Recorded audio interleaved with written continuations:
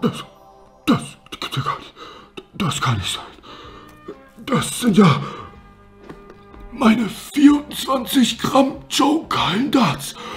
Mit den L-Schafts und schwarzen Flights. Die habe ich ja seit 2024 nicht mehr gesehen.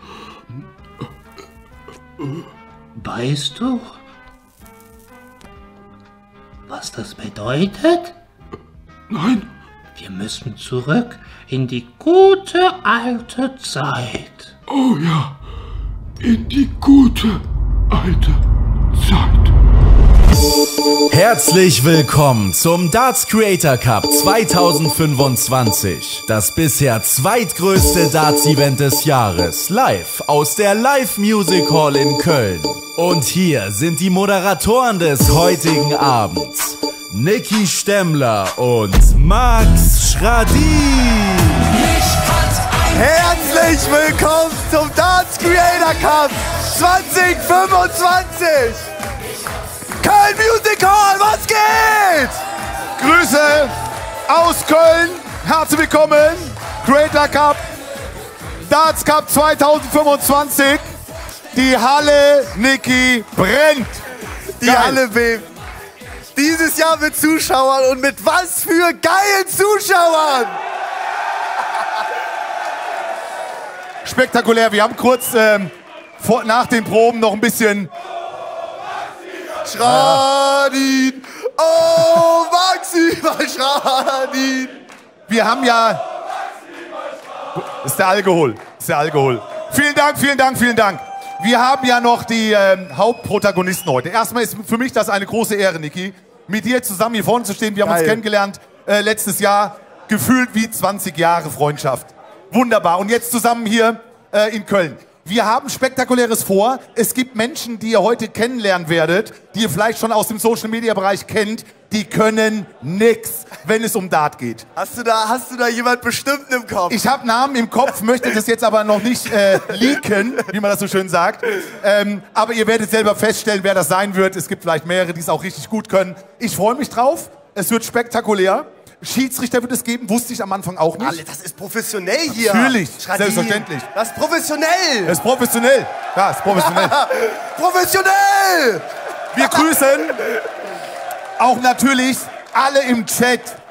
Bei Adi wird gestreamt, auf TikTok wird gestreamt, Twitch, auf meinem Kanal wird gestreamt, auf vielen anderen auch noch. Also herzlich willkommen auch euch im Chat. Ihr könnt richtig auch im Chat ballern. Wer ist euer Favorit? etc. Es geht los. Ich bin unfassbar hyped. Vor allem, wir haben gerade die Bilder noch mal gesehen aus dem letzten Jahr. Das Turnier ist einfach so geil. Ich glaube, dieses Jahr wird es noch geiler. Einen letzten Check würde ich noch machen mit euch. Willst du noch einen Stimmungscheck? Brauchst du noch einen? Ich glaube, die Stimmung ist noch nicht ganz da. Wir brauchen noch einen Stimmungscheck.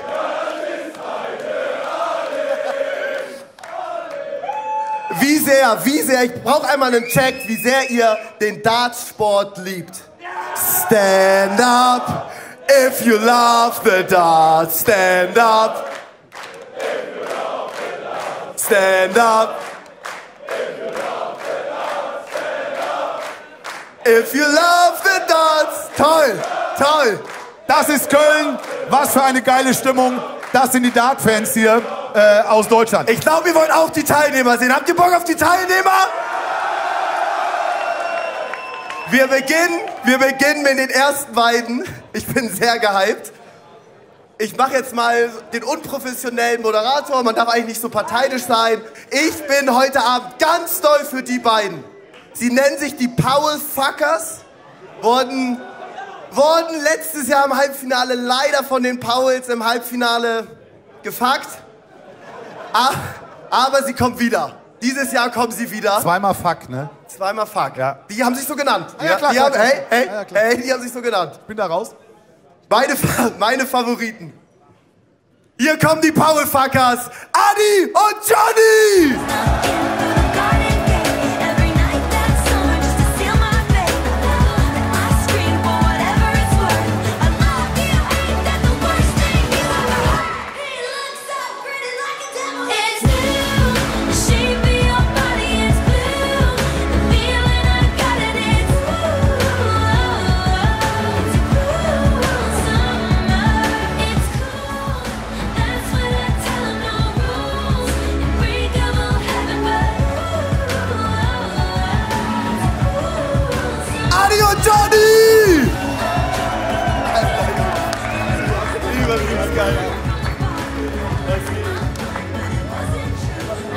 Adi ist dein Event, sag mal irgendwelche tollen Worte.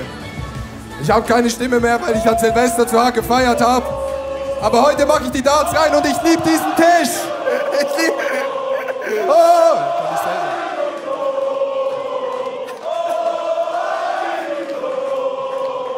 Der Stream geht heute 3 Stunden länger, weil die ganze Zeit gesungen wird, aber das gefällt mir. Adi, du hast... Gestern waren wir in der Sportsbar, bisschen trainiert. Der erste Wurf von Adi Totoro war gestern in der Sportsbar 180!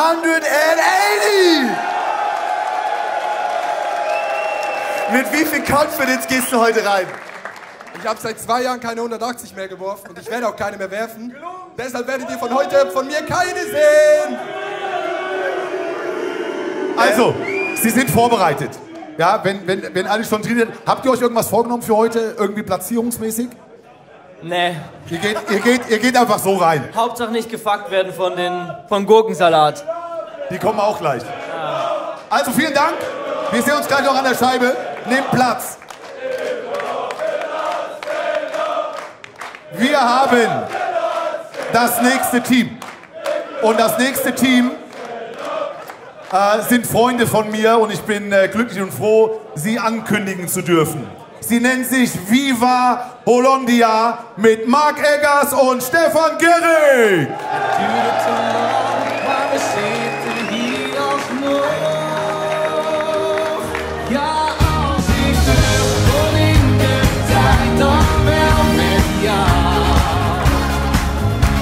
Ik heb je zo lang niet gezien, hoe is het nou? Jij bent echt niets veranderd, oh het voelt meteen vertrouwd. Als ik terug kon in de tijd, dan wel met jou. Großartig.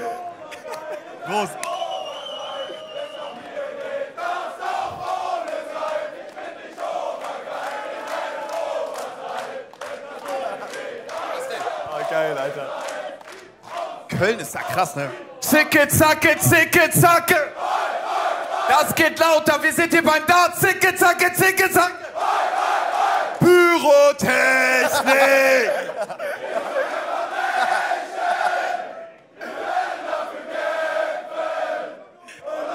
Emotionen freien Lauf. Ah ja. Es wird heute ein bisschen länger gehen. Ja. Marc dachte, er wurde hier für einen Auftritt gebucht. Du spielst Darts. Ja, wir spielen gleich Dart, tatsächlich. Ich habe meine Pfeile hier drinne.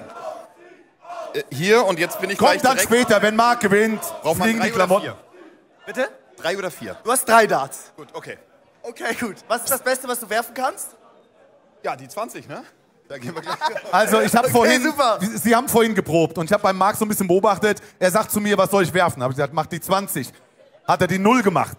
Auch nicht schlecht. Sagen wir für den Anfang nicht schlecht. Steve, wie fühlst du dich neben so einem Dart-Profi? Erzähl von deinem Bootcamp. Bitte erzähl von deinem Bootcamp. Wir sind hier frisch aus Holland angereist. Hier heute zusammen. Wir machen nochmal eine kleine. Da sind wir dabei. Das ist prima.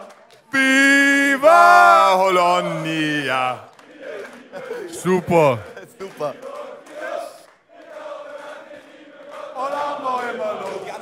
Ja, die anderen wollen auch rein. Wir machen weiter. Nehmt Platz, setzt euch, Nehmt Platz. genießt. Jetzt kommen wir zu 2 sehr besonderen Kandidaten, weil die sind hier mit Abstand die hochgehandelsten Favoriten. Sie haben zusammen einen Bodycount von über 100, 180s, historisch. Also wenn die heute nicht gewinnen, wär's peinlich. Hier kommen die Sandmänner, Finn und Carlos.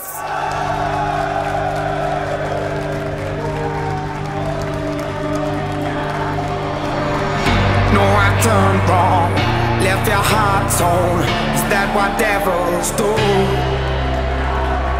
Took you so long, where only fools go. I shook the angel and young. Now I'm rising from the crowd, rising up to you.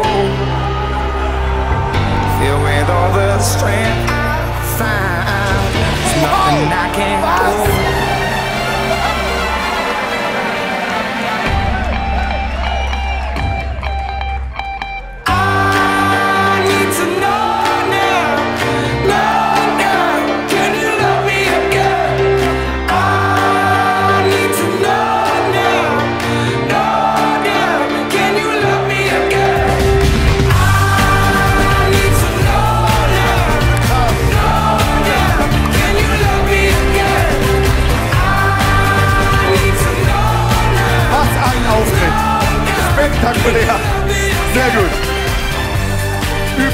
lachendes Publikum und sogar Pyrotechnik. Irre, was wir alles haben heute. Geht's euch gut? Wie seid ihr drauf? Habt ihr ein Ziel heute? Ich hatte selten so viel Adrenalin in meinem Körper. Das war einer der schönsten Momente in meinem Leben, wirklich, wo alle zusammen gesungen haben. Geil. Genieße es. Ich glaube, wir haben auch noch einen kleinen Partytrick vorbereitet. Ich hatte hier Bier reingefüllt. Ich war so nervös, ich hab's ausgetrunken. Geiler Partytrick. Gibt's nach dem ersten Sieg. Nee, also alle sind sich hier 100% sicher, ihr holt das Ding. Wäre irgendwie komisch, wenn ihr es nicht holt. Wie sind so eure Gedanken? Ja. So nämlich, das ist so. Ein Statement. Ich sage, wir haben die meiste Erfahrung vorm Board, aber nicht auf der Bühne. Ich bin gespannt, wie wir mit dem Druck umgehen können, aber wir machen das. Okay, danke euch. Bis gleich. Nehmt Platz.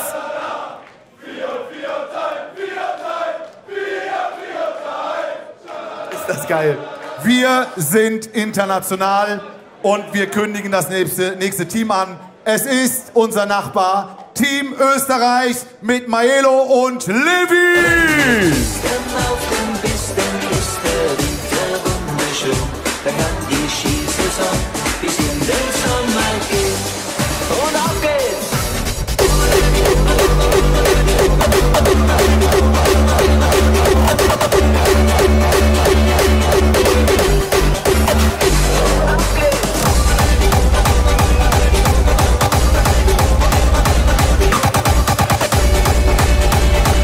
Maelo und Levi! Und auf den Snowboard, meinem Snowboard geht der Zug.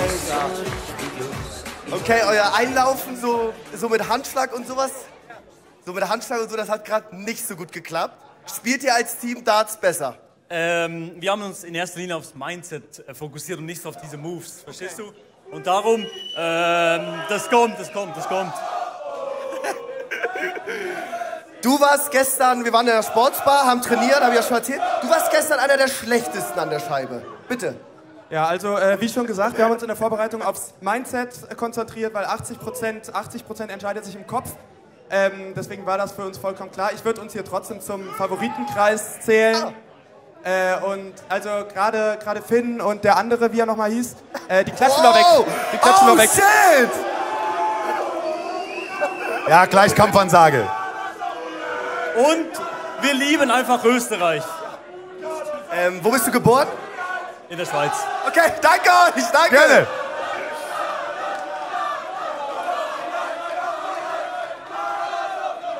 Wir machen weiter mit den nächsten beiden Kandidatinnen, die hier heute richtig abreißen werden. Die eine hat gestern in der Sportsbar Bravour bewiesen. Die andere hat bei Papa Platte zu Hause die komplette Wand kaputt gemacht mit Dartspfeilen. Hier kommen Merle und Mascha, M&M! Bitch, you know I'm sexy. Don't call, just text me. Bitch is slow, can't get on my speed. They stare cause they know I'm the ITGIRL. You know I am that girl. Shh, bitch, don't kiss and tell. It go from ATL. ITGIRL. You know I am that girl. Bitch, don't kiss and tell. It go from ATL. How you mad at me cause I'm cut, bitch? How you mad at me cause I run shit? Be mad at yourself cause you ain't done shit. Talking all that shit, it's redundant. Frauenpower. Ihr werdet heute gegen die Männer auch so ein bisschen antreten. Was habt ihr euch vorgenommen? Gibt es irgendeine Platzierung bei euch, wo ihr sagt, damit wären wir zufrieden? Erster Platz, zweiter Platz, wo seht ihr euch? Top 3, Top 3, Top 4? Top 3! Top 3! Ja! Geil! Wird genommen. Siehst du das ähnlich? Top 3? Sag doch mal so, wie hast du trainiert? Wie war deine Vorbereitung auf den heutigen Tag? Also Merle und ich haben einmal zusammen trainiert. Es war okay, aber ja, ich weiß nicht. Wir gucken mal. Das klingt nach Top 4. Ja. Also Fans sind da für euch. Wir drücken die Daumen. Die fühlen euch. Sehen euch gleich an der Scheibe. Und schön, dass ihr da seid. Bis gleich. Niki. Wir machen weiter. Bitte. Wir bleiben international. Wir gehen in das Land Ostfriesland. Hier haben wir zwei sehr besondere Menschen dabei, die zufälligerweise auch richtig gut singen können. Mal schauen, wie gut sie im Dart sind. Hier kommen Chapo und Toni, auch Jungs!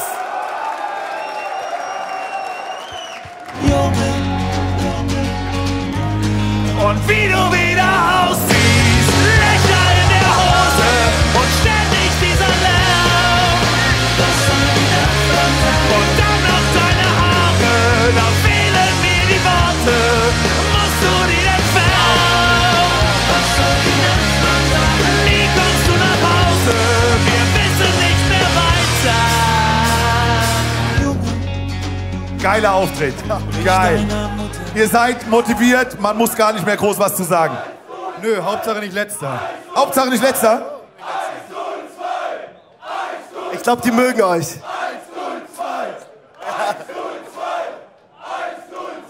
Ihr seid auch, ich habe gehört schon so, man munkelt auch Geheimfavorit tatsächlich bei euch. Weil ihr könnt schon, mit euren Fingern könnt ihr auch ein bisschen zaubern.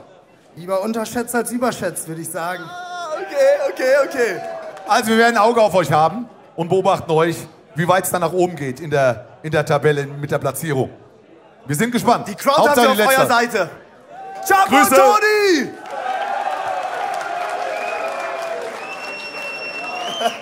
Es kommen zwei wunderbare Menschen. Einer hat bei den Stream Awards den besten Music Act gewonnen 2024. Der andere ist Newcomer 2024 geworden. Ich liebe die beiden. Der eine ist ein bisschen klein untersetzt, der andere sieht gut aus. Hier ist Team Affengeil mit Philo und Sabek!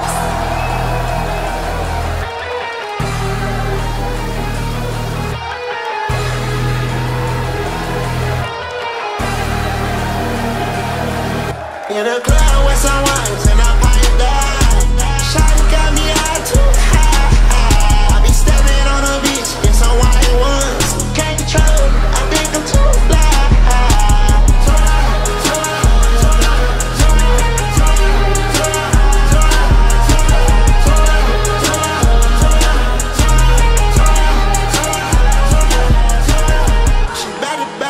Ihr seid einfach mit so viel Abstand die coolsten hier. Sabek, ihr wart letztes Mal schon dabei. Wie war die Performance beim letzten Mal? Hol uns noch mal kurz ab. Ganz katastrophal. Wir sind mit Abstand Letzter geworden. Ich glaube, wir haben nicht ein Spiel gewonnen. Und der Anspruch heute ist auf jeden Fall nicht Letzter zu werden. Haben wir schon gehört? Gab schon die Ansage? Philo, ich habe eine Frage. Wenn das letztes Mal schon so mit Abstand Letzter war, wieso hast du gesagt, okay, ich mach noch mal mit dem? Das kann man ja nicht auf sich sitzen lassen. Das muss heute, wir müssen uns heute auf jeden Fall einen kleinen Titel holen. Also ich bin gespannt. Ihr steht unter Beobachtung. Pack es, Philo und Sabek heute nicht Letzter zu werden! Die Leute sind hinter euch, Sie stehen hinter euch. Also ich bin sehr gespannt, freue mich auf, auch auf dein Sportlich. Das ist ja so ein bisschen deine Sportart. Du hast Dart für dich entdeckt. 100%. Der Arm ist warm, ich bin ready, die Muskeln sind heiß. Guck mal hier. Wow. Ich trainiere nur den rechten Arm, extra für den Tag heute. Der rechte Arm vom Training kommt von was anderem, glaub mir. Schön, dass ihr da seid. Wir sehen uns gleich. Ich weiß, es geht heute um Darts. Es könnte jetzt aber vielleicht schon mein Highlight kommen. Denn wir kommen zu den Titelverteidigern, die 2024 das Ding geholt haben. Und deswegen hatten sie freie Wahl, wer sie anmoderieren sollen. Sie haben sich für einen Holländer entschieden, der jetzt extra aus Amsterdam eingeflogen wurde. Hier kommt Giel van der Hoeve! Hey! Hallo! Hallo? Hallo Karl, wie geht's? Alles gut? Ja! Alles klar. Hoi Leute! Haben Sie Spaß? Haben Sie Bock? Und sind Sie fertig vor der Weltmeister von letzten Jahren, Team Gurkensalat? Gurkensalat! Ja.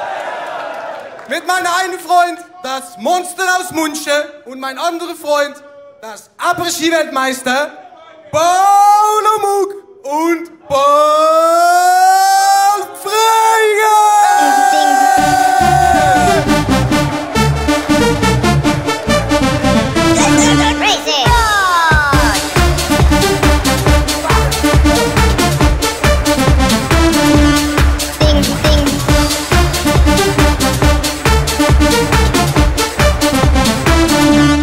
Bam, bam.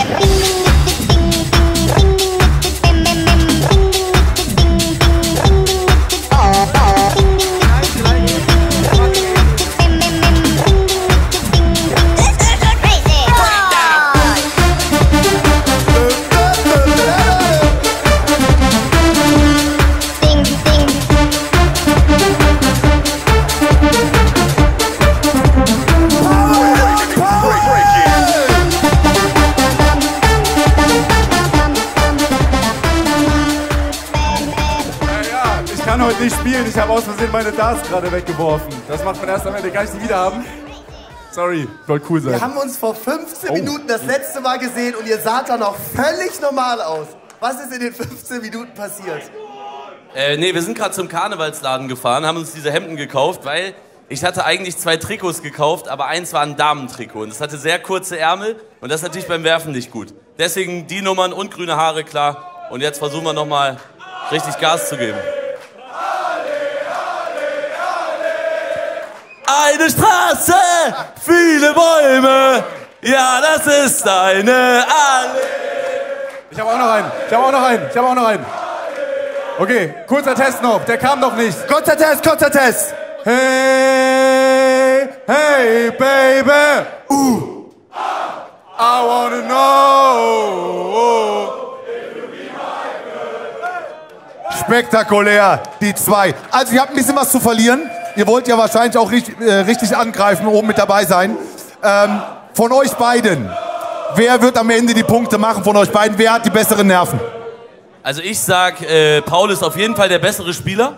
Der trägt mich ein bisschen, aber ich muss so halbwegs stabil sein, dann klappt das schon. Ja, das wird. Also es ist nur wichtig, heute hier reinzukommen bei unseren Gegnern, weil vor allem Carlos und Finn, der Rest ist keine Konkurrenz. In den Kopf rein. Wir haben ja auch wieder ein Team, das die Paul Fuckers heißt. Wie sieht's dieses Jahr aus? Habt ihr Angst? Nee, Angst haben wir nicht. Ich sag so, wir haben Respekt vor allen, aber Angst vor keinem. Wo ist Adi? Hier. Letztes Jahr hatten sie auf den T-Shirts hinten noch eine 100 drauf, jetzt ein 26, also so viel trauen sie sich nicht zu. Deswegen, ich glaube, das wird dieses Jahr auch nichts. Das wird nichts. Gib gleich Kampfansagen. Ja. Gib gleich Kampfansagen. Schön, dass ihr da seid. Viel Spaß. Wir sehen uns gleich noch. So ein Event, Niki, kann natürlich nur dann stattfinden, wenn es Menschen gibt, die sich wirklich damit auskennen und die das Ganze auch begleiten mit wichtigen Informationen. Und wir haben... Vielen Dank. Und wir haben... Vielen Dank. Unser Kommentatorenduo. Hier sind Sarah und Andres. Herzlich willkommen. Give me the green light, cause I'm ready to go. Let's have a good time. What you waiting for? You only got one life, and we gon' live it up. So give me the green light, cause I'm ready to go.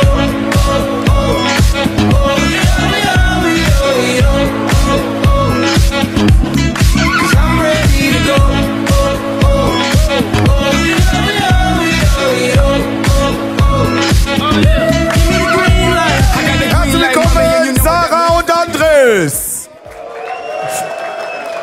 Schön, dass ihr da seid. Ihr kennt euch mit Darts aus. Wir haben gerade im Vorfeld schon mal gesprochen.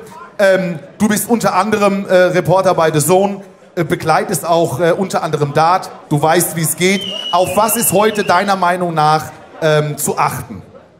Also ich glaube, dass es dieses Jahr nur auf den Kopf drauf ankommt, weil ich kenne viele, die hier gespielt haben. Letztes Jahr war ich auch schon dabei und da haben die hinter der Bühne haben die schön ihre 100er, 120 und dann stehen sie hier oben jetzt auch noch vor diesem Publikum hier.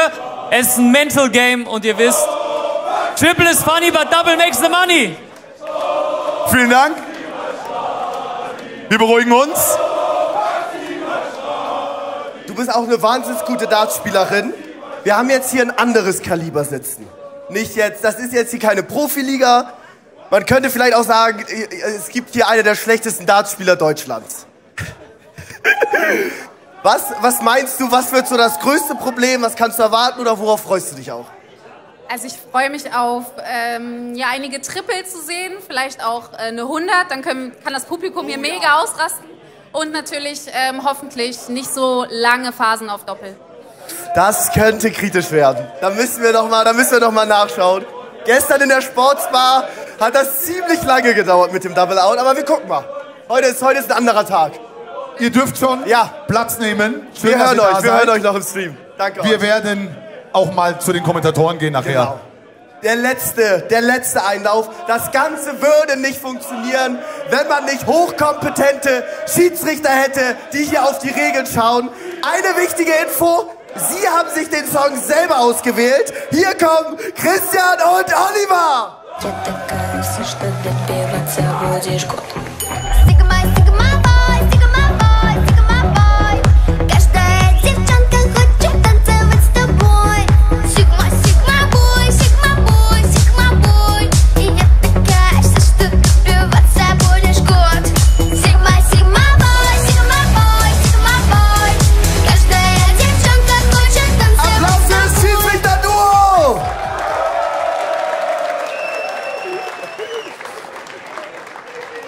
Was habt ihr hier für geile Pokale mitgebracht? Was ist, oh, kommt gerne zwischen uns. Was sind das für geile Pokale? Ja, wir haben tief in die Tasche gegriffen. Man sieht, die sind auf Hochglanz poliert. Und ein polierter Pokal braucht auch einen hochpolierten Sieger. Braucht einen hochpolierten Sieger, exakt. Wie sehr unterscheidet sich Schiedsrichter sein bei den Profis zu den Anfängern? Ja, heute geht es hauptsächlich um den Spaß. Ja. Punkt ist zweitrangig. Wichtig ist, dass alle zusammen Spaß haben. So nämlich. Wenn ihr euch mal verzählt, weil die Punkte zweitrangig sind, dann ist es halt mal so. Genau. Mega. Wir freuen uns, dass ihr da seid und dass ihr die Punkte dann genau richtig einordnet. Eine kurze Frage noch aus Interesse.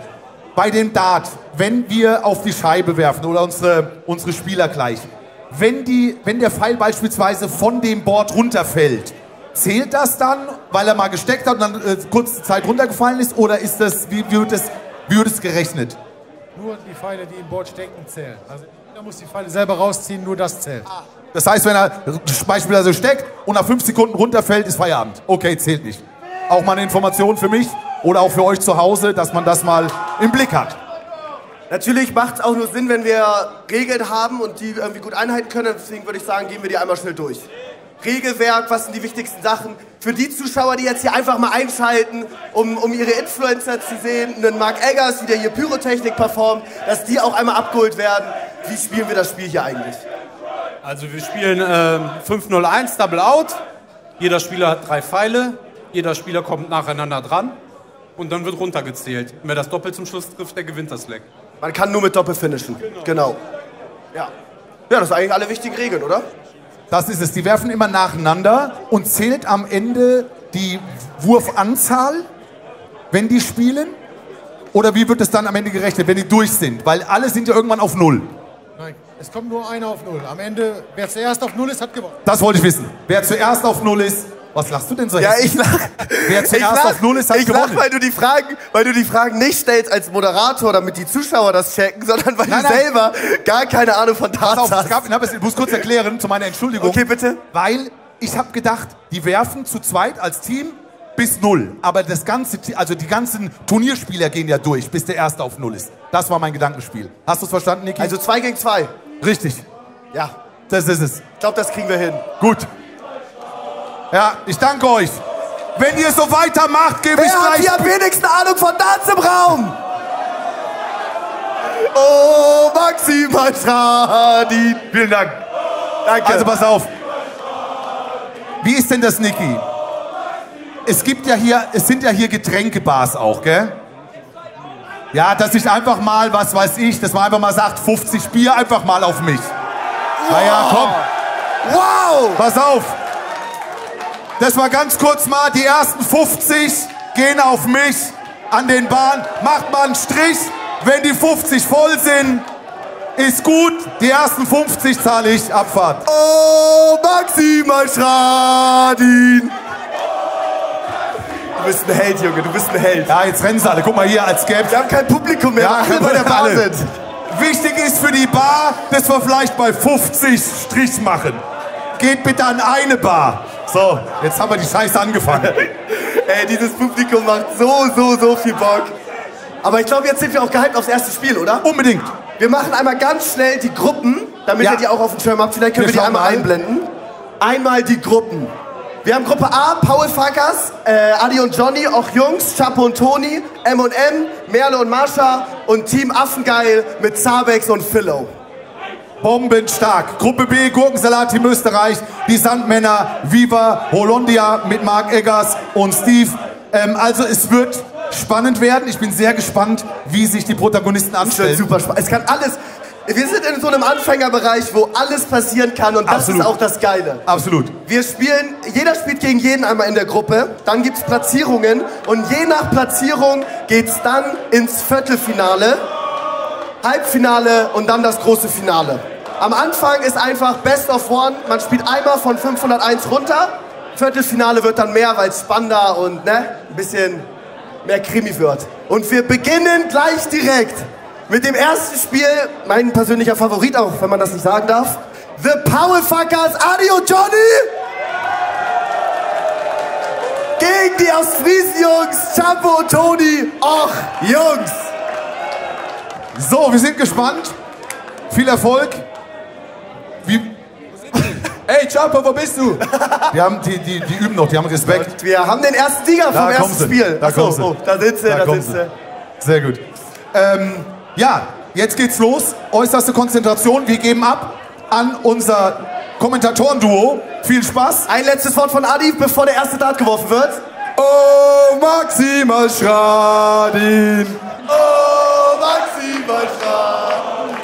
Also, die Kommentatoren übernehmen. Chat, viel Spaß. So, vielen Dank, Max. Und jetzt geht's los, der Darts Creator Cup 2025. Auch wir begrüßen euch. Hallo Chat, wir sind wieder mit dabei. Ja, Sarah, letztes Jahr war es schon richtig Action. Dieses Jahr mit diesen verrückten Leuten. Und Ja, was sagst du Wahnsinn. dazu? Wahnsinn, die haben die Stimmung hier auf jeden Fall schon mal hochgekocht. Und wir fangen auch Vor gleich allem der mit dem Tischler in der ersten- Mitte. Ja. Okay. So, wir bullen jetzt einmal kurz aus. Und der Caller auf der Bühne, Christian von Let's Play Darts, letztes Jahr auch schon dabei gewesen. Dem ist übrigens vorhin ein kleines Malheur passiert. Vielleicht kommen wir später da dazu, was da passiert ist. So, das waren jetzt die Practice Darts. Und jetzt wird gebullt. Oh, das ist doch mal eine Ansage von Chapo. 25, stark.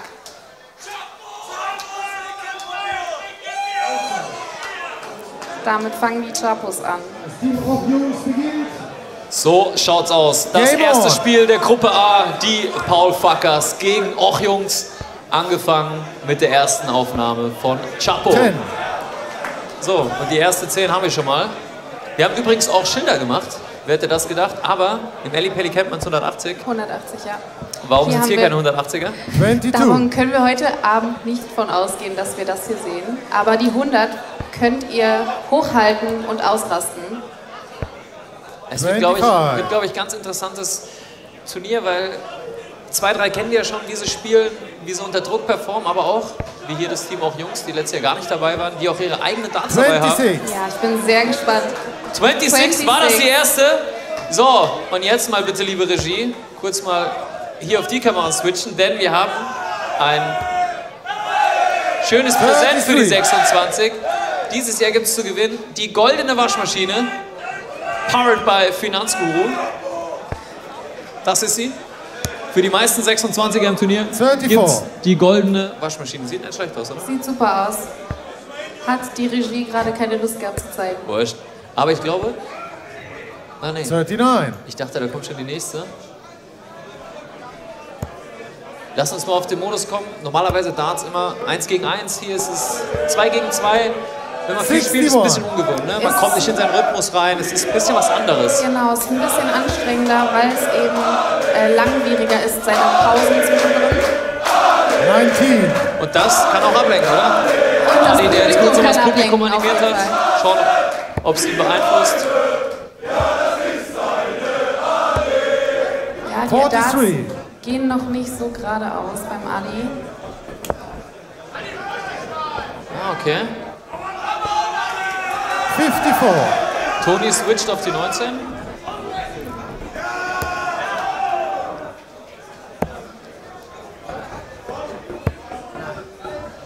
$43.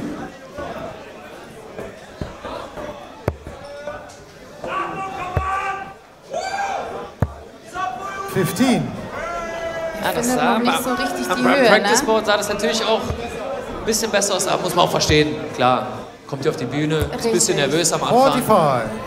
Wird noch so 45. angekündigt als Geheimfavorit. Ja. kann man schon mal nervös werden. Vielleicht sollte Toni wieder runter auf die 19 switchen, die hat er relativ sicher getroffen. Der ist knapp am Draht. Aber können wir mal bitte über die wunderschöne Wurftechnik sprechen? Johnny ist wunderschön, wie er sie ausführt. Wirklich. Solide 60 auch.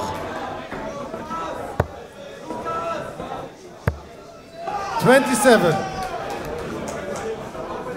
Ich muss auch sagen, mit so einem Fußballtrikot, wie hier das Team The Paulfuckers spielt, ich könnte das nicht. Das würde mich gleich... 22. Ein bisschen ungewöhnlich, ne? Ja, denke ich auch. Wobei ich habe auch schon im WM-Trikot gespielt. Das geht eigentlich. Okay. 38. So, ich schreibe mir auf jeden Fall später wieder mal die höchsten Aufnahmen mit. Letztes Jahr übrigens gab's... Oh! Oh! 100. Und jetzt die Schilder der 100! Wo sind die Schilder? Yes!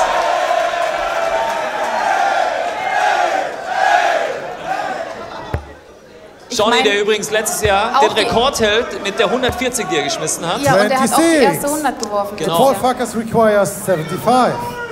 Also 75. 56 Rest, 16 für Tops. Oder einfach 10 für No score. gar nichts. Und jetzt noch überwerfen auf der Triple 19. Eieiei. Aber sie haben noch genügend Zeit. Auch Jungs noch nicht im Finish-Bereich. 41. The Paulfuckers Aber requires darauf dürfen sie 75. sich jetzt nicht ausruhen. Ja, genau. Ich glaube nämlich, dass das jetzt gerade nur die erste Nervosität war. Und die Jungs kommen gleich noch rein. Die Och-Jungs.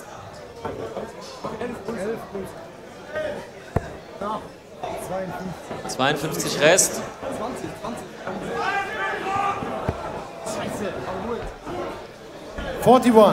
Macht aber nichts, weil er mit der 34 die Doppel 17 für Adi gestellt hat.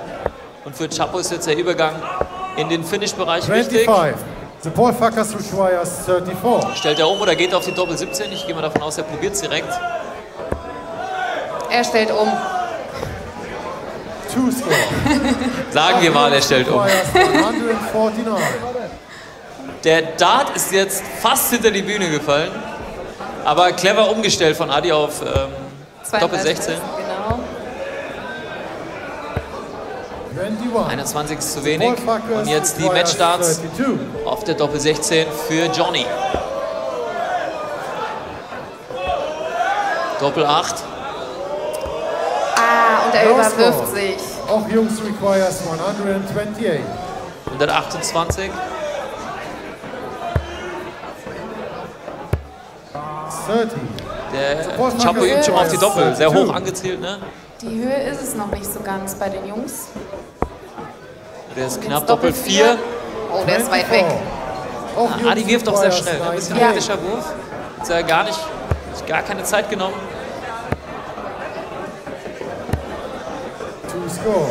Zwei ist ein bisschen zu wenig, um Druck zu machen. So, die Doppel 4. Und der ist drin!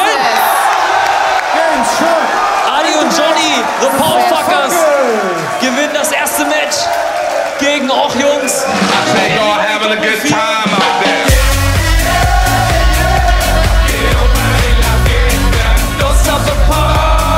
Zu den Sound von Peter Wright jubeln Adi und Johnny. Max, du wieder. Das ist ja unfassbar. Was war denn hier los? Irgendwie ruhig geblieben, erstaunlicherweise, aber nur dank seiner geilen Crowd! Geil. Also Glückwunsch. Viel Spaß weiterhin. Ruhiges Händchen. Und wir machen direkt weiter mit Spiel Nummer 2. Und das ist M&M, Affengeil und die Sandmänner und Viva Holonia. Ich bin sehr gespannt, wie das ausgeht. Nein, ich kriege ein Zeichen. Laut Gurkensalat gegen Team Österreich, oder? Gurkensalat gegen Österreich, du hast absolut recht. Gut, dass es euch gibt. Weiter geht's, bitteschön. Das geht nicht, Radin. Max hat nur getestet, ob wir auch aufpassen hier in der Seitenlinie. Ich habe getestet, aber du bist da, Es ist ein Geben und Nehmen. So, und jetzt ganz kurz. Gibt's nur noch kurze Ansage. 2 Sachen. Wir müssen ja auch den offiziellen Teil erfüllen, Paul und ich, weil es unser Turnier. Deshalb wollten wir einmal kurz Danke sagen an die Sponsoren, die das Ganze auf die Beine gestellt haben, beziehungsweise möglich gemacht haben. Einmal Applaus für die Sponsoren. Danke, ein bisschen mehr. Ja, danke an Arab, danke an Tage, danke an Finanzguru. Ihr habt ja hier gesehen, wir counten die Waschmaschinen, die geworfen werden, also die 26. Später noch mehr dazu. Und jetzt spielen wir erstmal. Vielen Dank euch. Weiter geht's. So, also der obligatorische Teil natürlich ganz wichtig, denn ohne die Partner ist so ein Event gar nicht möglich. Und jetzt sind wir sehr gespannt, denn die Titelverteidiger des traditionellen Darts Creator Cup, den es schon seit genau einem Jahr gibt, Gurkensalat. Und ich muss sagen, ich glaube, die Pauls dieses Jahr, ich weiß es nicht, hatten ein bisschen Probleme mit dem Trikot. Paul noch neue Darts gekauft. Also es ist oh, was ist? Wir werden bedroht. Also ich muss es einmal sagen, damit es gesagt ist, Paul hat mich gestern besiegt, aber ich muss sagen, das war das traurigste Match, was ich je gesehen habe. Das ist nicht erwähnt, gut, gut. Wir haben gescored wie die Weltmeister und gecheckt wie die Kreisliga. Outside. So, Levi mit dem Ausbullen, wenn er ist, fängt an. Und ohne Lineal würde ich sagen, die Paul sind's. Ganz knapp. Also, der Titelverteidiger Gurkensalat im zweiten Spiel des Darts Creator Cup. Spiel 1 der Gruppe B, Gurkensalat gegen Team Österreich.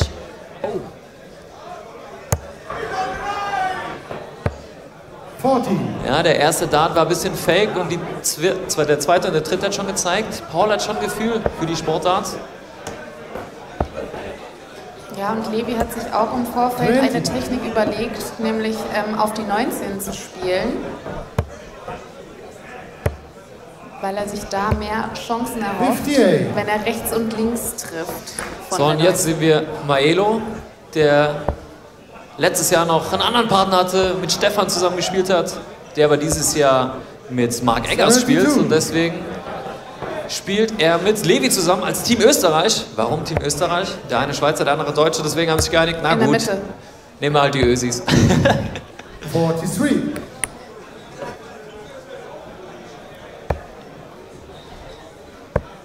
Oh. Schönes Triple. Stark. 77. Gute 77.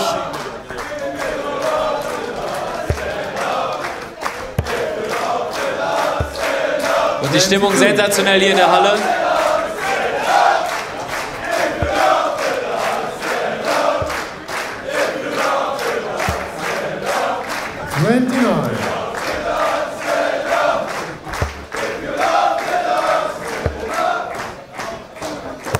Oh, da ist der Flight flöten gegangen. Paul fragt gerade, ob das gilt. Nein, es gelten nur die Darts, die man aus dem Board... Ach, ob er nochmal darf. Aber nur for the record, es gelten nur die Darts, die man aus dem Board rauszieht.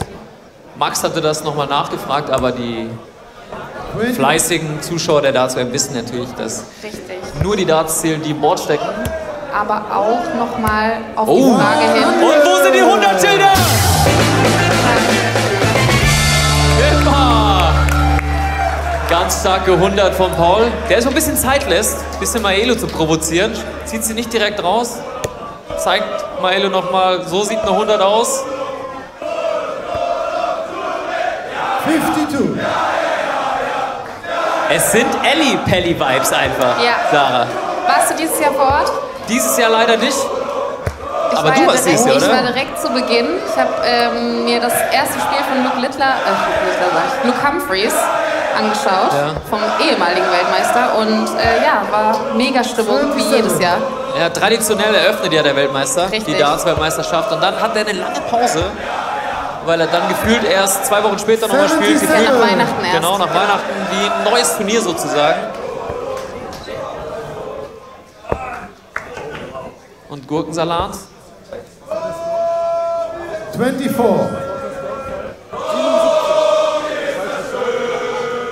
Paul, der fleißig mitgezählt weg gerade. Das war der letzte Wurf von Gurkensalat. ich muss fairerweise sagen, ich habe mit Sarah geredet, ich weiß es nicht. 99. Gurkensalat requires 99. Also Paul hat sich beschwert, aber anscheinend hat der Caller richtig gezählt. Also Paul hat den Fehler gemacht.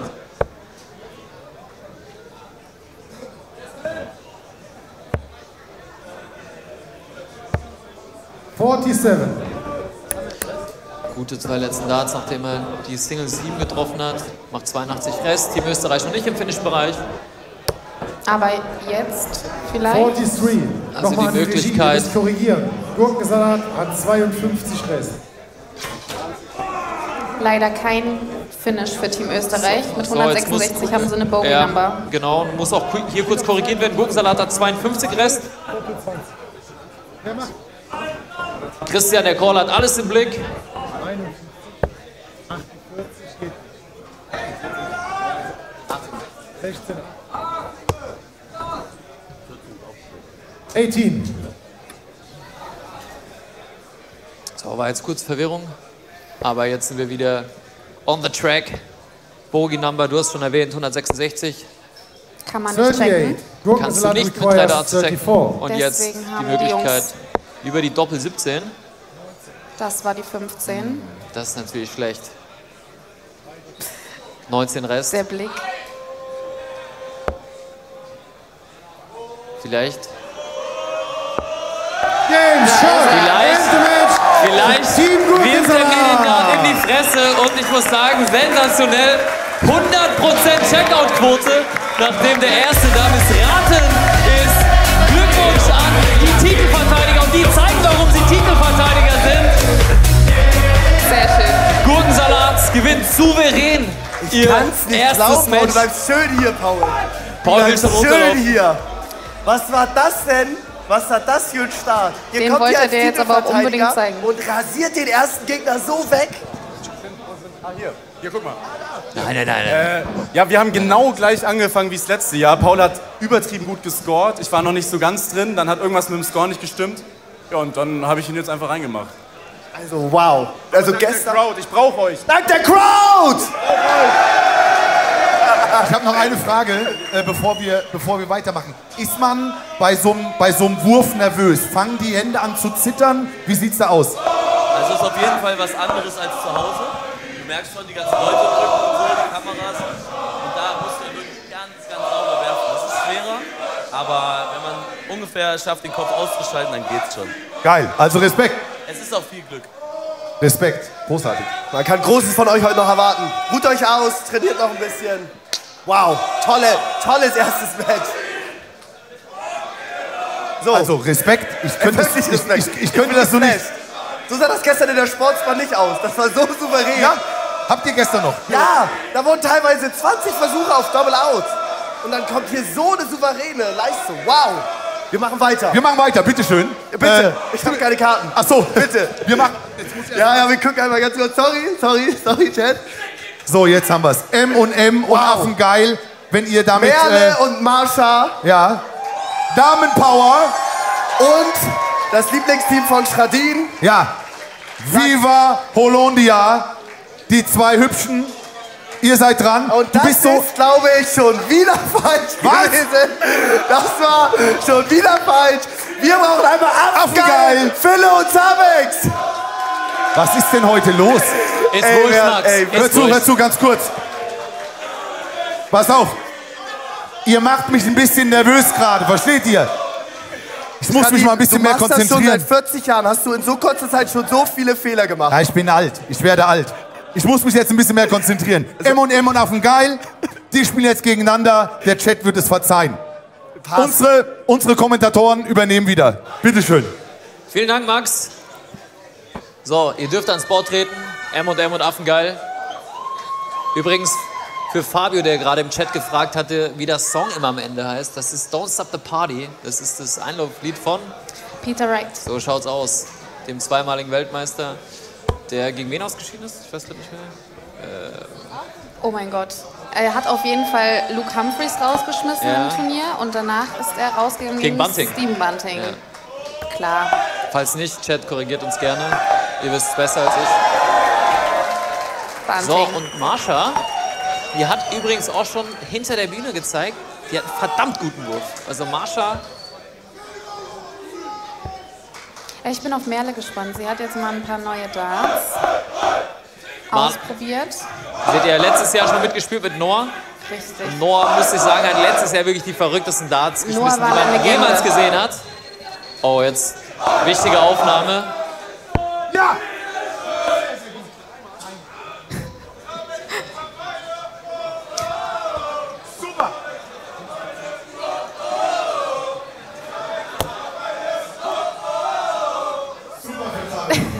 Super. Also an alle auf dieser Welt kann ich nur sagen, findet einen Partner, der euch so liebt wie Max, Zabex und Zabex Max, weil das ist wahre Liebe. Wunderschön. Also Merles Versuch auf Bull ist in der Triple 18 gelandet. Sehe ich das richtig? Ja, der ist in der Triple. Und der landet in der Beide, Triple 4. beide Teams sind gleich, das heißt, die anderen beiden müssen auch nochmal werfen. Es zählt nämlich nicht genau die Nähe, sondern das Trippelfeld, ne? Richtig. In dem Sinne. Und wir Der ist- zählen ja aber, wer näher am Genau, Bull genau, ist. genau. Also stand jetzt M&M näher.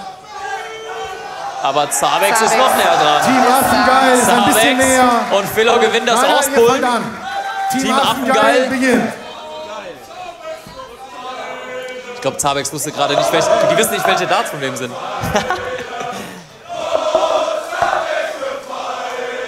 Oh, Team Affengeil beginnt. Game on.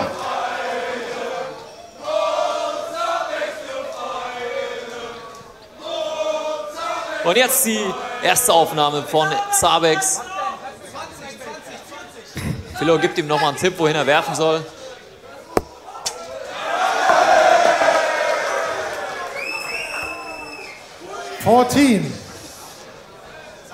Ja, die Probleme mit dem Bounce-Outs hatte er vorhin beim Warm-Up Da auch. links, Zabex, da links. So, er muss kurz seinen Pfeil suchen. Der Flight steckt zum Glück dran. Und jetzt die erste Aufnahme von Team M und M.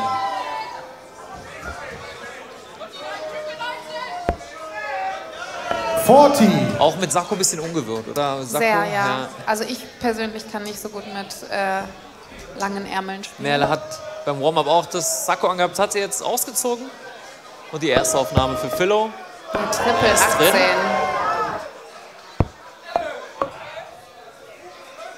Stark. Boah, das war eine Ansage.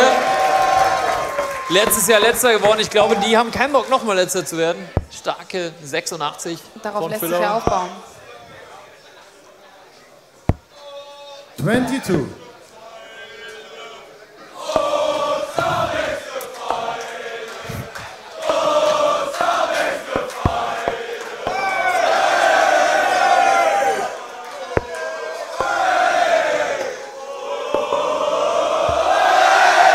22.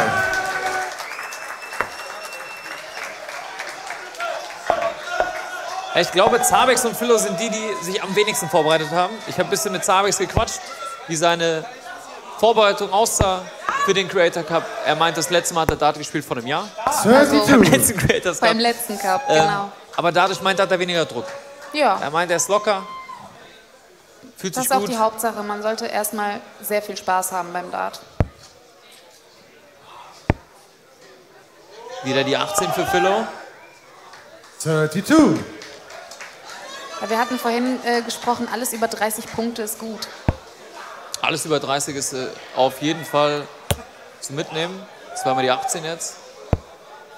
41. Oh, Zabex stellt jetzt seinen Fuß quer am Oki. Davor stand er gerade dazu.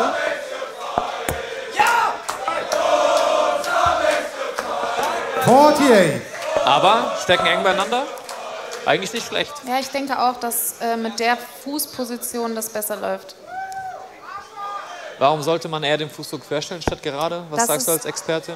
Das ist je nachdem, wie man es besser hat. 41. Also, wie man es besser mag. Also es spielt überhaupt keine Rolle. Ich mag es auch lieber so seitlich am Oki zu stehen, weil man ist dann noch näher am Board. Man hat nicht den ganzen Fuß da, Abstand noch.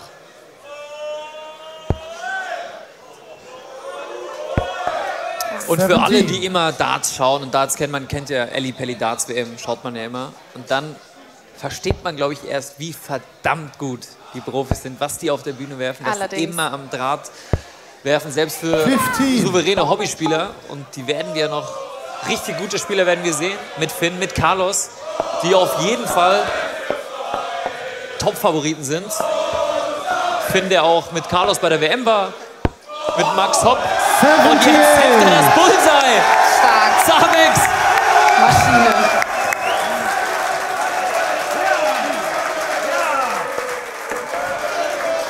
Die feiern, hat er nie das Fleck schon gewonnen, aber... Ja, die Fans, die feiern es.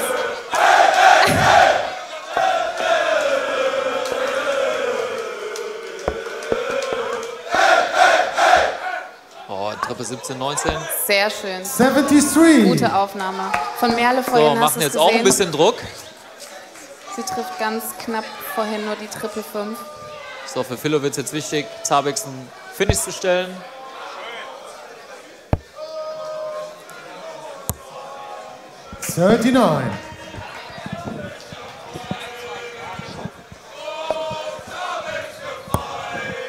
So, der ist in der Triple 18.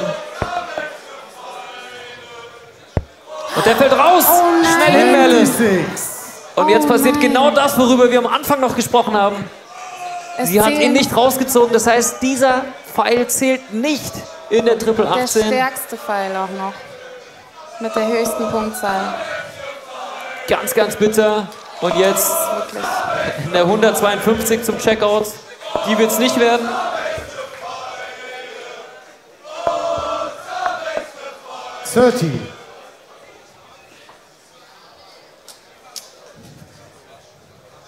Das wäre jetzt ein ganz wichtiger Moment gewesen für Team MMM, da Druck zu machen gegen Team Affengeil. Team Affengeil requires 122. Nicht drin. So, die Triple 18, damit ging es doch los für Philo, wenn ich mich richtig erinnere. Da müssen jetzt zweimal die Pfeile rein in die Triple 18. Doppel 18? Nee, Doppel 2. Damit ist das Finish auf jeden Fall nicht mehr da. 35. Aber 35, deine Zahl, die du noch gesagt hast, die ist wichtig. Die nehmen sie mit. Und jetzt, Merle bringt euch in den Finish-Bereich. Oh. Schnappt ihr schnell die Darts, Merle, bevor sie rausfallen. Jawohl. Team Affengeil requires 87. Schöne Aufnahme.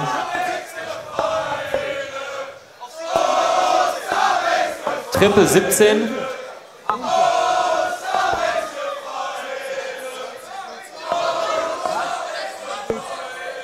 $20 Bullseye, sagt ihm der Caller.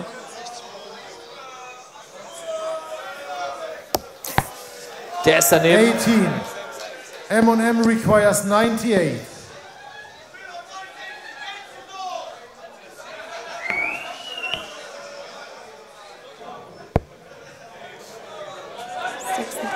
Für 62, genau. Wow. Das ist Single Bull. 37 Rest, am besten irgendwann unten auf die 7, 19, 3. 15, oder? 63. Nee, ich glaube, war die 2, ja. Team Das war die Affengeil 2. requires 69. Also Team Affengeil 69, als wäre es Absicht gewesen. Stellen sich die beiden die 69.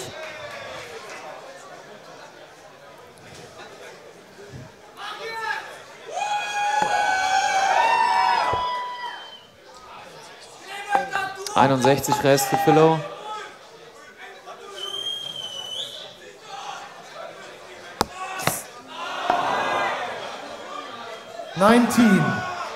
M&M requires 35. So. Wie spielt's Merle? Einfach auf die ungeraden unten. Passt auch. Doppel 8. Ist die Single 8 Doppel 4. Ja, aber gar nicht schlecht. 27. Man erkennt so direkt so. Team Affengeil requires 50. Zabex hat doch das Bullseye heute schon mal getroffen. Geht er direkt drauf? Nein, er stellt sich um.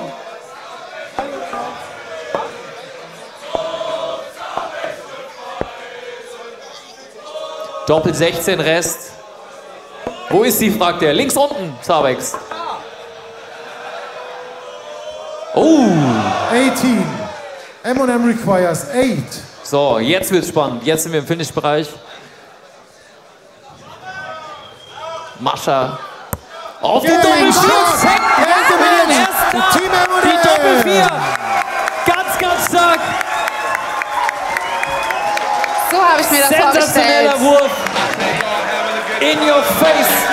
Zabex und Philo. Stark. Team M&M gewinnen ihr erstes Match gegen Affengeil.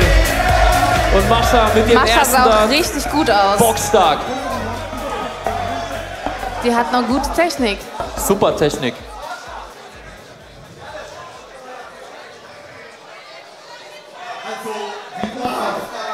Wie unfassbar spannend kann so ein Dartspiel sein? Kommt in die Mitte. Das war ja quasi mit Ansage. Ja, das war gekonnt, das war gar nicht, also das war geplant, ja. War geplant.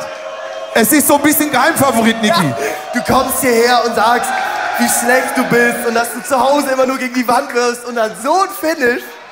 Was soll ich sagen? Also herzlichen Glückwunsch, so kann es weitergehen. Das war der Einlaufsong, Stark. Weiter so. Weiter so. Wow. Wow. Bei Die Crowd habt ihr jetzt hinter euch. Bei Zabex muss man sagen, der hat stark angefangen und noch stärker nachgelassen. Das war so ein bisschen... Er hatte aber seinen Moment. Komm, lass Er hat seinen Moment. Seinen Wunsch hatte er. Du sagst mir dann nochmal gleich, welchen Moment. Die Menge, ja, gut, sehr gut. Die Menge hat getobt, so, er hatte seinen Moment. Also jetzt mal ohne Quatsch. Ich muss ganz kurz zum Publikum. Ohne Scheiß, pass auf. Du kannst nicht einfach so zum Publikum gehen. Natürlich passiert das dann. Nein, ich wollte was ganz anderes sagen. Ihr seid mit Abstand das geilste Publikum, was ich je gesehen habe. Ey, nach 40 Jahren Showbusiness. Geil. Sensationell, wir machen weiter. Von dir ist ein ganz besonderes Kompliment. Wow. Ja. Wow. Niki, wir machen weiter. Soll ich es diesmal lieber machen? Damit die Fehlerquote nicht höher steigt, moderierst du bitte das nächste Team. Ich mach's. Ist tatsächlich auch ziemlich besonders, weil jetzt haben wir endlich, jetzt können wir das erste Mal den absoluten Favoriten des heutigen Tages sehen. Achso, sorry, Marc steht auf. Marc hat da gerade mal was falsch verstanden. Wir haben Finn und Carlos. Applaus für Finn und Carlos! Gegen Team Holondia mit Stefan Gehrig, der verdammt gut ist. Marc ist noch so am Straucheln. Ich glaube, Marc braucht noch ein bisschen Support von euch.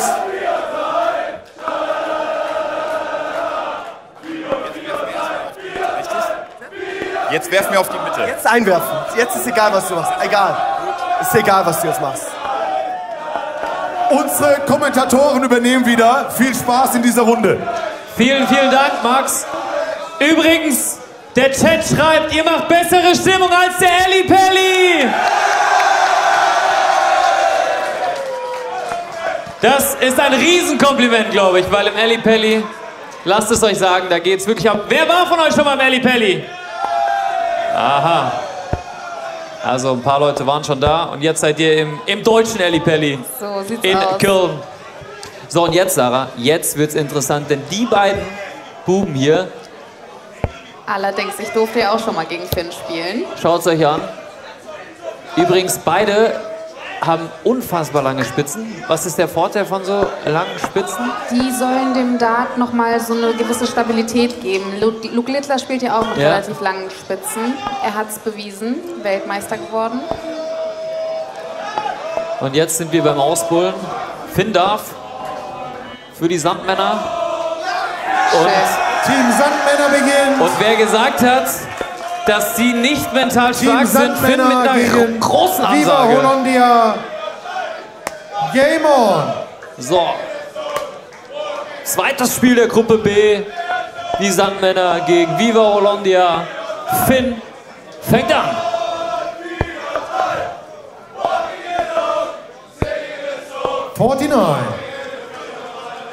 Stefan fängt bei Viva Holondia an. 39.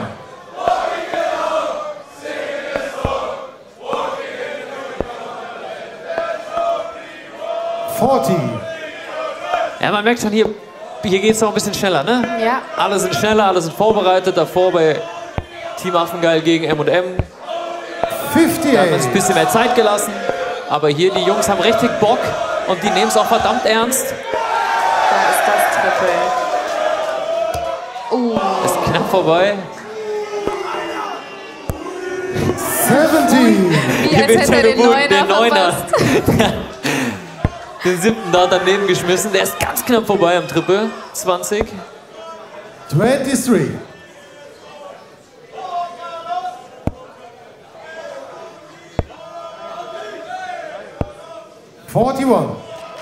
Ja, Carlos hat zweimal den Kopf geschüttelt, der macht sich Druck, ne? Carlos macht sich wirklich Druck.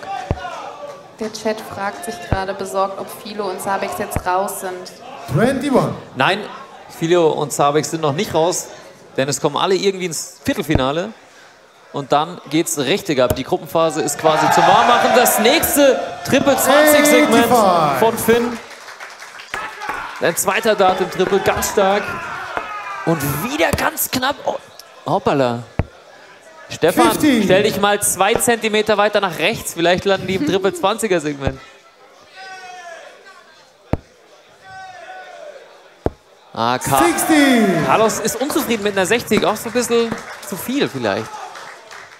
Ja, das ist so, wenn der Ehrgeiz kommt. Ja, 73. aber unterschätzt mir mal nicht Stefan und Marc. Marc ballert den in die Triple 20 rein. Wenn der 156 checkt, ist der Abend vorbei. Oh. Trifft doch die Triple 19. Sensationell. 38 Rest. Geht er drauf oder? Marc und Stefan nicht im... Stopp, Marc. Aber guter Versuch von Marc, einfach direkt hinterher zu werfen. Carlos ist jetzt Doppel 19, geht er drauf, stellt er um. Single 19. Überwirft sich direkt. Jetzt ist Marc dran. Ah, guter Versuch von Marc eigentlich, zweimal hintereinander zu werfen. Ja, vielleicht hat er ja die 38 ausgemacht. 40. Ersten beiden sehr schön von Marc. So, Doppel 19 für Finn, der jetzt nochmal das Publikum animiert.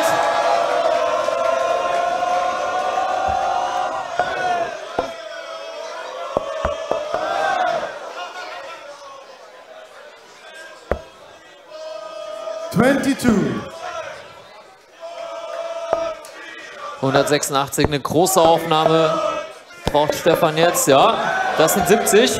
76. 76 ist okay. Doppel 8 für Carlos. Hat sich ein bisschen zugebaut, geht jetzt einen Schritt nach rechts. Wirft auch den daneben. Viva Hollandia requires 110. Die 110 ist machbar. Jetzt nicht mehr. 43. Die Triple 18 am Ende ganz knapp, die wäre gut gewesen. Und die nächsten Matchstarts für Finn auf der Doppel 8. Und der ist sensationell von Finn. Da fällt auch ein bisschen Druck ab von den beiden. Aber es ist noch nur die Gruppenphase. Aber es ist wichtig für die beiden, ihrer Rolle gerecht zu werden. Das erste Spiel ist immer das Schwerste. Aber Finn stark performt. Ah, ich dachte, die beiden wollen schon zum Pokal.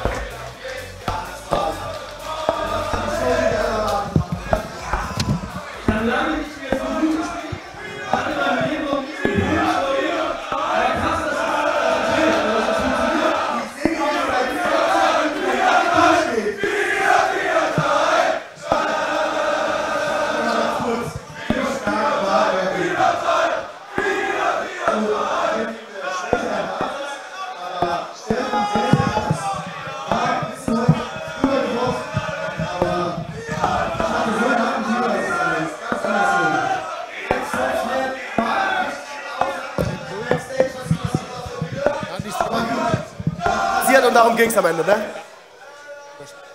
Wir machen weiter. Wir machen weiter. Ich versuch's nochmal. Versuch du. Ladies and Gentlemen, Meine sehr verehrten Damen und Herren, wir kommen zu Spiel 3, Gruppe A. Paul Fuckers gegen M&M's. Toll, das ist super gemacht. Kommt rein, kommt rein. Ihr habt euer erstes Spiel schon gewonnen. M&M's hat auch ihr erstes Spiel gewonnen. Gewinner gegen Gewinner. Adi? Ja, wird ein geiles Spiel. Ich bin gespannt. So ein Sportsmann. Schieß sie ab, Johnny, schieß sie ab. Einfach das gleiche wie eben. So. Einfach genau das gleiche wie eben. Ihr habt ja gezeigt, wie es geht. Viel Erfolg, Daumen werden gedrückt. Und jetzt äußerste Konzentration. Unser Kommentatoren-Duo übernimmt.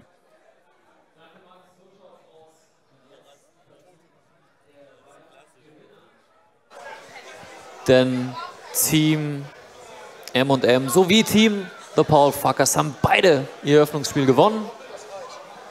M&M gegen Zabex und Philo und The Paul Fuckers gegen Och Jungs. Jetzt gibt es die gewohnten Practice Starts.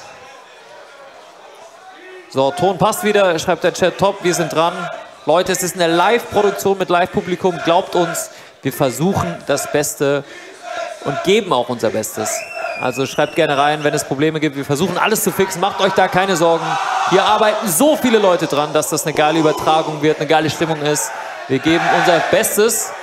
Eine schöne 85 von Johnny. Ja, leider zählt die nicht von Johnny. Aber Johnny zeigt schon wieder, was er kann.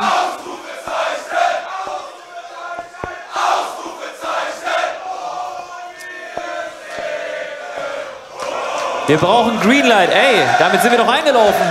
So. Star from Vallo. Paul gewinnt das Bullwerfen. So. The Paul Fuckers. Paul Fuckers gegen M&M. Game on. The Paul Fuckers haben das Auspullen gewonnen. Adi lässt Johnny anfangen, der richtig gut gescored hat. Bis heute den Rekord hält mit der 140.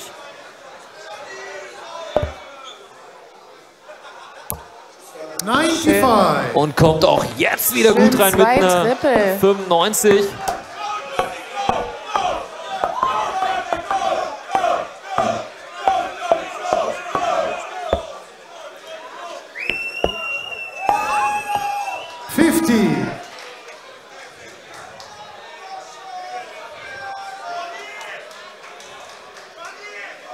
Paul mit einer anderen, Paul sage ich schon, Adi mit einer anderen Routine und ich glaube, die Routine war nicht gut. Das war ein erster guter Marker. Ja, den wollte er benutzen fürs Doppel später.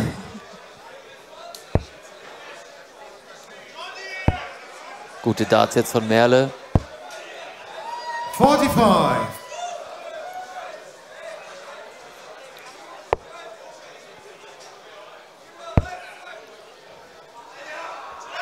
So ein bisschen ungewohnte Streuung von Johnny.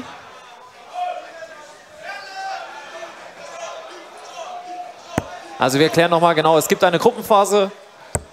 Wir haben zwei Gruppen, Gruppe A und Gruppe B. Und dort 75. Kommen dann quasi alle weiter zu den Viertelfinals.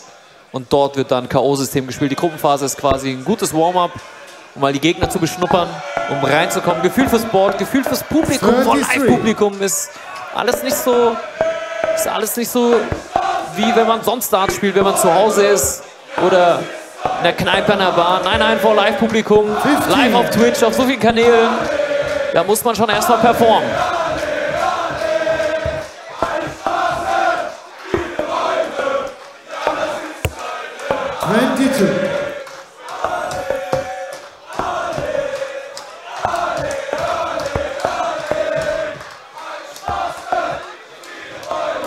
Und die Gruppenphase ist auch sehr wichtig.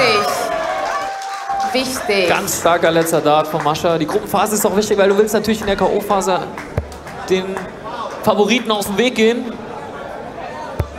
Wie zum Beispiel Gurkensalat, wie die Sandmänner. Oh, der ist schön von Merle. 65. Das ist immer das Schlimmste, wenn der Erste so gut ist und dann der Zweite sonst wohin geht. Wer kennt es nicht? Aber unglücklich jetzt mit wieder der Bogey-Number. 60. Aber gut, die Paul Fuckers kommen auch nicht in den Finish-Bereich. Aber wichtige 60 von Johnny. Nochmal Triple.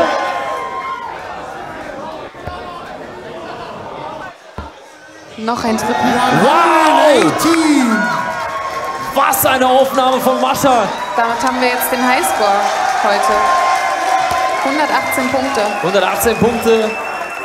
Riesenaufnahme. 38. M&M requires 48. So, 16, Doppel 16.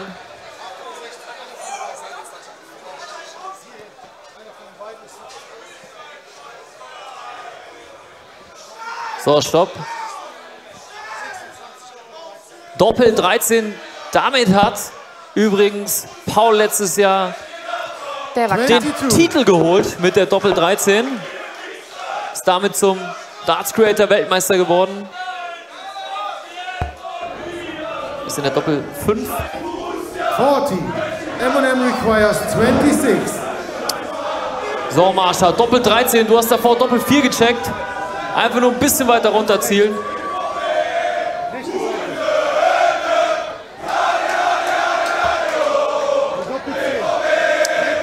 Doppel 10. Luke Littlers Lieblingsdoppel, der den Cheatcode auf die Doppel 10 hat. 16. Das sah gar nicht so schlecht Support Ja, fuckers war requires gut. 129. Einem Adi ist an so einem Abend irgendwie auch alles zuzutrauen. Bleibt aber oben noch 75. und wirft noch die Triple 18 hinterher. Doppel 5. Und er ist ganz knapp. Ah, den hätte sie als Marker benutzen können. Ja. Einfach anwerfen. So, 54. 14 für die Doppel 20 für Johnny. 3 für Doppel 20. Das ist die 3. Doppel 20. Und der ist drin! Johnny checkt erneut! Und Adi verbeugt sich. Wahnsinn! The Paul-Fuckers gewinnen ihr zweites Match. Und Adi sitzt im Rucksack von Johnny. Mach sie bequem. Also für mich war das klar, dass ihr das macht. Übrigens, an dieser Stelle, Kevin schaut gerade zu in seinem Stream, hat euch supportet. Grüße gehen raus an Papa Platte. Kevin ist dabei. Kevin ist dabei, Grüße. Wir haben alle Daumen gedrückt, es war eng. Hinten raus dann, ihr habt es ja fast geholt. Ja, Merle war so knapp dran. Näher an Mund. Merle war sehr knapp dran. Also Daumen drücken. Ganz kurz, das waren Triple 20, Triple 20, Triple 18. Ich glaube, du hast hier bisher am krassesten geworfen. Du! Nein! Achtung! Nicht in einem Wurf, aber übers Spiel. Übers Spiel. Es war aber gut. Übers Spiel. Es war sehr gut, Mascha. Es war sehr, sehr gut. Alles gut. Ja, ja. Also Wahnsinn. Aber trotzdem haben wir hier auch an unsere euch. Gewinner. 2 Siege in der Tasche. Johnny hat mal wieder abgerissen. Wie geil ist das Gefühl? Komisch. Eigentlich kann ich das gar nicht so gut. Aber heute geht's. Adi, du bist im Rucksack? Ich bin so im Rucksack drin, Digga, holy shit. Ich werde so gecarried von dem. Aber deswegen sind wir ein Team. Damit du gecarried werden kannst. Geil. Geiles Team. Applaus für Adi und Johnny! Es ist echt schade. Es ist wirklich schade. Bei so einer Leistung. Ja, aber sie können ja noch zurückkommen. Sie können noch zurückkommen. Da ist ja noch nichts verloren. Ich würde mir das nächste Match schnappen, weil das Match, das jetzt kommt, könnte das vorgezogene Finale werden. Wir haben die Titelverteidiger aus dem letzten Jahr, Paul und Paul, und die absoluten Favoriten des heutigen Tages, Finn und Carlos. Das möglicherweise vorgezogene Finale. Mit welchem Mindset gehst du rein, Paul? Ich bleibe jetzt locker.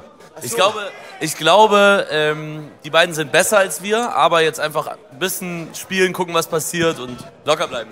In dem drin brodelt's gerade so sehr. Da brodelt's gerade so sehr. Nee, also die sind deutlich besser als wir. Und ich habe mich noch weiter zum Dartspieler verwandelt, deswegen wird's das jetzt, glaube ich. Das sind die Tactics. Das sind die Tactics. Ja, kommt ihr mal bitte. Die haben Wir Angst. brauchen noch- Die haben nämlich schon Angst. Die haben schon Angst, die wollen nicht. Guck mal, wie die da noch so Taktik. Wir brauchen euch. Entschuldigung, wir sind live. Wir brauchen euch kurz. Dankeschön. Wir machen mal einen schnellen Check, weil das so ein wichtiges Spiel ist.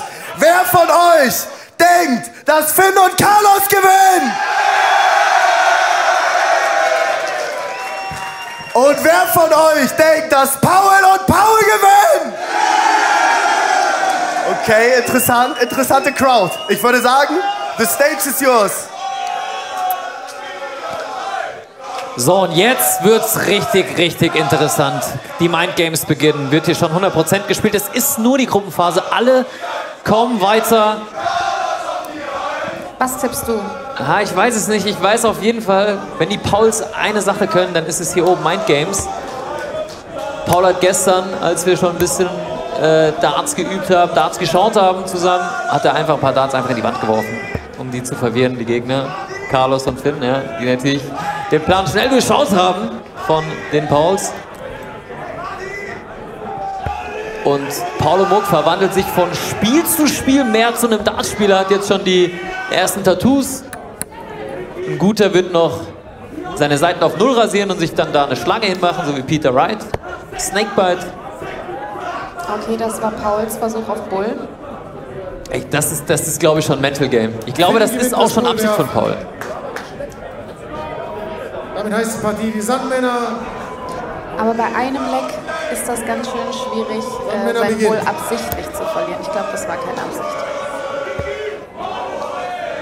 Ich finde, der hatte ja schon 3 Triple 20 Aufnahmen. Mal schauen, wie er in dieses Match dann reinkommt. Paul Frege für mich ein bisschen schneller, hektischer Wurf, oder?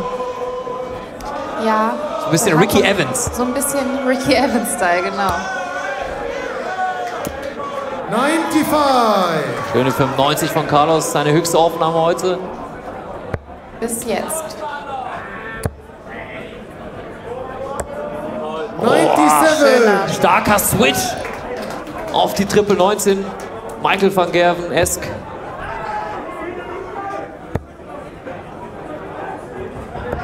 Es wird auch stiller hier, weil die Leute merken, es ist ein richtig gutes Match, gutes Niveau. Und 21. Und dann kommt eine 21. Und dann kommt eine 21, genau. Der ist knapp drunter. Der ist auch knapp drunter. Good Darts, bad scoring.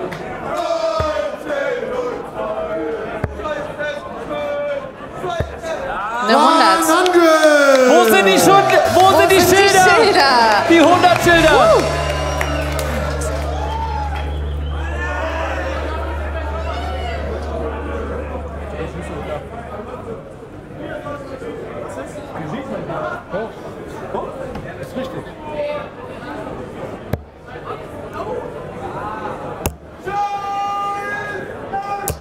Schon wieder.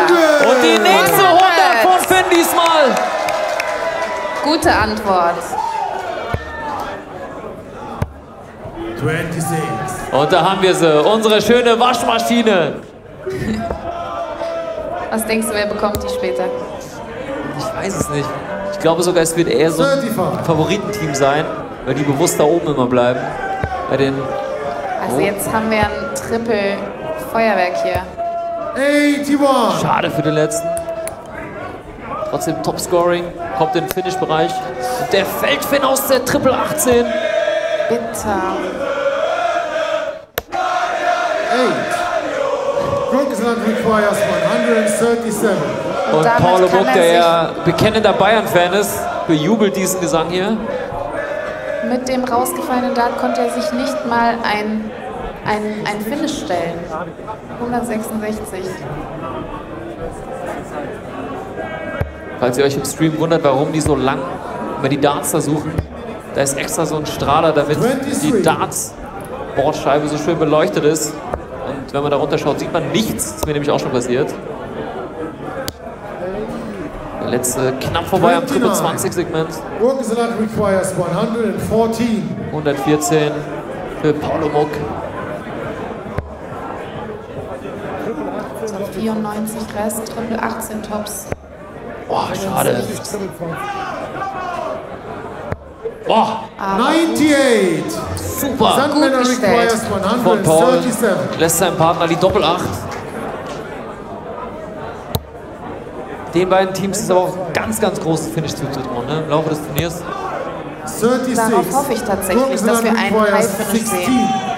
Stand So nennt jetzt, man- das High-Finish, glaube ich, das 54er von Bis Johnny. jetzt, ja. Stand jetzt. Und da wird es zum ersten Mal geboot im Publikum. Und Paul trifft direkt die Triple 11. Es scheint ihn doch Jetzt abzulenken. könnten wir Ne? das erste High-Finish hier sehen. Triple 19. Schade. Schade. Das hätte ich gern gesehen. Ja, man hat das Gefühl, Gurkensalat hat nicht die größere Fanbase, im Gegenteil. Es sind die Sandmänner. Doppel 4 für Paul. 8. Die Sandmänner requires Nochmal die jetzt Chance für Finn. 56. 2 Darts. So, das hat er gestern Abend auch gecheckt. Mit 2 Darts. Nochmal in die 8. Und Tops. Für Tops. Come on. Es wird laut in der Halle. Oh, 36. das hat man ihm angesehen. Gibt ihm Der das war weit weg. Luke Littler Finish für die Sandmänner. Paul auf der Doppel 4.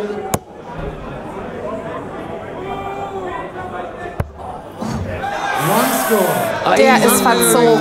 Der tut weh, weil Gurkensalat jetzt 7 Rest hat. Und die Chance für Carlos. Der ist drin in der Doppel 10. drin. Also die Top-Favoriten gewinnen das Match in der Gruppenphase. Und das Publikum ist on fire. Carlos Check, ganz stark. Max, Niki, ihr wieder.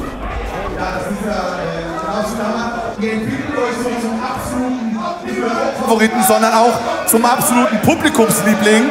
Was macht das mit euch? Das gibt natürlich viel Kraft. Diesmal war Carlos der mich getragen hat. Vorher habe ich Carlos getragen. Und genau das brauchen wir. Wir müssen uns unterstützen, wenn der andere nicht da ist. Und das kriegen wir gerade hin.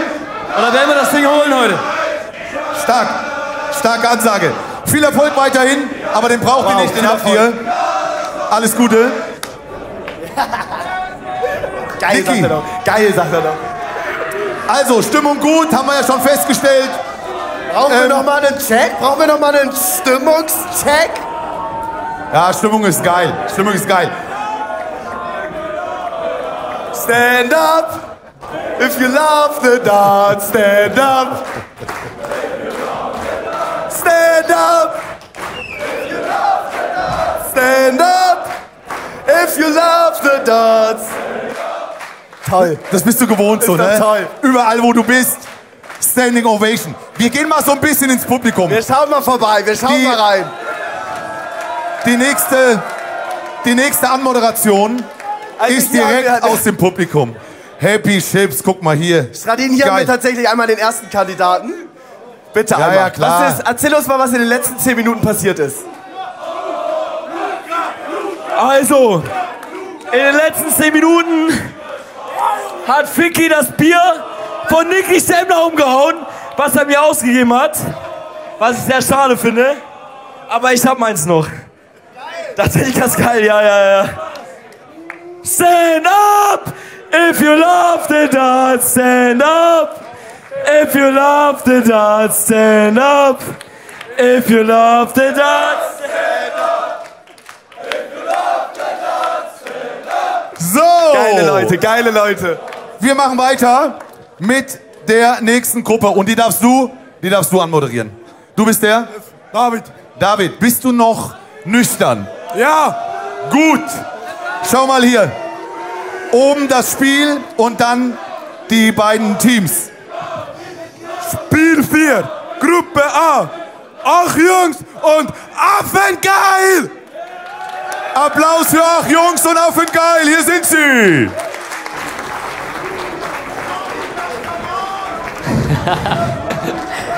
Der Outfitwechsel ist gelungen, würde ich sagen. Chapo kommt im Legendenunterhemd. Aber wenigstens hat er keine Flecken drauf. Der hier angekommen ist. Ich war gerade essen. Also Jungs, seid ihr ein bisschen... Der Bauch passt aber auch perfekt zu diesem Unterhemd. Es ist einfach geil. Perfektes Bild. Niki. Wie gerne hättest du auch so ein Unterhemd, aber ehrlich? Ja, Wir haben richtige Dartspielerkörper, aber ich bin unglaublich scheiße in Dart, das nervt mich. Weil der Körper stimmt, das ist das Geile. Also dann wäre ja eigentlich auch egal, hättest du ja auch eigentlich einen geilen Körper haben können. Das ist scheiße. Also Zabex, ich wünsche dir viel Glück. Lass dich nicht stressen.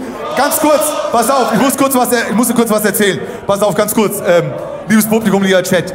Vor dem Turnier im Backstage frag ich meinen lieben, süßen, gut aussehenden Freund, dreimal gelogen in einem Satz, Zabex, wie aufgeregt er ist. Und er sagte zu mir, alter Schradin, alter Faltengesicht, alter Mann, ich bin völlig entspannt, ich bin nicht einmal aufgeregt, ich bin total cool. Und dann, hinter der Bühne, hast du gezittert und hast gesagt, bitte Max, nimm meine Hand.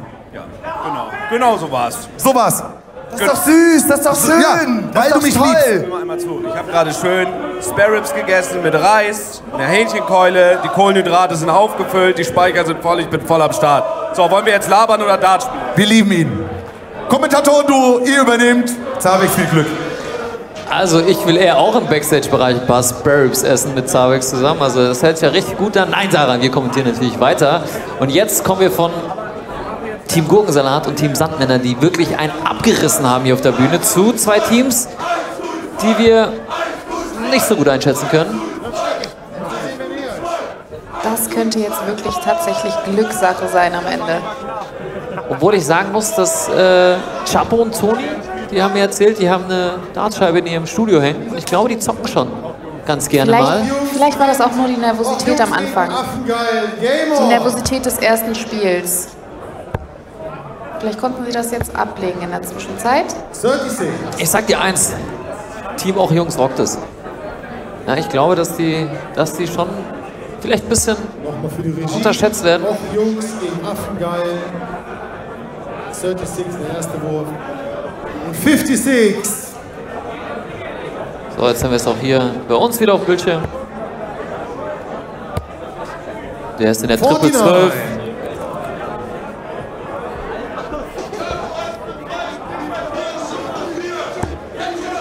Wieder das Bullseye für Zabex. 66. Hat zweimal getroffen.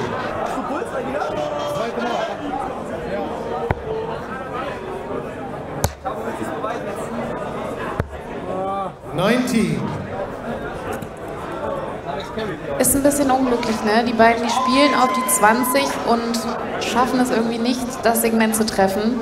1-5. Ja, die nähern sich an. Der fällt raus. 22. Ja, Philo ist auch dann runtergefallen. Vorher, das zählt übrigens natürlich nicht als Wurf. Einigen Profi-Dart-Spielern passiert das ja ständig. Gervin Price zum Beispiel, drops a Dart, ist auch so ein bisschen Running Gag in der Dart-Szene. Genau. Dass ihm immer wieder die Pfeile da runterfallen. 44. Aber es ist tatsächlich so, wenn du die Wurfbewegung ausführst, dann zählt es. Genau, dann würde es zählen. So wie bei Paul eben. Genau. 25.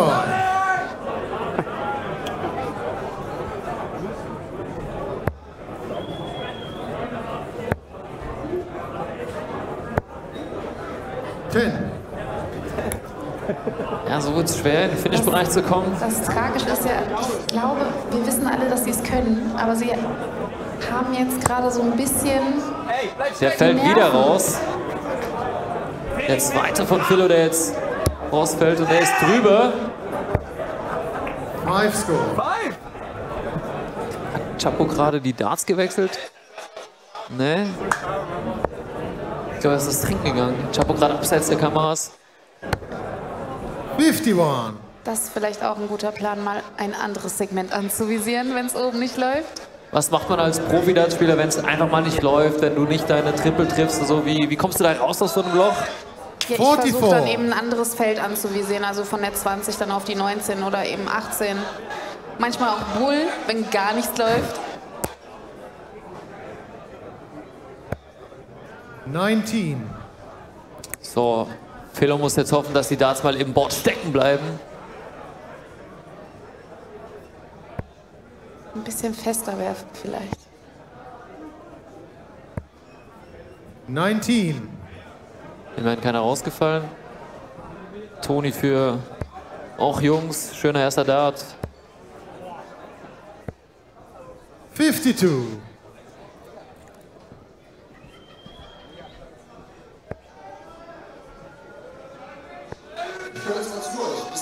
Ja, hallo Adi, komm zu uns. 39. Was sagst du bisher, wie läuft's? Bist du zufrieden? Ich finde es krass, wie schnell die Spiele bis jetzt gefinisht wurden. Weil letztes Jahr hatten wir Spiele, da haben beide Teams 50 Darts aufs Doppel versemmelt. Und heute geht es relativ schnell bis jetzt, oder? Ja, ist crazy. Auch so Mascha, erster Dart, zack, Doppel 4, dann Johnny checkt die 44. Was hast du in deinem ersten Match gecheckt?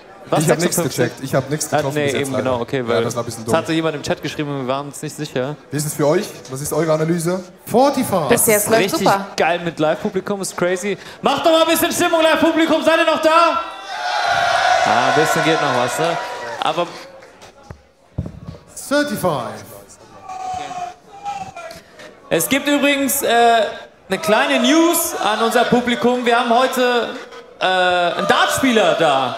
Und zwar Pikachu ist im Haus. Habt ihr Bock auf Ricardo Pietrezco? Pikachu! Pikachu! Pikachu! Ja, nice. Der wird ja morgen auch die Promi-Darts-WM spielen. Er sitzt da vorne. Ich glaube, den holen wir gleich mal hier hoch, oder? Der kommt nachher mal hier hoch und kommentiert ein bisschen. Da kann er analysieren, wie das bei uns ist mit dem Wurfstil und wieso die Darts nicht reingehen. Dann kann ich eine Pause machen gleich. Du kannst dann Sparrows essen gehen mit Zabex. So. 26. Seitdem du hier stehst, ist der Scorpion nicht runtergegangen. 155. Ja, aber die sind so auf Augenhöhe gerade, ne? Ist so ein Ohr. Okay, jetzt Aber 40 Mal. für dich als Spieler jetzt, du warst letztes Jahr dabei, 61. nicht vor Live-Publikum, Team jetzt vor Affengeil Live-Publikum, was für ein Unterschied? 132. Das ist krass. Ja, ne? Das ist ultra krass. Ich glaube, es gibt sogar noch mal einen Boost. Es ist ein bisschen geiler. Ja, Weil aber du hast sowas das im könnte auch Rücken. zur Falle werden. Du hast da zweimal im Publikum gespielt, danach Ja, ja. hast du geworfen, eine 22. solide Ja, ja. Waschmaschine Auch gefühlt. Jungs Man konzentriert sich auf jeden Fall 94. weniger. Okay. Das habe ich schon gemerkt. Okay. Aber ich glaube, ich werde heute auch noch irgendwas treffen. Irgendwas Aber Höheres. nicht Vielleicht ja die Doppelfeld. 180. Nee. Okay, es geht langsam in den 26. Finish-Bereich. Team Jungs sind Affengeil vorne requires mit 110. 68. Ich glaube, das könnte jetzt hier ein bisschen Double Trouble werden. Das wollen wir jetzt mal nicht prophezeien, oder? So, da gab es einen kleinen Pep-Talk gerade von Max zu Zabex, 31. der ihm Auch nochmal kurz Jungs motiviert requires hat. 68. Toni mit der 68. 63. 13 für Bull. 13 für Bullseye. Christian, sag's ihm auch 13 nochmal. Bullseye wäre natürlich schön, ne? Das sehen wir aber jetzt leider nicht. 12. Christian versucht ihm noch die ganze Zeit was zu Team sagen, der Caller. Affengeil Oh, jetzt requires gibt's 79. Oh, jetzt gibt's hier Jetzt gibt's noch mal Insider-Tipps ein paar von Schradin. Motivierende Worte. Er hat ihm gesagt, er kriegt 5 Gegiftete, wenn er es checkt. Ja, 10 Gegiftete, wenn du jetzt was Gutes wirfst. Ja, die Triple 1 ist jetzt nicht so der Bringer.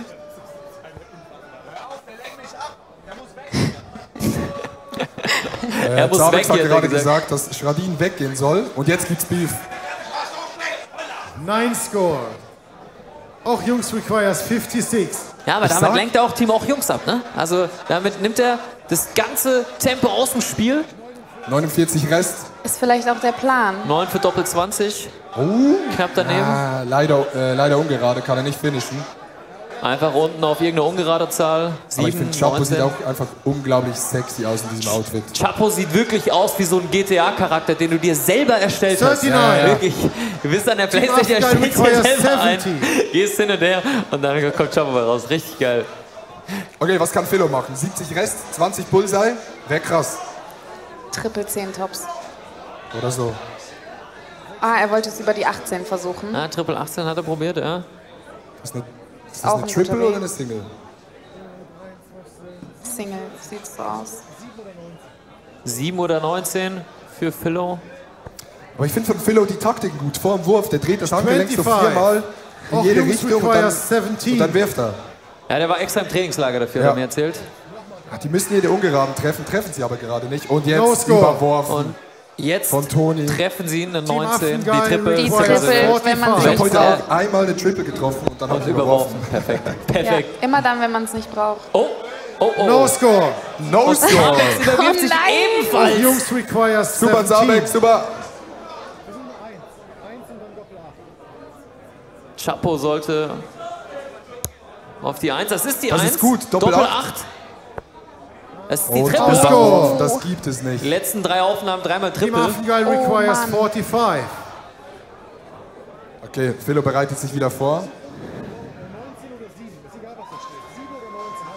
Also der Caller erklärt gerade Philo, er Was gibt ihm den würdest du Tipp, jetzt spielen bei auf 97 3 zu werfen. Bei 45 würde ich 13 Doppel 16 spielen.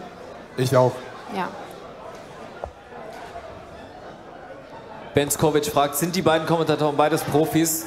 Also ich bin wirklich alles andere außer ein Darts-Profi. Ich bin Profi im Schauen. Du bist Profi im Kommentieren. Ja, schön wär's. Auch Jungs requires Ja, die 17. brauchen hier ein bisschen die ungeraden Zahlen und treffen sie gerade nicht so, ne? Oh, jetzt. No score. Team Affengeil requires 35. Guter Versuch, aber guter Versuch. War nicht benötigt. 3 So, Doppel Zabex 16. braucht auch was Ungerades. 7. 3. Perfekt. Das ist gut, das ist Doppel gut. 16.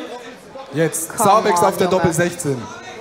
Mach es. Zabex macht dich zur Legende. Der ist gar nicht schlecht. Nein, der ist daneben. Ah, die waren aber Three beide gut. score. Wir waren beide nah Auch dran. Jungs requires 17. Aber gut, 32 gestellt. Das kann einfach Zabex, ne? No score. Super. So, Team Affengeil requires auch 32. Jungs sind jetzt in diesem Problem, wo du das 1er-Segment treffen willst. Triffst Ich dann die glaub- 20, überwirfst dich. Ich glaube, als Amateurspieler gibt es nichts Nervigeres, wie wenn du auf einer ungeraden Zahl im Finish bist und du musst die irgendwie gerade stellen. Ja, aber du Klassiker. schaffst es einfach nicht, gerade wenn du die 1 treffen musst. Und du gehst immer in die 20, immer in die 18 rein. Doppel 8. Schade. 16. Weißt du, was mein Tipp da Auch immer Jungs ist? Wenn ich, requires quasi 17. wenn ich die große 1 treffen muss, dann ziele ich immer auf die Triple No 20. score. Dann Team geht's, Und Affengeil dann geht's. requires Das ist mein 16. Geheimtipp, weil du dann natürlich nicht weil du dann niemals die Triple 20 triffst. Für die Leute, die sich zu Hause fragen, wieso ist das Publikum gerade ein bisschen No ruhig? score. Das liegt Auch daran, dass Jungs bei Pikachu requires gerade so eine 17. Schlange von so 50 Menschen ist, die aufgestanden sind und jetzt mit ihm Fotos machen. Der war natürlich No bei der score. Darts-WM dabei. Team Sehr, Affengeil sehr gut gespielt, requires finde ich. 16. Dann gegen Nathan Aspinall ausgeschieden, wo er nicht an sein Spiel anknüpfen könnte, aber nichtsdestotrotz der beste deutsche Dartspieler gewesen bei der WM. So Und sieht's jetzt Philo aus. mit der Doppel 8. Ja, kommt ihr die näher? No score. Leider die falsche Auch Doppel Jungs getroffen. requires 17. Sehr gut. Doppel 7. Er ist nah 7 dran. Rest. Er ist nah dran. Jetzt die 1 oder überwerfen. Und Ja, er ist wird überworfen. Ist ein bisschen lucky, dass er in die Triple Team reingegangen ist. Affengeil requires 16. So, Zabex Doppel 8 jetzt. für Zabex. Zabex, Zabex, Zabex, Zabex, Zabex. Nein, damit lässt er 5 Damit lässt er sich 5 übrig. Und Das jetzt tut wird weh. es schwer, denn sie haben die 5 und die müssen die 1 oder die 3 treffen, Das damit sie tut weh, finishen ja. können. Super, erster Dart von Doppel Chapeau. 8. Nein, No und score. schon Er geht in wieder die Triple. die Doppel Die 11. Double. Team Affengeil requires 5. So, jetzt will ich mal sehen, wie Philo umstellt. Philo trifft jetzt die Triple 20 direkt beim ersten. 1, Doppel 2 für Philo. Er ist dran. No score. Das passiert dem Auch Besten. Ne? Jungs requires Und jetzt sehen wir hier mal so ein 17. richtig intensives Endgame. Ich meine, wir erinnern uns, bei der WM gab es auch dieses legendäre Spiel 3. mit dem Double Team Trouble. Affengeil Kevin requires Dötz 5. und Noah Lynn van Leuven, Genau. die haben 33 Darts gebraucht, Das ist um das brutal. Leck. Als Dartspieler ist Als das. Profi ist das. No bei der score. WM ist das wirklich. Auch Jungs Aber ich requires glaube, das Geile ist, 14. viele Leute zu Hause können einfach relaten. Die gucken sich hier die Leute an und denken, ja, wenn ich zu Hause Dart spiele, spiele ich genauso. Bei mir ist es auch nicht anders. Aber umso mehr freut man sich, No wenn einer score. reingeht. Der Oh ist ja. Affengeil requires in der Doppel 5. 16 von Chapeau.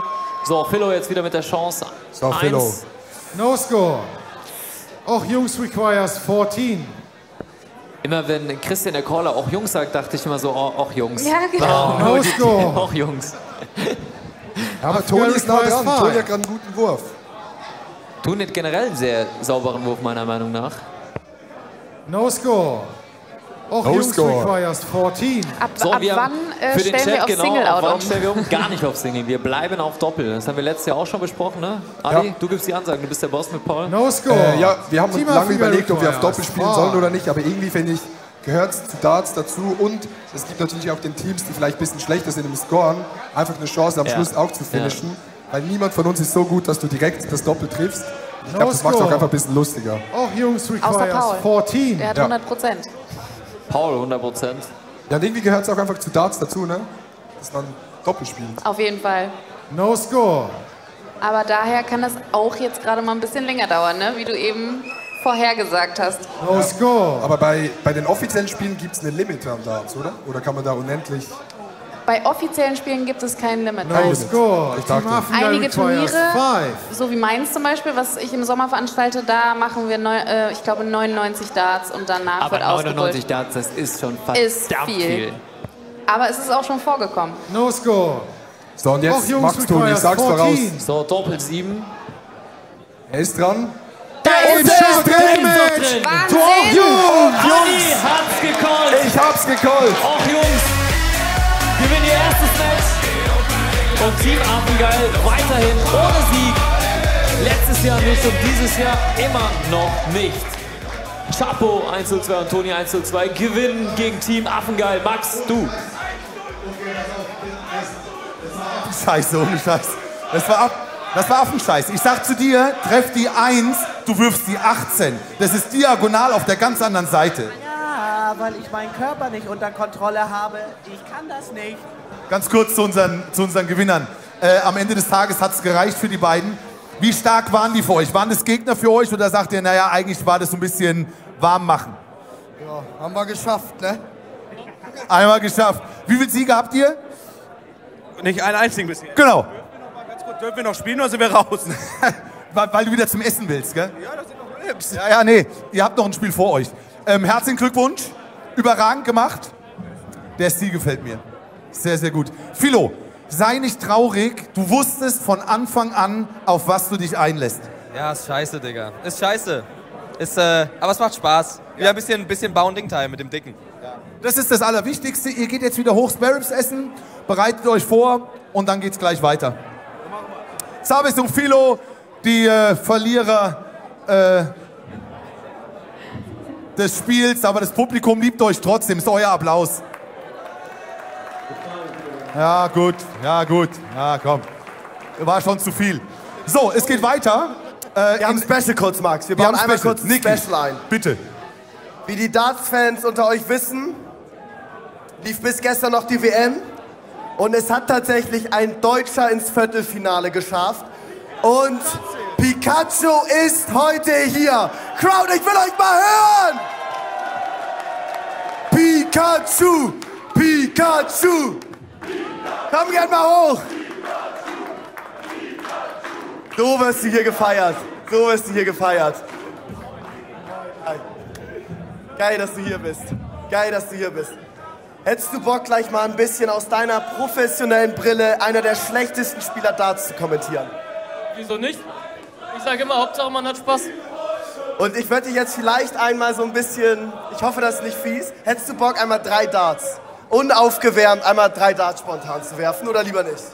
Tatsächlich lieber nicht, weil er hat so seine Regeln und so alles. Kann ich verstehen, Hätte ich dir sagen können, ich habe mit einem sehr, sehr guten, auch deutscher Meister beim Dart, bei einem Event ihn getroffen und er hat auch gesagt, man muss sich da auch konzentrieren, in den Fokus gehen, man muss sich vorher warm machen, man schießt da nicht einfach oder man wirft nicht einfach so. Deine Einstellung oder deine Meinung so zum Können von den Protagonisten hier, wie schätzt du das ein? Ist es richtig schlecht oder ist es nur ein bisschen schlecht? Also meine Einstellung ist immer tatsächlich Hauptsache Spaß haben und da ist egal, wie gut man spielt und ja, aber man hat auch schon den ein oder anderen guten Dart tatsächlich schon gesehen. Vielleicht noch ganz kurz einen Satz zu Zabex. Ja, cooler Typ. Ja, cooler Typ, aber das ist nix, sagen wir, das ist nix. Nix. Zabex, das ist nix. Wenn du das sagst, ja. Er traut sich nicht. Dann Er haben wir traut jetzt sich auch nicht. noch mal auf Kamera So, von sehr dem gut. Profi, Zabex ist nichts. Aber zumindest darttechnisch. Also ja, sorry. Du bist bereit, die Kommentatoren mal zu unterstützen aus deiner Sichtweise, finde ich ganz spannend. Es geht weiter. Und wir haben tatsächlich auch einen Brecher. Du siehst jetzt direkt erstmal 2 Teams, die alles verloren haben heute. Also nimm gerne Platz, drüben bei der Kommentatorenkabine. Und wir machen weiter mit einmal Team Österreich, die eigentlich aus der Schweiz kommen. Das sind sie. Und Viva Hollandia, die eigentlich aus Deutschland kommen. Ja, komm. Letzte Worte, ihr habt alles bisher verloren. Wie ist bisher? Ja, naja, war ja auch nur ein Spiel, ne? Steve? Ja, wie letztes Jahr. Komplett reingeschissen. Perfekt, in dem Sinne, viel Spaß euch. Wenn wir, Team Österreich, das Spiel hier gewinnen, dann gibt's 50 Freibier von uns. Hast du mal gemacht? Ja, tatsächlich schon einmal bei der Super League. Ah, okay. So, und ich darf jetzt bei mir begrüßen Riccardo Pietrezco. Riesenapplaus für Pikachu! Ja, schön, dass du hier bist. Vom verrückten Ellipelli hier ins verrückte Köln. Wie war's bei der Darts-WM? Ja, tatsächlich sehr, sehr cool. Ja, ist immer wieder ein Erlebnis, im Ellipelli zu spielen und jetzt dieses Jahr nochmal eine Runde weitergekommen als letztes Jahr. Und, ja. Hast du schon gesagt, Viertelfinale, dann Halbfinale, dann vielleicht Finale, oder? Das ist doch das Ziel. So schaut's aus. In 4 Jahren den Weltmeister. Wir würden es unterschreiben, wir würden es nehmen. Deutschen Darts-Weltmeister wäre sensationell. Aber schauen wir mal auf diese Weltmeister, die hier vor uns stehen. Was sagst du bisher zum Niveau? Niveau, muss ich sagen, bin ich tatsächlich angenehm überrascht. Angenehm überrascht. Das nimmt man doch vom Riccardo Pietrezco, vom Viertelfinalisten der WM. Ich habe das letztes Jahr tatsächlich auch schon auf Twitch verfolgt gehabt. Und ja, das Niveau ist auf jeden Fall gestiegen. Hast du das einfach privat verfolgt? Ja, habe ich. Geil. Und jetzt sitzt du hier. Besser geht's doch gar nicht. Ja. So, und jetzt haben wir auch 2 Teams, die unbedingt mal gewinnen müssen. Beide haben noch keinen Sieg. Übrigens ist doch ein kleines privates Duell auf der Bühne. Maelo letztes Jahr noch zusammen mit Stefan gespielt. Team und Hollandia jetzt gegen Team Österreich. Gegner. Ja, bin ich mal gespannt, wie es wird. Die Doppelpartner jetzt getrennt. Ja. Wie ist es für dich, wenn du jetzt Doppel spielst? Normalerweise spielt man ja alleine. Jetzt hier im Doppel, anderer Rhythmus, andere Wege, die man vielleicht spielt. Erklär mal aus Sicht des Darts-Profis, was ist da der große Unterschied? Ja, natürlich, Doppel ist der Rhythmus 45. Auch ganz anders als im Einzel. Da stellst du dich hin, wirfst und eigentlich bist du dann gleich schon wieder dran, wenn der andere fertig ist. Und im Doppel hast du halt auch Zeit, dann nachzudenken. Und ja, aber Doppel muss man können, sage ich immer. Sind auch die Mindgames ein bisschen anders, weil du hast mehr Zeit. Wir haben Paul schon gesehen, der hier ein bisschen mit den Sandmännern geschäkert hat, das Publikum animiert hat, weil du weißt, du hast 3 Würfel, also 3 Personen Zeit, bis du erst wieder dran bist. Ja, natürlich. Also Mindgames sind natürlich im Doppel gang und gäbe, sage ich jetzt mal. Gerade weil du halt so viel Zeit hast noch zwischendurch. Und, ja. Chat, schreibt doch mal, habt ihr Fragen an Pikachu? Jetzt sitzt er hier.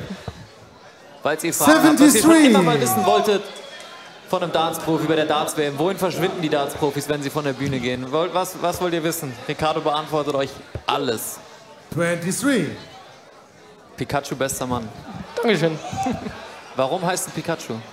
Das war damals ein Verhörer, beziehungsweise ein Versprecher-Verhörer, weiß ich nicht mehr ganz. Auf einem Turnier hat irgendjemand gerufen, ey Pietrezco, komm mal her. Und irgendjemand anders hat halt Pikachu verstanden und ja, dann habe ich das halt so beibehalten. So werden wir es auch weitererzählen. Was haben wir hier? Was kannst du mit Littler anfangen? Was sagst du zu Littler, steht da? Er ist ein genialer Spieler, Littler. Also da, ja, ich glaube, ein sehr verdienter Weltmeister. 19. Wie findest du selber Pokémon? Also ich spiele tatsächlich auf dem Handy auch Pokémon Go und ja, so ab und zu mal habe ich meinem Bruder damals geholfen, auf dem Gameboy damals noch. Und ja. Das die ganz alte Zeit. Die Fragen kommen ständig. Wohin gehen die Dartspieler in den Pausen? Das wollen wirklich alle wissen, wohin der Mann hinter den Bühnen verschwindet. Was ist da? Ja, nochmal einen Schluck trinken, nochmal auf Toilette gehen. Ja, und dann geht man eigentlich ziemlich schnell wieder auf die Bühne. Aber ihr werft keine Darts da hinten oder so. Seid ihr da in einem Raum und du siehst, dein Gegner ist auch so eine Elektrizität, oder? Die dann zwischen einem ist? Ja, tatsächlich. Also wir sind beide in demselben Raum dann. Und da merkt man tatsächlich manchmal schon, wenn du einen sehr ehrgeizigen Gegner hast, der guckt dich dann gar nicht an, oder so ein Gegner, der halt auch ein bisschen Spaß macht, der macht man dann halt mit Spaß, auch hinter der Bühne noch. Und ja, das ist halt, aber eigentlich im Grunde nochmal einen Schluck trinken, Klo und dann wieder auf die Bühne. Es geht ja relativ schnell wahrscheinlich, bis man dann runter ist, dann wird natürlich die Werbung gespielt und dann geht es dann wieder hoch. Und wir sehen jetzt hier, Team Österreich kann sich langsam in den Finish-Bereich stellen.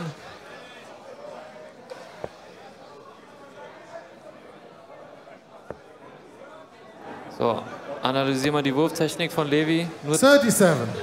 Ist auf jeden Fall sehr interessant, auch mit dem Hakler nochmal, aber schaut nicht schlecht aus. Ne? Was würdest du allen Dartspielern zu Hause, so Amateuren, geben? Was ist so den größten Fehler, den meisten Fehler, den alle machen, alle wahrscheinlich hier im Publikum, den auch ich mache? Also ich sag mal so, mit der Wurfhand den gleichen Fuß auch nach vorne zu stellen, das ist eigentlich die richtige Technik, sage ich jetzt mal. Also quasi, wenn man rechts wirft, nicht mit links vorne stehen. Genau, ne? das machen tatsächlich noch sehr, sehr viele und da sage ich auch immer, naja, versuch mal mit dem anderen Fuß vorne zu stehen. Und, ja. Kam jetzt auch mehrmals die Frage, was machst du hauptberuflich? Ich bin tatsächlich Dartspieler, ne? Volldartspieler. Ja, man kann von Darts Vollprofi. Schon leben. Ja, das kann man tatsächlich. Mögen viele nicht wahrhaben, aber ja, das geht. Ich meine, für die das nicht wissen, Luke Littler gestern, der die WM gewonnen hat, eine halbe Million Pfund bekommen. Die muss er natürlich versteuern, aber nichtsdestotrotz kann man damit erstmal gut was anfangen. Ja, da kann man FIFA-Points zum Beispiel kaufen. Ich wollte gerade sagen, da wird er jetzt wahrscheinlich erstmal schön Packs öffnen. Wer war der lustigste Gegner, den du jemals hattest? 28. Viva Hollandia requires Lustigste Gegner? Das 143. ist eine sehr gute Frage. Das kann ich so tatsächlich erstmal gar nicht beantworten. Vielleicht später, vielleicht fällt mir noch einer ein. Aber Espinal war tatsächlich eines der spaßigeren Spiele, sage ich jetzt mal. Ja, Espinal ist auch auf der Tour sehr beliebt. Ne? Hat auch Littler hat das ja sehr gegönnt und so. Und also man sieht ihn immer auch sehr positiv, auch wenn er verliert. Da gibt es ja ganz andere Beispiele. Ja, definitiv. Also da Espinal ist immer sehr sportsmännisch unterwegs. Ja. So, jetzt schauen wir mal da.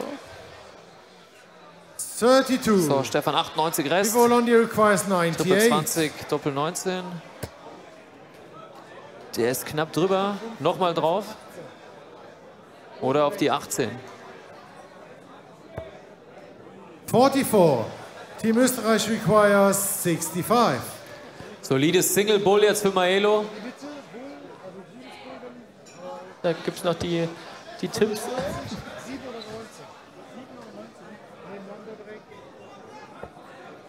Ah, das ist die falsche Zahl. Wollte da die 7 oder die 19 anspielen. 53. Aber stellt sich Viva schon Hollandia 12. requires 54.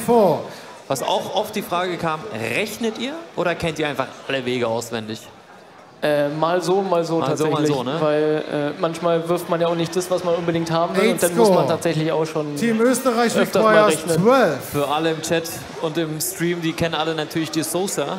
Der ist ja bekannt dafür, sich gerne mal zu verrechnen. Der war schon sehr, sehr knapp. Das ist die Single 10. Madhouse. No score. Und der ist ganz Viva Hollandia ganz requires knapp. 46. Levi kann es kaum glauben. 6 oder 10 direkt nebeneinander. Eins von beiden. Ist egal, was da steht. So 6 oder 10. Oh, das ist die Single 15. 31 Rest. Und das ist die No Triple score. 19. No score. Team Österreich requires Immer dann, wenn man es 12. nicht braucht. Immer dann. Maelo Doppel 6.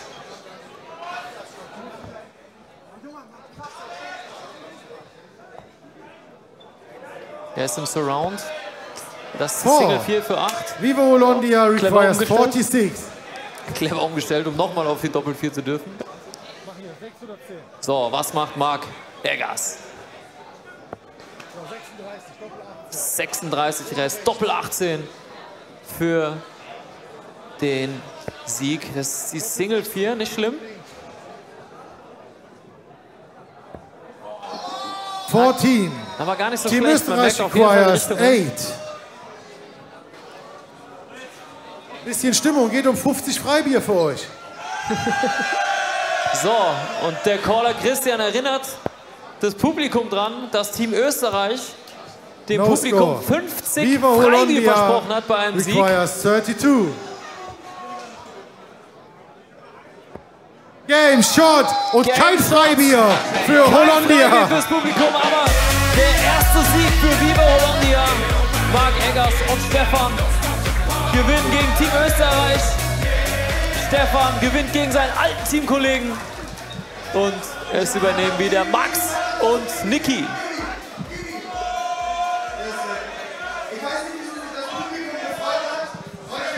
nicht Biere ausgegeben.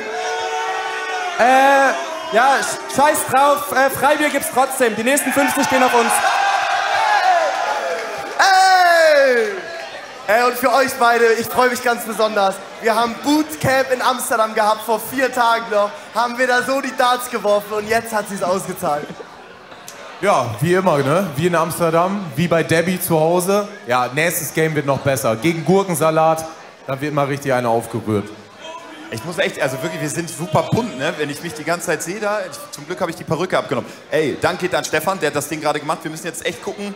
Also ich habe noch nicht so viel dazu beigetragen, aber Spiel Nummer 3, mal gucken, 180. Marc, den 180er Eggers, ne? Wie motivierst du dich jetzt fürs letzte Spiel? Was kommt da noch von dir jetzt? Ja, ich gehe nochmal direkt an die Bar, guck mal, was wir da haben und dann geht's dir nochmal hin. Nochmal eher abtrinken gleich erstmal und dann werde ich, glaube ich, nochmal die 180 versuchen, ja. Gut. Herzlichen Glückwunsch. Danke, vielen Dank. Macht euch frisch. Wow, das machst du super. Nee, uns ist überhaupt nicht warm. Ey, ganz kurz, Marc, ich krieg gerade rein von der Regie, du hast gewonnen, deswegen Pyrotechnik ist doch kein Verbrechen!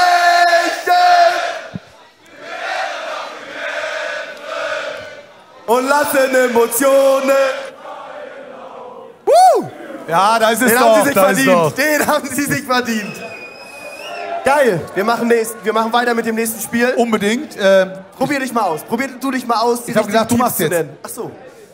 Weil jetzt Ja. machen wir auch eine spannend. verdammt geilen Spiel weiter. Dein Lieblingscharakter in Real Life. Ja, wer? Klein. Ja. Was noch? Leicht untersetzt. Leicht untersetzt. Was noch? Aber sehr, sehr sportlich. Sehr sportlich. Die Rede ist natürlich von Zabex. Zabex Zabex und Philo gegen die bisher einzigen mit 2 Siegen aus Gruppe A, Adi und Johnny. Applaus für die beiden. Also Zabex, es ist praktisch eigentlich unmöglich, dass du dieses Spiel hier gewinnen wirst. Mit welchem Mindset gehst du rein? Warte, ganz kurz. Wir spielen jetzt gegen das einzige Team, was 2 Wins hat. Oder wir sind schon zu Scherben zerschlagen worden und jetzt werden wir zu Feenstaub zertreten. Das ist krass. Pass auf, wir machen einen Deal, Zabex. Du bist ja Geld interessiert, Zap interessiert. Oh. Ja. Wenn du jetzt das Ding gewinnst, hau ich dir 25 Subs für deine Community raus. 50 Subs. Du Dreckschwein. Du Dreckschwein. Und 50 sind gesetzt.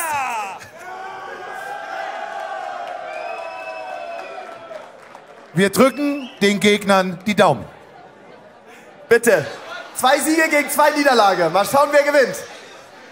Also man kann sagen über Zabex, was man will, aber er ist einfach der schönste Philosoph der Neuzeit. Zu Scherben zertreten und dann nochmal zu Feenstaub. Ach, liebe, so schön philosophiert. So, und jetzt sehen wir doch mal hier die Gruppenübersicht. Da sehen wir The Paul Fuckers mit 2 Siegen.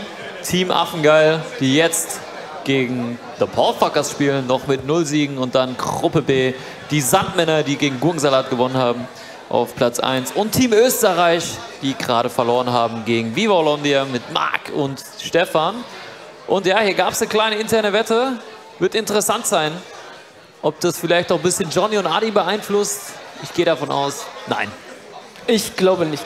Ich glaube auch nicht. Ricardo, was ist dein liebstes Doppel? Fragt hier Malte. Jedes, das ich treffe. Jedes, was du triffst? Also eigentlich... Naja, komm, aber ich meine, wir wissen, Luke Little hat einen Cheatcode auf Doppel 10. Ja. Der hat die 25, was spielt der? Single 5, Doppel 10. Er hat 35, was spielt der? Single 15, Doppel 10. So würde er kein normaler, in Anführungszeichen, Profi spielen. Und es gibt auf jeden Fall wenige, die so spielen, ja. Aber ich sag jetzt mal... Ich würde auch so spielen. Fuckers gegen Team Affengeil. Game on! Ich sag mal, so Doppel 16, Doppel 18 sind schon die Doppel, die ich halt am meisten auch spiele. Doppel 20 ist jetzt tatsächlich auch dazugekommen. Und was ich immer sage, mein Alltime-Favorite ist Doppel 3. Doppel 3. Ich glaube, eins der meistgehassten Doppels, ne, mit Madhouse. Also Madhouse ist Doppel 1, aber das wissen natürlich alle im Chat. Ich lese gerade die Frage, ob ich Scolia habe. Ja, ich habe Scolia tatsächlich. Für alle, die es nicht wissen, es ist ein 74. Automatisches Zählsystem für zu Hause oder auch für die Kneipe. Ja, das habe ich.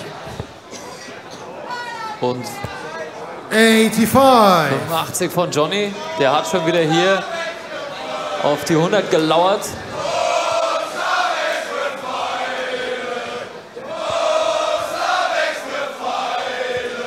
Wie sieht so ein Training aus 24. von dir? Frage zu Training kam wirklich jetzt oft. Wie trainiert so ein Dartspieler? Also Chris Dobie zum Beispiel, glaube ich, der hat jetzt erzählt, der trainiert 3 Stunden am Tag, immer mit Pause dazwischen und so. Wie sieht es bei dir aus? Ja, das kann ich so tatsächlich gar nicht sagen, weil ich halt, ich trainiere dann, wenn ich Lust habe. Okay. Hört sich immer so doof an, das ist auch nicht wirklich professionell, was ich mache, aber wenn ich keine Lust habe, dann hilft es mir auch Naja, halt aber nicht viele wirklich. Wege führen ja nach Rom oder Viertelfinale bei der Weltmeisterschaft. Da Achtelfinale. Achtelfinale. Ja. Der Luke Littler hat ja auch gesagt, er wärmt sich nicht aufgefühlt und da haben ja auch viele gesagt, so, es kann doch nicht sein, dass du dich nicht aufwärmst. Aber ich weiß noch, bei der Premier League hat Bullyboy Michael Smith zu ihm gesagt, er war hinter der Bühne, hat noch irgendwelche Packages geöffnet auf FIFA, geht auf die Bühne, gewinnt gegen ihn und geht wieder runter. Also anscheinend ist halt doch so eine individuelle Sportart, dass man das, es gibt keine richtige Lösung. Es muss jeder für sich seinen perfekten Weg finden, oder? Ja, genau. Also auch wie bei der Technik. Es gibt keine perfekte Technik. Es gibt eine gute Technik. Es gibt eine schlechte Technik, aber es gibt keine perfekte Technik. Und so ist es halt mit dem Training eigentlich auch. Ja, da muss jeder wissen, wie er es macht.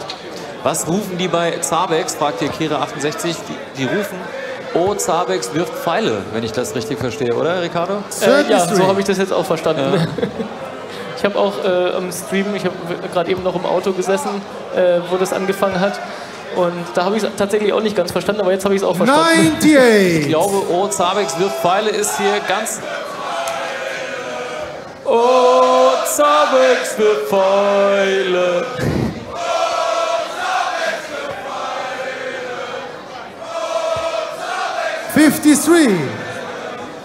Ja, und dann das andere, was gerne gesungen wird, ist quasi eigentlich das Michael van Gerwen, bloß mit Max Schradin. Hier wird es umgedichtet in Köln. 64. So, jetzt Team Affengeil mit der Chance, in den Finish-Bereich zu kommen.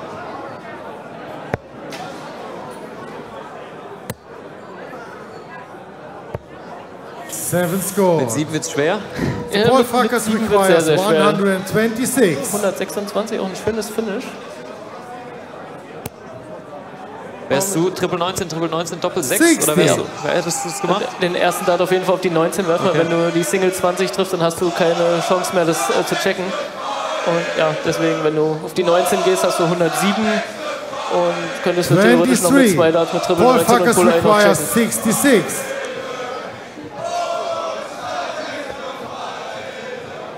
So, das ist das Bullseye. Jetzt wird sich kurz abgesprochen, ob er draufgehen soll aufs Bullseye.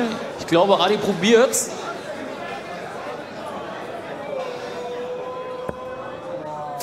Boah, da muss ich gleich nochmal persönlich hier Adi nachfragen, ob das ein Versuch auf Bullseye war.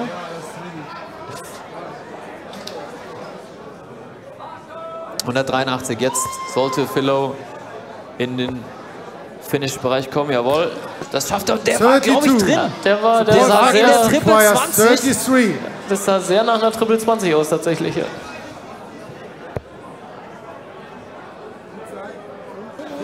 Rest. Ja, 13 Rest, 5 vielleicht, ja. 25. Aber gut. Team Affengeil requires 151.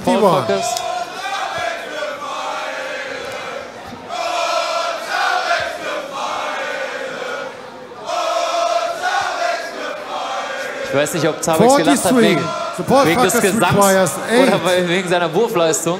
Ich glaube tatsächlich wegen dem Gesang, weil das Publikum hier auch keine Gelegenheit auslässt. Es wird nicht müde, das Publikum hier. Es wird nicht müde. Team Affengeil requires 108. Schade um den letzten.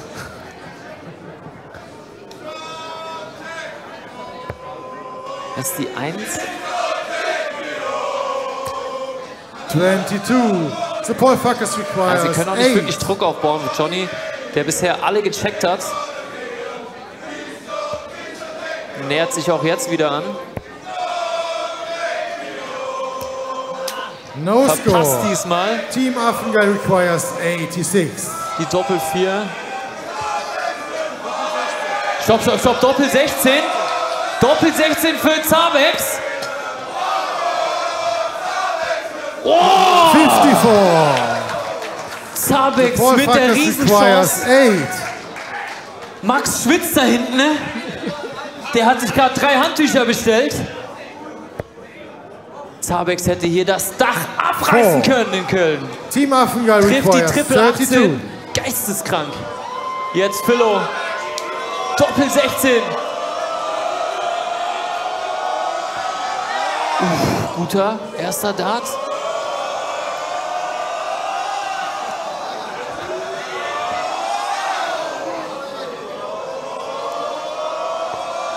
Das ist die 8 Single 8, aber nicht so schlimm. Paul Farkas requires 4. So, Johnny, Doppel 2.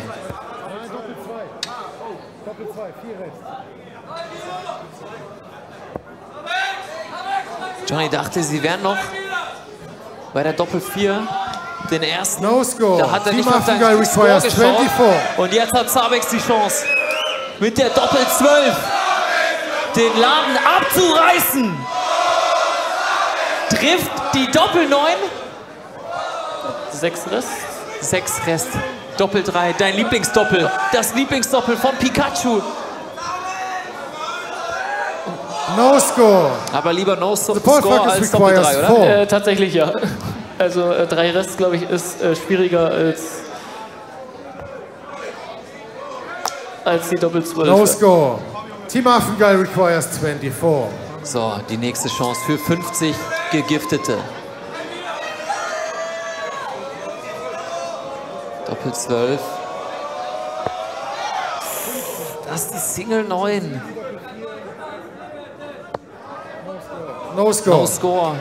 Paul Farkas requires 4. Johnny, Doppel 2.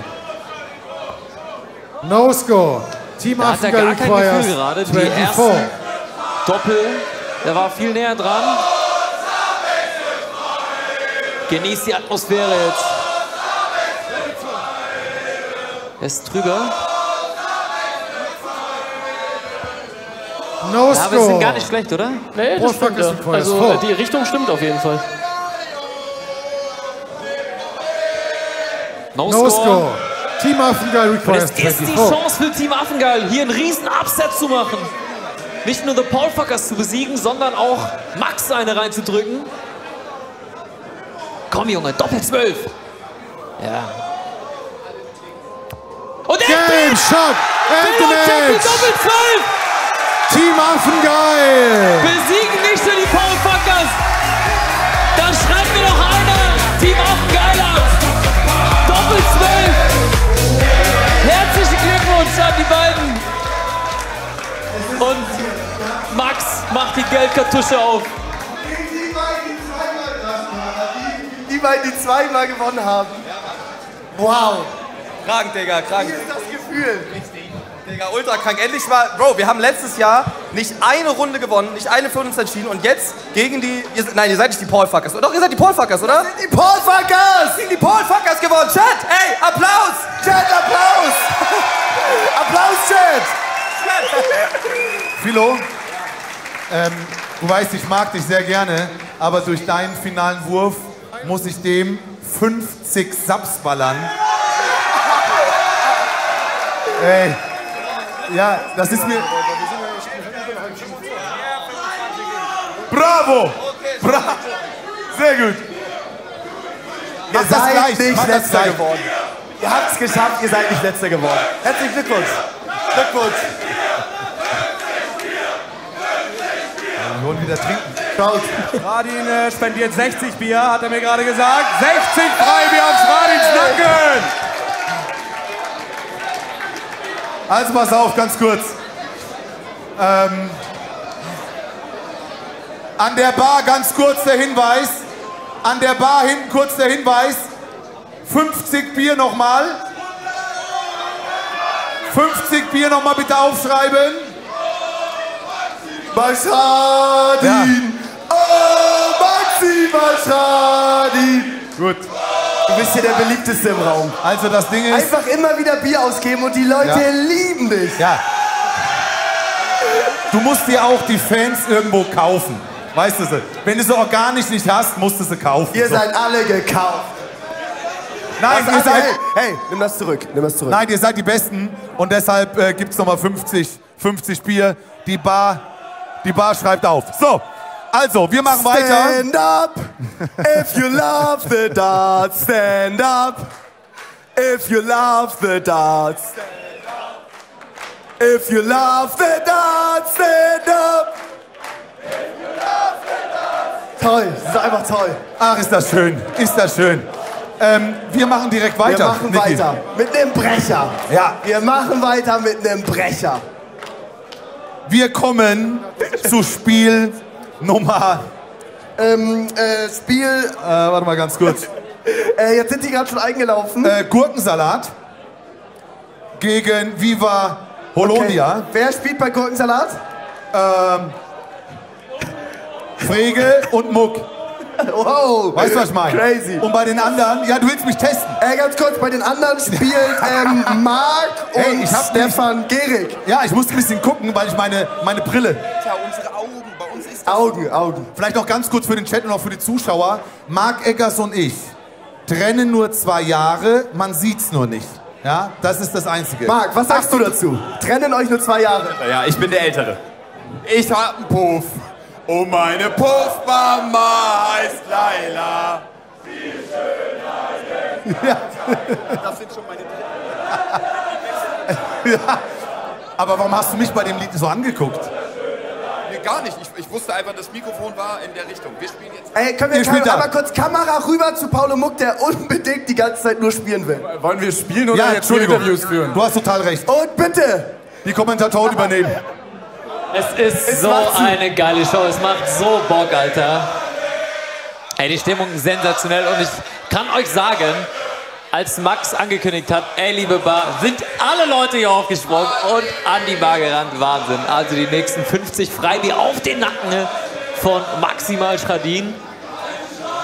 Ich glaube, das ist verständlich. Ich glaube, bei Freibier, springen sie alle auf. Verständlich, oder? Kam übrigens auch häufig die Frage im Chat, wird Alkohol getrunken auf der Bühne beim Darts? Früher ja, wurde auch geraucht, ne? Aber heutzutage gar kein Alkohol mehr, ne? Heute ist nur noch Wasser auf der Bühne. Ne? Wasser, ne? Das Sponsoring. Genau. Diese Flaschen, die da auf der Bühne stehen. Da nehme ich auch immer die Wasserflasche von der Bühne, nehme ich dann auch immer mit nach Hause, weil die gibt es halt so fast gar nicht. Ja, ja. Sehr schöne Erinnerung, ähnlich wie so die Tennisspieler, die dann die Wimbledon-Handtücher mitnehmen und so, ne? Roland Garros, Australian Open. Ist Sarah weg? Nein, Sarah kommt wieder, aber wir tauschen den munter durch. Jeder, der Bock hat, darf hier mitkommentieren und außerdem haben wir gerade Gurkensalat Ricardo Pietrezco, Gurkensalat gegen Pikachu, Team Hollandia, Viva Hollandia, bei uns. Game on! Die lassen wir dann natürlich an den Kommentatorenplatz. Und jetzt das dritte Spiel, Spiel 5 der Gruppe A. 80. Der Gruppe B. Gurkensalat gegen Viva Hollandia mit Marc Eggers. Stefan gegen die beiden Pauls.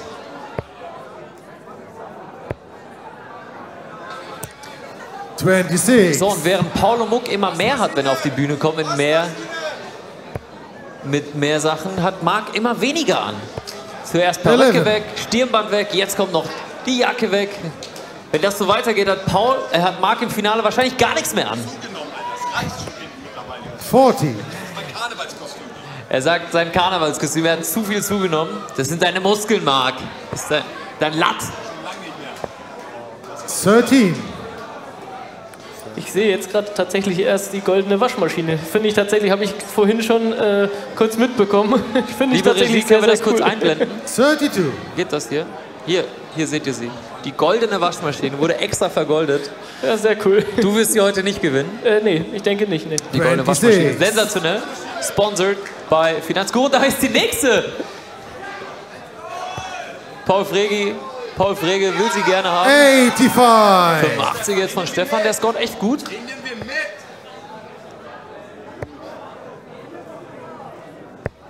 22. Aber man merkt so ein bisschen jetzt, ja, Konzentration ist nach. Die denken schon, glaube ich, alle so ein bisschen an die K.O.-Phase gleich. Gurkensalat ist ja auf jeden Fall durch, ne? Mit 2 Siegen sind die auf jeden Fall, kriegen sie vielleicht nicht den schwierigsten Gegner. Ja, wenn sie jetzt gewinnen, dann sind sie durch, ja. Die haben ja gegen Also die durch sind sie Sachsen alle, genau, durch sind sie alle, aber ja. spielen sie wahrscheinlich gegen den letzten aus der anderen Gruppe. Wann switchst du als Profi auf die 19? Also wenn der Erste nicht im Triple ist, warum gehen so viele runter? Michael van Gerben kennt man dafür, der switcht sofort runter, wenn er nicht das Triple trifft. Ja, das hat auch damit zu tun, dass wie der Dart halt steckt. Wenn der blöd steckt oder sowas, dann kann es halt auch mal sein, dass man auf die 19 geht. Aber hat das nur was mit dem Stecken des Darts zu tun oder sagst du auch einfach fürs Gefühl? 27. Oft auch wegen dem Gefühl, aber tatsächlich die meiste Zeit halt, wie der Dart halt steckt. Okay. Und, ja, wenn der halt nicht gut steckt und du nicht mal ins Triple irgendwie reinkommst, dann gehen die meisten halt auf die 19 dann. Und ich glaube, hier haben wir vielleicht 65. nicht die nächste Waschmaschine, sondern eine 65 von Stefan.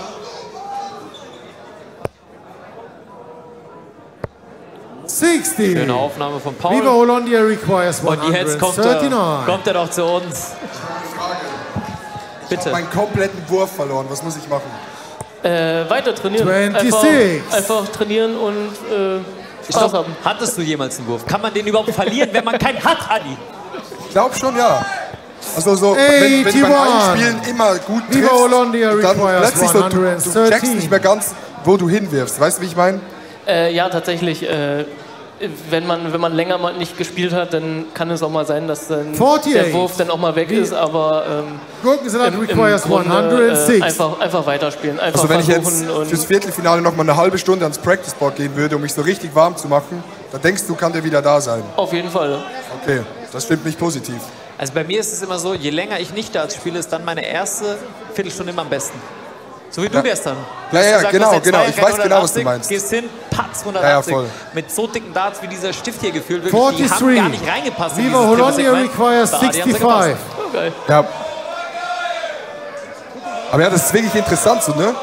So mit dem Wurf, manchmal hat man den, dann verliert man ihn wieder. Es sind immer so Phasen so. Klar, und Dart ist halt auch ein tagesformabhängiger Sport. Das merkt man auch immer wieder. Ja, auf jeden Fall. Ich werfe normalerweise immer 180. Spaß. Habe ich nie anders von dir gesehen. 42. 42 von Marc, lässt 23. Team Holland könnte jetzt Gurkensalat besiegen. Sehe ich das gerade richtig? Ist ja auf jeden Fall ein Upset. Der nächste Upset. Wir haben auch gerade ausgerechnet. Was war eigentlich bei euch gerade los? Habt ihr locker gemacht oder? Nee, gar nicht. Also Johnny hat, finde ich, gut gespielt, aber wie gesagt, ich habe wirklich gar nichts getroffen. Aber die auf Doppel war nicht so gut von Johnny wie. Du musst mal raus aus dem Rucksack. 43. Ja, ich muss das nicht nur carry. Deshalb sage ich requires 23. Aber so jetzt Doppel-10 für Luke Stefan. Littler Doppel-10. Und wenn er jetzt die Doppel-10 trifft, was leider nicht passiert, ist es, glaube ich, in beiden Gruppen relativ offen. Bei uns gibt es noch keinen ersten, keinen letzten. Und es muss wahrscheinlich nachher ausgebullt werden, wer Game Shot and the match to Gurkensalat. Ist einfach da. Checkt die Doppel-10 ganz stark. Und damit sind sie auf jeden Fall sicher Gruppenerster in Gruppe B. Team Gurkensalat.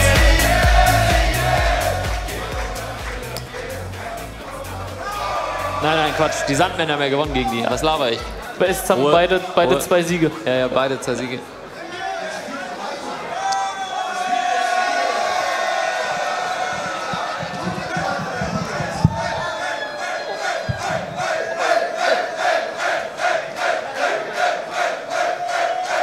Nein, Loki, aber ich kann es dir sagen. Als nächstes spielt Och Jungs gegen Team M&M.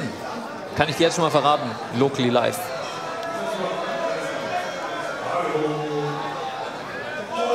Von alles? Ach so, da sind wir. Aber ich muss einmal sagen, es macht extrem Spaß mit diesen Zuschauern. Die geben mir so Gas alle. Und es war knapp und ich muss mich bei Paul bedanken, weil der hat es wieder durchgezogen. Ich sehe mich gerade hier ganz groß und ich sehe ja grausam So aus. siehst du aus, Paul! So sehe ich aus. Ich sag dir das schon seit 2 Stunden. Guck mal, was ich für ein Dartspieler geworden bin. Hier, guck mal.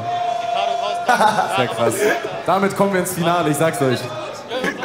Ja, so geisteskrank grüne Haare, wow! Ich verabschiede ihn jetzt noch kurz. Wow!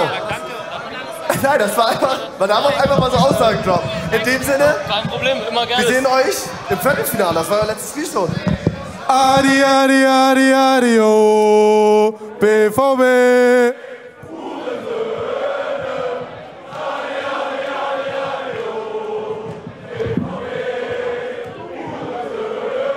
Das musst du jetzt leider rauspiepsen aus dem Stream, aber gar kein Problem. Singt ihr nur ruhig. Hat da jemand ein Dortmund-Trikot an? Wir machen... Hey, Leute, hey. Wir sind doch hier alle zusammen, wir trinken doch schön was. Gucken ein bisschen Darts, haben Spaß. So, nämlich. Wir machen weiter mit dem nächsten Spiel. So, die haben jetzt gerade gespielt. Ah ja. Einmal auch Jungs.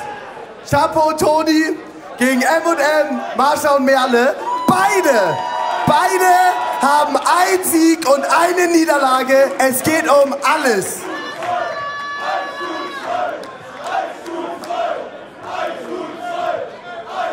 Wer sind für die 1:2 Boys? Wer sind für die M&Ms? Oh shit! Die Crowd? Okay, wir gucken uns an. Viel Spaß!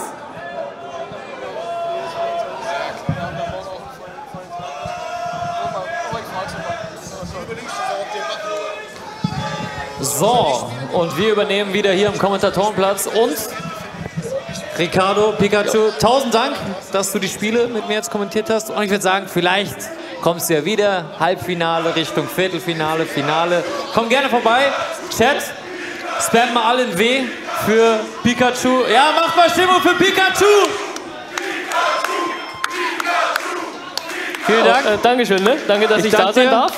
Das ist echt sehr cooles Event, muss ich sagen. Und es geht gerade erst richtig los. Jo. Die K.O.-Phase kommt ja noch. Und Sarah, komm, nimm wieder Platz. Viel Spaß euch noch. Ne? Danke. Und dann machen wir weiter, Sarah. So, Hallöchen. Schön, dass du wieder da bist. Was hast du gemacht in der Pause? Hast du was gegessen, was getrunken? Ja, ich habe mir dann doch noch mal das Buffet angeguckt. Merle ist ein bisschen weiter weg, würde ich sagen. So, also Och Jungs gewinnen das Ausbruch. Och Jungs gegen M&M. Game on.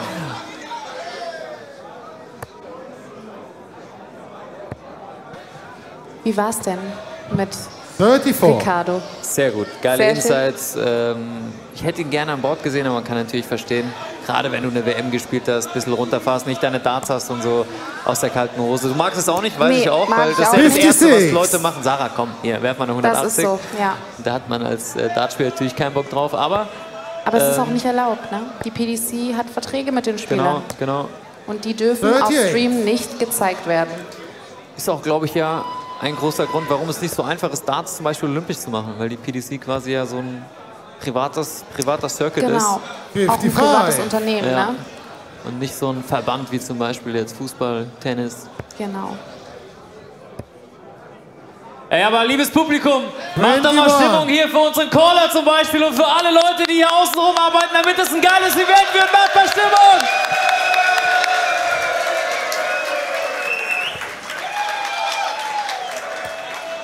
Die Schlange ist wieder voll für Fotos mit Ricardo.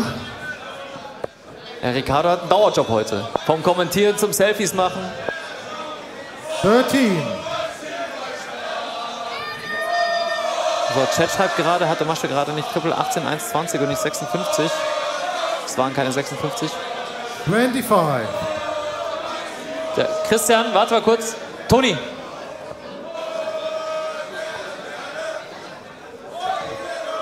Ich glaube, hier wurde falsch gezählt. 112. 112 von Toni. Der Chat schreibt, dass Mascha was anderes geworfen hat. Egal. Ich habe es nicht mitbekommen. Also 112 auf jeden Fall. Der Caller hat immer 37. recht. Der Caller hat Das immer sagen wir recht, dazu. wenn du das sagst. Toni hat das auch relativ nüchtern hingenommen, seine 112. 85. Und die 85 hinterher. Och Jungs, richtig am Triple Scoren laufen jetzt. jetzt langsam.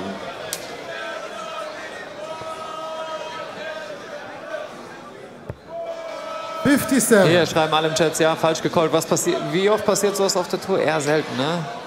Also Ross Bray war lange dafür auch bekannt, Ja, dass er stimmt, da gibt's sich so oft- TikTok-Videos. Richtig, dass er jetzt gegen Ende seiner Karriere gar nicht mehr so oft ja, richtig gecallt hat und deswegen wahrscheinlich auch aufgehört hat, jetzt bei der WM zu callen. 45. Mahatma Andi, ist das mit Doppel-Out? Yes! Natürlich ist es mit Doppel-Out. 141, die kennt man vom neuen Data. 26. Da haben wir wieder eine 26.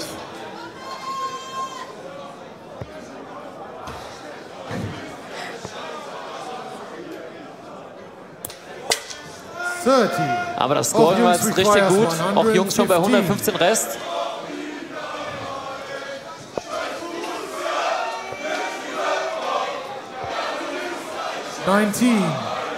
M&M requires 141. Und auch M&M hat die 141. Ebenfalls das 9-Data-Finish.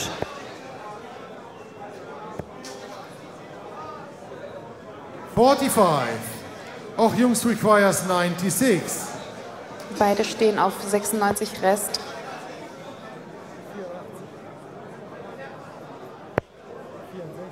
...64 Rest. 37. M&M requires 96.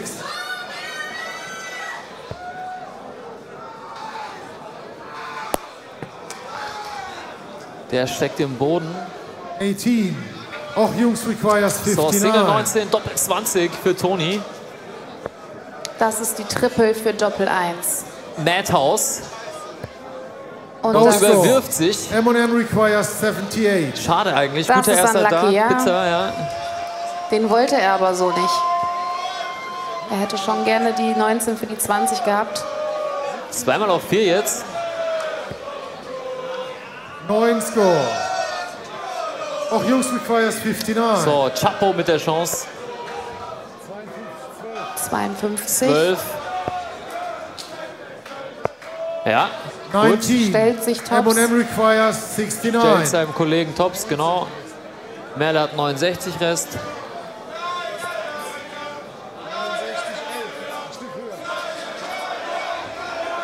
Er ist daneben. 32.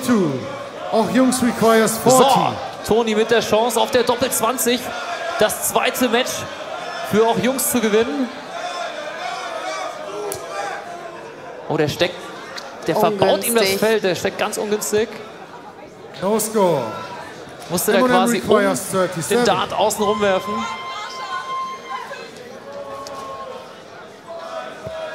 So, super 5 von Marsha. Doppel 16. Oh, der ist ganz knapp am Draht. Auch Jungs requires 40. Super Versuch von Marsha.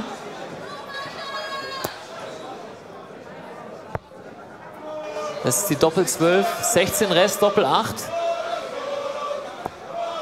Das ist die Doppel 11. M&M requires 32. Das war jetzt wirklich unlucky. So, Merle, mach den Noah. No score. Der letzte ist hier ein Auch bisschen Jungs aus der Hand requires geflutscht. 40. Doppel 10. Der ist gut. 20. M&M requires Ich sag, 32. Marsha macht das jetzt. Ja, bei Marsha habe ich auch ein gutes Gefühl. Oh. Doppel 9 für Marsha jetzt.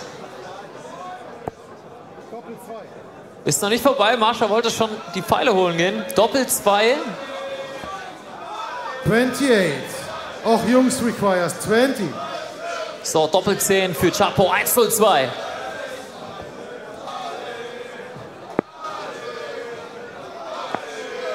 No score. M&M requires 4. Er ist auch ein wichtiger Pfeil für beide jetzt, weil je nachdem, wem gehst du im Viertelfinale aus dem No Weg. score. No Auch score. Jungs requires 20. In Gruppe B, Gurkensalat, Sandmänner, Viva Hollandia, da sind schon gute Gegner drin. Oh mein Game Gott. shot, end the match. Doppel Auch 5 Jungs. Auch Jungs gewinnen gegen Team M&M. Starkes Und haben damit Spiel. 2 Siege. Starke Leistung von Toni, der eine 112 geworfen hat und die Doppel 5 gecheckt hat. GG's im Chat.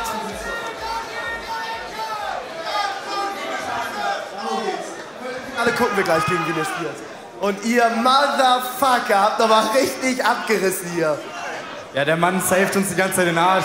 Also ich freue mich, dass ich den mitgenommen habe, Alter. Er hat den Rucksack auf. Brutal, ihr seid eine geile Kombi. Zweiter geworden in Gruppe B. Wir gucken uns gleich an, gegen wen ihr spielt im Viertelfinale. Aber wir haben noch ein letztes Gruppenspiel. Wir sehen uns gleich wieder. 0-2, 1-0-2, 1-0-2. Die gucken nicht mal mehr. Die nehmen das einfach hin, dass die hier von der gesamten Crowd gefeiert werden. Allerletztes Gruppenspiel. Und es ist tatsächlich auch ein ziemlich geiles, weil auf der einen Seite Team Österreich, die nach meinen Berechnungen hier heute nichts gewonnen haben. Und auf der anderen Seite die Sandmänner, die als einziges Team bisher immer noch 0 Niederlagen haben. Ungeschlagen. Milo, wie sind die Chancen? Die Chancen stehen mega gut, glaube ich. Also ich erwarte nichts weniger als ein Win jetzt endlich mal. Nichts weniger als ein Win. Gibt's wieder 50 Bier, wenn ihr gewinnt? Ja, also folgende Problematik mit dem Freibier. Wir haben das ja ausgegeben und dann kam aber jemand aus der Regie zu uns und meinte, ja übrigens, ihr müsst das in bar bezahlen. Und ich weiß, ihr denkt jetzt wahrscheinlich, Levi, der ist so jemand, der läuft immer mit dem Koffer Geld rum, der hat immer 10.000 Euro in Bar dabei. Das ist gar nicht so. Deswegen habe ich jetzt gerade noch massive Schulden an der Bar und muss irgendwo Bargeld besorgen. Nicht, dass das ein Problem wäre, aber deswegen gibt es diesmal kein Freibier. Dankeschön. Hälfte des Contents heute ist einfach Alkohol. Ach komm, wir haben noch eine schöne Zeit. Hey! Okay, letztes Gruppenspiel. Ihr könntet als einziges Team es hinbekommen, ungeschlagen aus der Gruppenphase rauszugehen. Sandmänner, Österreich, viel Glück. Ja, damit hat sich... Aber, Sarah, ich sage dir eine Sache. Was war denn mit dem Spiel, wo ist es? Affengeil gegen Paul Fackers. Damit hat niemand gerechnet, dass Team Affengeil gewinnt. Nee. Und genau diese Rolle hat jetzt Team Österreich. Aber ich glaube, Levi hat sich jetzt gerade ein bisschen unbeliebt gemacht beim Publikum. Ja, war nicht seine Absicht, aber tendenziell Er wollte nur ehrlich sein. könnten auch die Sandmänner sagen, ey, weißt du was, mir wurscht. Wir gehen Richtig. durch, mir wurscht, komplett wurscht. Aber Ruhe, ich gehe durch. ich hoffe, dass wir jetzt hier nochmal eine Überraschung erleben. Es ist, glaube ich, jetzt So ein einfach eine schönes gute, High-Finish. genau, eine gute Chance für Team Österreich, einfach mal ohne Druck zu scoren, weil die wissen, wir können nichts gewinnen, nichts verlieren. Bullseye! Und Finn mit der kompletten Ansage. Die Sandmänner gegen Team Österreich. Game on.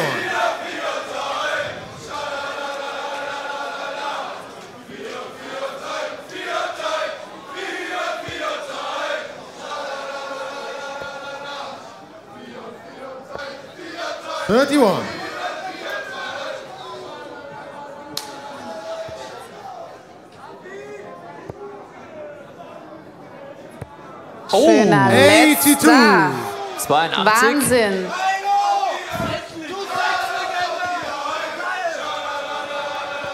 Carlos komplett unbeeindruckt. 58. Also die Sandmänner haben eine riesen Community, ist ja Wahnsinn. Man könnte meinen, das wäre ein Sandmänner-Event. Als hätten sie schon mal Dart gestreamt, wa? Als hätten sie schon mal Darts gestreamt, ja.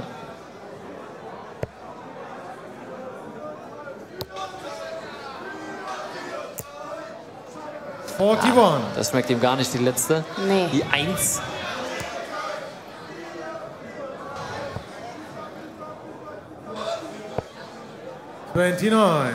Aber so richtig gefährlich kann Team Österreich jetzt auch noch nicht werden. Zieht nur gleich. Das Problem ist bei den beiden Teams, gerade bei den Sandmännern, 66. du weißt, wenn die im Finish-Bereich sind, kann wirklich jeder Nächste drin sein. Richtig. Bei den anderen Teams weißt du, bist okay, vielleicht kriege ich 3 Darts, 6 Darts Zeit. Ich glaube, spätestens nach 9 Darts checken die beiden 38. einfach. Und die haben auch den Vorteil, dass sie sich quasi gegenseitig bisher ein bisschen gecarried haben. In dem einen Spiel war der eine besser, dann hat Carlos gecheckt, dann hat Finn gecheckt. Aber eine 11 von Finn, glaube ich, seine schwächste Aufnahme gefühlt am Tag. Das können wir auch noch mal notieren. Finn streamt Dart, der macht auch Turniere mit Onstream. Wirklich, ich bin der Bruno. Finn, danke, dass du unsere Ironie erkannt hast. Das war natürlich ein Spaß von uns.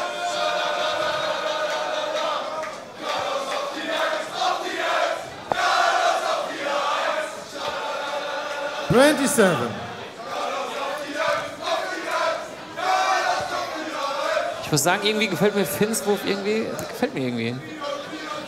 Hat was, ne? 24. Auch wenn das Scoring jetzt gerade gar nicht da ist. Carlos sagt weiter, weiter, weiter. 17. Der letzte ist rausgegangen. Hoppala, der rutscht ihm da in die Doppel-20. Das spielt keine Rolle, die Punkte wollen Die wir nimmt man mitnehmen. mitnehmen. Die nimmt man mit. Ist dennoch nicht zum Checken, die 163. Kann man nicht ausmachen. Kleinste Bogizahl, oder? Gibt's noch eine kleine? 159 159 ist noch, die ja. kleinste. Deswegen bist du Expertin.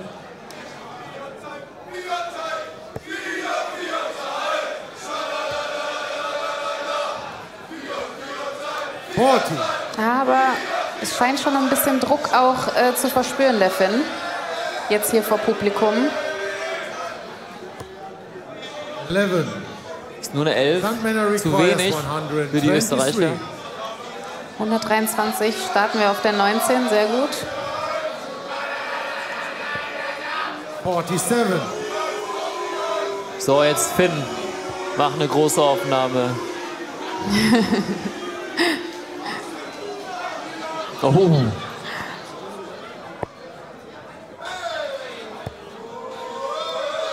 Ist okay. Ist gut. 51, ja. 76. 180 Rest ist zwar kein Finish. Ich finde, das sollte irgendwie ein Finish sein. Sollte. So mit der 180 zu checken ist doch geil. Das wäre der Hammer. Bei Masterout ist das möglich. Wäre vielleicht ein gutes Format fürs nächste Jahr. Übrigens, in 10 Jahren spielt man hier Doppel in Doppel-Out. Dann sind wir 3 bis 5 Werktage am Stream. 32. Gunman requires 55. So, 55 jetzt für Carlos. So, schöner erster Dart. Hat 2 auf der Tops.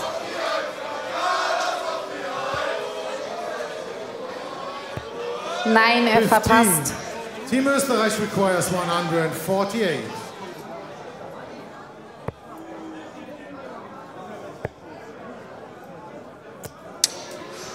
Seven score. Sandman requires 40. So, für Finn Platz hat's 1 in Gruppe B. Finn mit der Chance auf der Doppel-20. Der war weit. Dann eben das Littler Doppel. Oh, 35. Hoppala. Team Österreich requires 141. Ja, ich glaube, die sind beide ein bisschen zu unkonzentriert, oder? Die sind schon 4 Sehr Schritte nervös. weiter, ne? Nee, ich sag's dir, die sind Nervös? sehr nervös. Es ist nämlich was ganz 30. anderes, Sandman hier auf einer requires Bühne zu spielen, anstatt zu Hause. Ich glaube, da muss Niki und Max gleich mal im Postmatch-Interview nachfragen, ob die No nervös score. waren oder ob die Team einfach zu Österreich requires unkonzentriert sind. 111.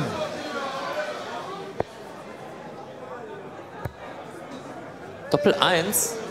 Die brauchen, Kein Score. die brauchen wahrscheinlich Sandman gleich die requires Sandmänner. 5. Er wollte nur mal zeigen, wie es geht. Ja, er wollte ihm nur mal zeigen. So, wie spielt das? 1, Doppel 2. Carlos hat schon den Hut ausgezogen. Der ist ganz, ganz knapp am Draht. Kann er den benutzen? Nein. Ah, er ist von der falschen abgeprallt. Seite. Team Ja. Österreich requires 102. So, ein Triple für Maelo. Nee. Wer ist denn der 1? 10 score. Sandman requires 4. Madhouse. No, No score. score. Team Österreich requires 92.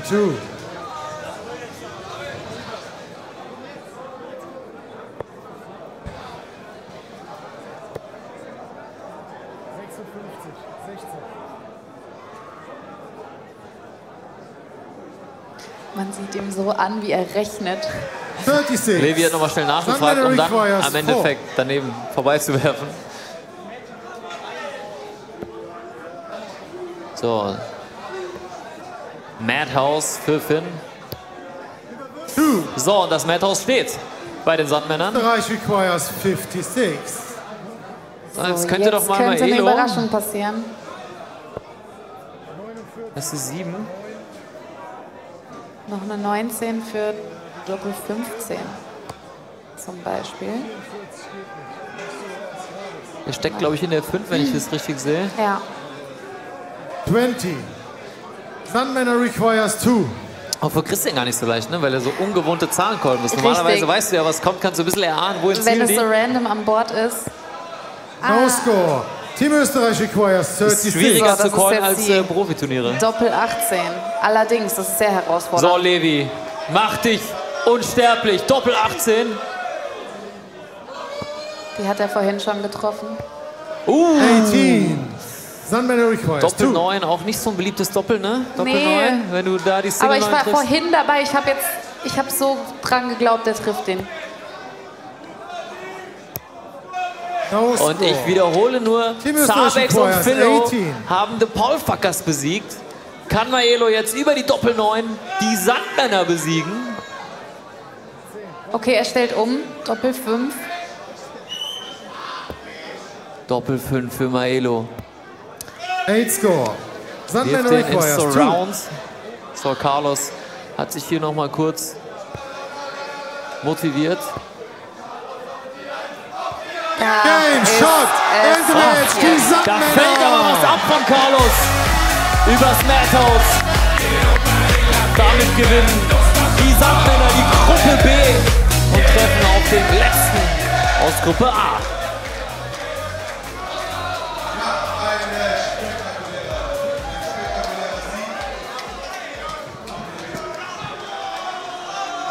Wir hätten eine Frage an die Crowd. Carlos und ich wollen ein YouTube-Thumbnail machen.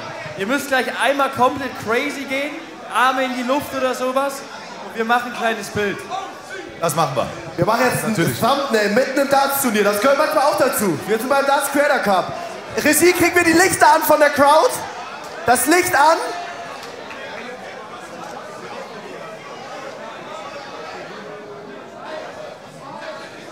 Und ab geht's. Ich glaube, ich habe echt fantastisch. scheiß Bilder gemacht. Ah, ihr seid doch die Besten. So. Bam. Jetzt ganz kurz noch. Die Verlierer, es war knapp, es war eng. Am Ende des Tages fragt man sich immer, woran hat es gelegen? War tatsächlich am Ende Nervosität? Nervosität auch, aber ich glaube, an erster Linie lag es am Österreich schon. Scheiß Österreich, wirklich. Jetzt sind die Österreicher schuld, ach so. Es tut mir leid, aber scheiß Österreich. Ja, also in dem Falle lag es vielleicht dann doch am Ende, vielleicht doch ein bisschen an der Nervosität. Trotzdem, gutes Match von euch und Niki die Sieger. Ja, ich wollte noch einen Kommentar. Ihr seid jetzt das einzige Team des heutigen Tages, das nichts gewonnen hat. Das hier einmal ganz kurz. Passt ja zu Österreich, Versagerland. Dass wir die Fakten noch, dass wir die Fakten auch auf dem Tisch haben, komm mal zwischen uns, Carlos. Also ich mag Österreich. Ihr seid hier die Zuschauerlieblinge, die Crowd liebt euch. Ihr seid das einzige ungeschlagene Team. Und, wie ist so? Ist richtig geil. Danke an euch, wirklich. Kuss.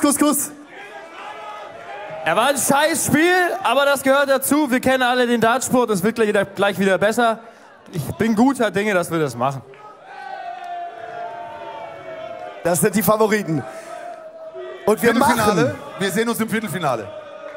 Danke, bis ins Viertelfinale. Ja, lasst uns, wir sehen uns da die ganze Zeit, aber lasst uns immer wieder verabschieden mit Handschlag. Ey, Max, hau rein. Ciao, tschüss. Okay, dann jetzt weiter geht's mit Viertelfinale. Sehr gut. Also, wir haben, wenn wir einmal die Standings uns anschauen können, die wunderschönen Standings. Vielleicht kriegen wir das sogar rechts unten aus der Ecke auch noch weg. Vielleicht kriegen wir das rechts unten aus der Ecke auch noch weg. Wir sehen bei Gruppe A 2 Teams mit 2 Siegen und 2 Teams mit einem Sieg. Und das müssen wir jetzt ausbullen und das macht richtig viel Spaß! Also, wir fangen an. Wer wird 3. und 4. Platz aus Gruppe A? M&M und Team Affengeil, bitte einmal kommen. Einmal bitte kommen. Einmal auf die Bühne. Bitte kommen. Wir sind jetzt schon nicht die Schlechtesten. Das heißt, egal was passiert, wir haben jetzt schon unser Tagesziel erfüllt. Und das ist so geil. Komm mal her. Wichtig. Und das Krasse ist sogar, ihr könnt jetzt sogar noch Dritter werden aus eurer Gruppe. Also das wäre, wow. Also es funktioniert wie folgt. Jeder von euch wirft einmal. Ihr versucht die Mitte zu treffen, die rote Mitte. Und von den 4 Pfeilen, der Dart, der am nächsten an der Mitte dran ist, die haben gewonnen. Habt ihr es gecheckt? Aber es wirft trotzdem jeder. Es wirft trotzdem jeder. Alle 4 werfen. Der Pfeil, der am nächsten dran ist, ist Platz 3. Okay, checkt ihr? Ganz kurz, Zabex hat es wieder nicht verstanden. Wir müssen es nochmal erklären. Du wirfst einen Pfeil. Jeder wirft einen Pfeil. Und wer am nächsten am Bull ist, der hat gewonnen. Hast du das verstanden? Du hast extrem Mundgeruch. Ja, jetzt geht das schon wieder los. Ja, geht das schon wieder los. Also, bitte. Ihr beide macht einmal kurz Schick-Tack-Schauen, welches Team anfängt. Schnelle Runde Schick-Tack-Schauen. Das sind die offiziellen Darts-Regeln. Offiziell Darts-Regeln. Ihr beginnt. Danach eine Person von euch. Jetzt wird's wichtig. Wer wird 3. Platz aus Gruppe A?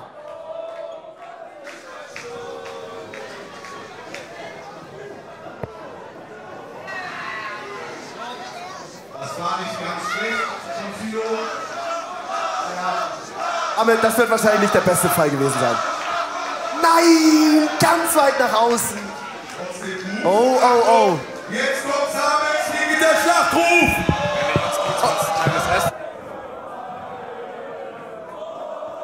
Nein, Zabex! Ganz kurz für dich. Du solltest das Bull treffen, also möglichst nah. Ach so? Ich dachte, man soll möglichst weit außen. Krass, wie dumm. Ja, also wenn wir uns nochmal die 3 Pfeile anschauen können, das sind wirklich 2 sehr schlechte Teams. Wo kannst du gewinnen? Merle, du musst jetzt alles rausholen. Merle! Oh, und das ist es! M&M, Platz 3, Gruppe A. Und Zabex und Philo dann doch wieder auf dem letzten Platz. Ja. Es tut mir ein bisschen leid für Philo, muss ganz ehrlich sagen. Philo tut mir leid, dass er den kleinen Dicken immer hinter sich herschleifen muss. Aber so kennt man's ja. Glückwunsch für den letzten Platz, Zabex und Philo. Und eins möchte ich noch ganz kurz erwähnen, weil ich höre da immer sehr, sehr gerne zu. Ich liebe ja Kommentatoren, die nicht nur Fachwissen haben, sondern eine unfassbar angenehme Stimme. Und Andres und Sarah, ein Riesenapplaus für Andres und Sarah, unsere Kommentatoren. Ja, machen das großartig. Schön, dass ihr da seid. Einmal mit auf Andres und Sarah reinzoomen. Ich hab die gerade kurz in die Pause geschickt, weil wir jetzt ein bisschen Leerlauf haben, damit die mal verschnaufen können. Das ist nicht dein Ernst jetzt. Das ist nicht dein Ernst. Naja, gut. Also, Paul, dass du so den Moment stiehlst von den beiden, um mir den Applaus abzusagen. Er geht überall rein. Weißt du, wo er nicht hingehört? Wenn die beiden zurückkommen, dann kriegen die den fettesten Applaus hier in dieser Halle. Ja. Deal. Okay, Deal. Wir haben das nächste Ausbullen, das nächste Stechen. Platz 2 und Platz 1 aus Gruppe A. Adi Totoro und Johnny gegen Chapo und Toni. Meine Güte, wird das geil.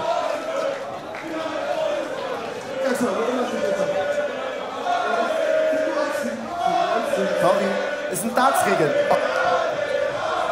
Ja. Stein, spannende Taktik.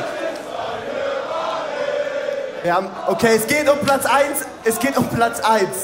Gruppe A. Boah, ist das spannend.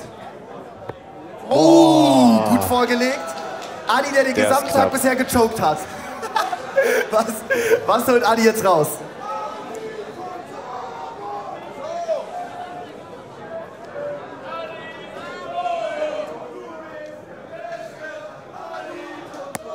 Oh. Nein, Adi. Kann Toni den Sack schon zumachen? Oh mein Gott! Das ist eine Ansage. So, Johnny, du musst jetzt näher an die Mitte kommen als Toni. Was ist deine Taktik? Okay. Einfach durch, Augen zu und durch. Augen zu und durch, okay. Und das war nichts. Und Chapo und Toni holen den Gruppensieg, Gruppe A!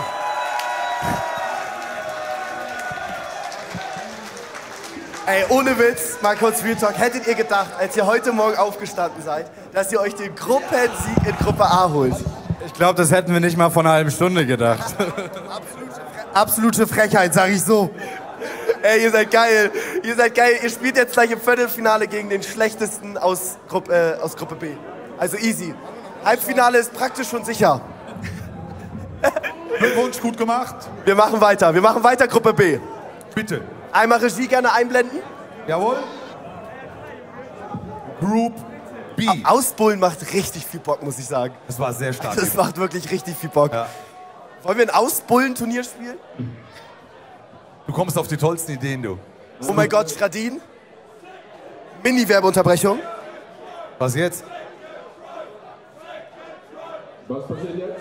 Ausbullen, der Verlierer muss 20 Bier an die Crowd geben. Geht nicht mehr. Guck mal hier, du bist ja... Die Crowd. Die Crowd.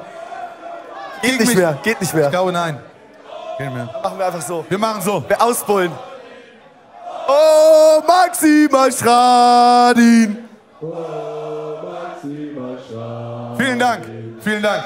Es geht um Ehre. Um brutale, es geht um Ehre. Um brutale Ehre. Soll ich anfangen? Bitte, bitte. Ins Bull. Bitte, Stradin. Soll ich ins Bull werfen? Ja. Okay. Dann mache ich das ganz kurz und dann ist Ruhe. Oh. Na gut. Pass auf, das Problem war, der Pfeil war so schwer. Ah ja, klar. Der Boden, ne? Ah ja, klar. Ja, komm, easy abgezogen. Ja. Kurz mal den alten Mann, kurz abgezogen, wir können weitermachen. Pech im Spiel. Pech. So. Haben wir die Statistik Gruppe B. da? Wir brauchen Gruppe B. Da haben wir sie. Da ist sie. Ach so, perfekt. Gruppe B ist überhaupt kein Stechen oder Ausbullen. Ja. Wir haben das gerade einfach so gemacht. Gut. Ihr seht jetzt einmal, und wie folgt wird jetzt das Viertelfinale ausgelost. Platz 1 gegen Platz 4, Platz 2 gegen Platz 3, Platz 3 gegen Platz 2, Platz 4 gegen Platz 1. Und da sehen wir einmal das Bracket. Wunderschöne Regie. Oh nein. So, geh einmal durch, Stradin. Ja, auch Jungs gegen Team Österreich im Viertelfinale, das erste Spiel. The Paul Fuckers gegen Viva Holonia. Oh, das ist auch ein brutales wird spannend. Ding. Adi Totoro und Johnny gegen Marc und Stefan Gehrig. Das sind Freunde, die mögen sich eigentlich sehr gerne. Richtig. Dass da einer schon ausscheiden muss im Viertelfinale. Sandmänner, Team Affengeil, auch cool. Also da hat wirklich Affengeil, Zabex, Ja, das wird nichts. haben die das einzige ungeschlagene Team jetzt abbekommen. Und ne? dann die letzten Spiele auch noch. Dann haben wir noch Gurkensalat gegen M&M. Oh, das wird, glaube ich, eine knappe Kiste. Das es wird eine geht knappe weiter Kiste. mit den zwei Co-Kommentatoren, Adi Totoro und Paul Muck. Paul Muck finde ich gut. Boah, das sieht ja krass aus. Holy shit. Oh, die sehen aus wie so Kommentatoren. So, meine Damen und Herren, So. es geht bald in die K.O.-Phase. Da scheiden Teams aus. Das ist die Phase, ab jetzt wird es wirklich ernst. Jetzt war nicht Spaß, aber man kommt weiter. Aber ab jetzt muss man gewinnen, ansonsten ist das Ding vorbei. Für das haben wir trainiert, ein ganzes Jahr lang, Paul. Und wir ändern jetzt auch so ein bisschen den Modus. Und zwar geht es jetzt nicht mehr nur um ein Gewinn Set, Leg, Sondern 2 Gewinnlegs. Genau. Man muss 2 Legs gewinnen. Das ist der Unterschied. Ja. So. Da würde ich sagen, schalten wir mal ganz kurz in die Werbepause. Wir machen eine ganz kurze Werbepause und haben ein Gewinnspiel hier für die Halle. Und dafür, hey, ihr könnt was gewinnen. Habt Hey, ihr könnt was gewinnen, mach mal ein bisschen Lärm. Stopp, stopp, stopp. Hat jemand Bock auf eine brandneue Dartscheibe? Niki, such uns 5 Kandidaten raus, die auf die Bühne kommen. 5 Kandidaten, ja. 5, Niki. Geil. Wer möchte? Darts werfen. Bier, komm. Der Person habe ich vor 1,5 Stunden Bier ausgegeben. Der muss dabei sein. Und du hast auch ein geiles Outfit. Du bist drin, du bist drin. Ich muss leider einmal weitergehen. Ich muss leider einmal weitergehen. Ich muss leider einmal hier durch. Das ist sonst fies für die anderen. Das ist fies für die anderen. So, wen haben wir hier noch? Lass dich mal ruhig durch. Lass dich mal ruhig durch. Was ist mit dir? Ja. Hast du Bock? Ja. Willst du eine Dartscheibe gewinnen? Ja. Ja, Digga, das ist zu leise. Da bist du raus. Yeah! Du bist dabei. Geh nach vorne, geh nach vorne, geh nach vorne. So. Oder habe ich jetzt eine Person, habe ich da jetzt gerade mal ausgeguckt? Hätten Sie zufälligerweise was? Sie können eine Dartscheibe gewinnen. Ja, eine Dartscheibe. Wie heißt du mal? Kommen Sie auf die Bühne! Wie heißt du? Wie heißen Sie? Wie heißen Sie? Manfred! Applaus für Manfred! Manfred! Manfred! Manfred! Manfred! Manfred! Manfred! Manfred! Manfred! Manfred! Das ist toll. Das ist super. So.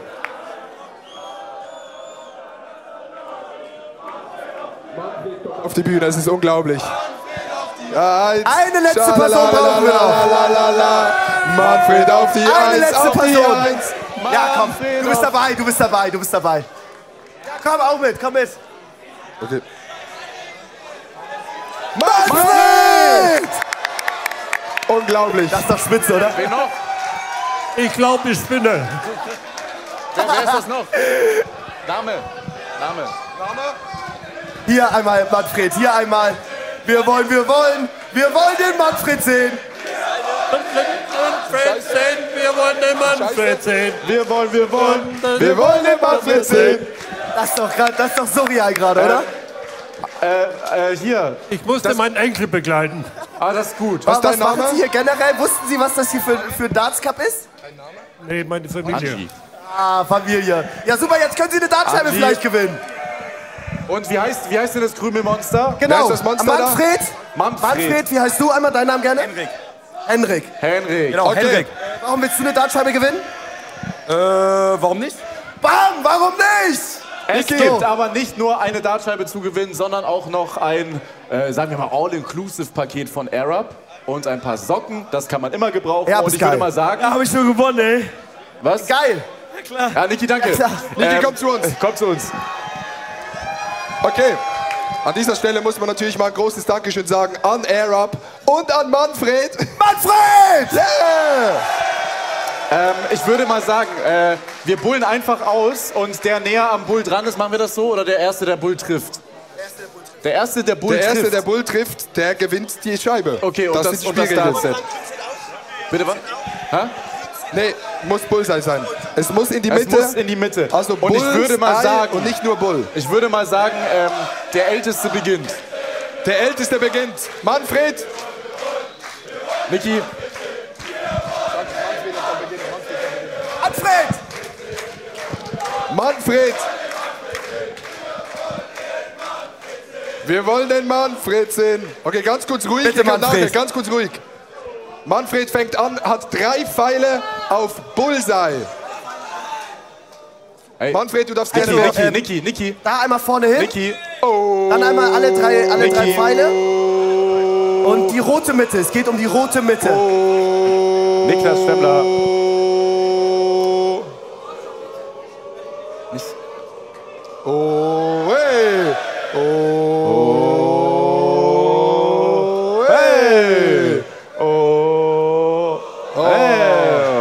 Okay, noch nicht. Manfred, du bleibst aber auf der Bühne. So, wir machen also nach Alter. Wir haben gesagt, der Älteste, jetzt der Zweite. Wie alt seid ihr alle? Seid ihr alle 18? 21. Wie alt bist du? 25. Okay, 27. Du bist Henrik. Henrik. Darts, einmal Darts. Könnt ihr... Entschuldigung. Ey, du musst werfen. Krümelmonster, bitte werfen. Henrik, so. Henrik mit 3 Pfeilen auf Bullseye. Können wir einmal Licht auf die Scheibe haben, bitte? Das wäre super. Oh, schade. Okay. Dann ist das ist Lars. Lars an der Reihe. Lars, spielst du gut Darts? Bist du gut in Darts? Okay, gucken wir uns an. Du darfst werfen. Lars. Okay. Ja. Okay. Egal. Okay. Oh. Das könnte dauern. Nee, Bullseye. Du musst Bullseye treffen. Okay.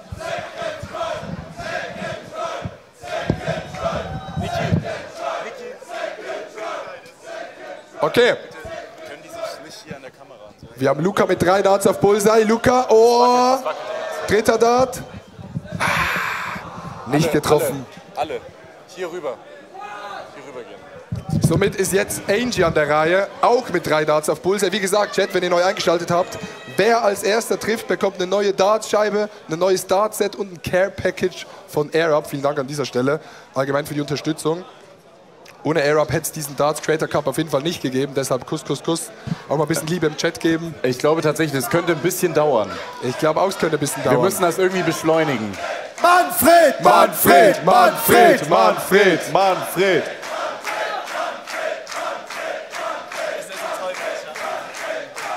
Ich glaube an Manfred, ich glaube an ihn. Manfred hat auch die Lackschuhe an. Der hat Lackschuhe an. Aggressive Wurftechnik. Wer jetzt erst einschaltet und sich denkt, oh, die sind aber ganz schön alt geworden, die brauchen ganz schön lange. Nein, das ist Manfred die Legende. Oh. Max Radin wirft gerade. Das ist der kleine Cousin von Max Radin. Ich würde sagen, wir machen eine Sonderregel ab der nächsten Runde. Jeder hat 6 Darts Zeit. Nee. Okay. Wir machen einfach, wer näher ans Bullseye kommt. Schon ab nächster Runde. Jetzt gucken wir erstmal. Oh. Das Krümelmonster. Das Krümelmonster. Oh. Nicht schlechte Darts, aber gute Wurftechnik. Besser als meine. Ich habe heute richtig verkackt. Hast du gesehen? Ich habe nichts getroffen. Warum nicht? Der Wurf war weg. Wollen wir ab der nächsten... Okay, wir gucken erstmal. Oh, gute Wurftechnik. Keine schlechte Technik. Komm. Und hier ist er. Hier ist er. Oh. Nicht schlecht. Lars wird immer besser. Luca ist an der Reihe. Ist der Nächste. Luca, a.k.a. Luca hat sich schon beschwert, dass er nicht seine eigenen Darts dabei hat. Nur jetzt musst du aber auch mal zeigen, dass du Bullseye triffst, ne? Ja. Ja, das ist ja mega. Scheibe nicht getroffen. Luca. Oh. Ja, Luca braucht seine eigenen Darts, ganz klar. Okay. Angie ist an der Reihe, ebenfalls mit 3 Darts.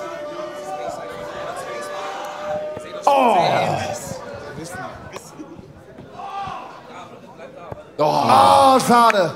Und somit ist jetzt wieder Manfred an der Reihe. Aber ich würde sagen, ab jetzt ist auch grün erlaubt. Okay. Ab jetzt. Hey Leute.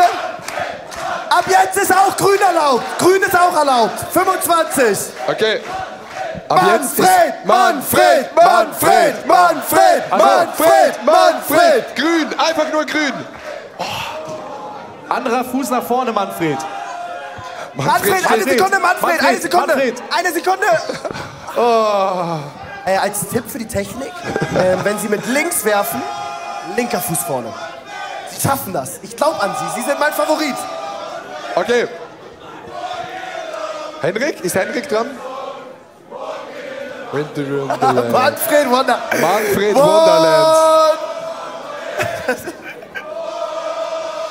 Ja, Chat, es wird passieren heute. Es wird noch passieren. So, ihr müsst nur Bull treffen. Der war knapp. 25 oder 50, beides zählt.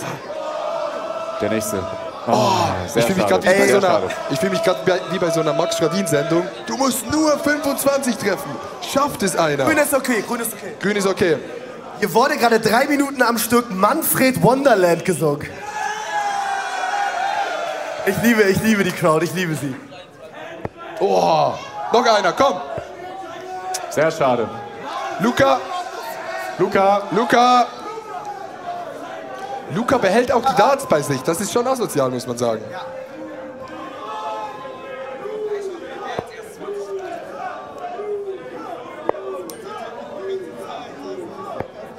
Sehr knapp. Angie ist an der Reihe. Angie.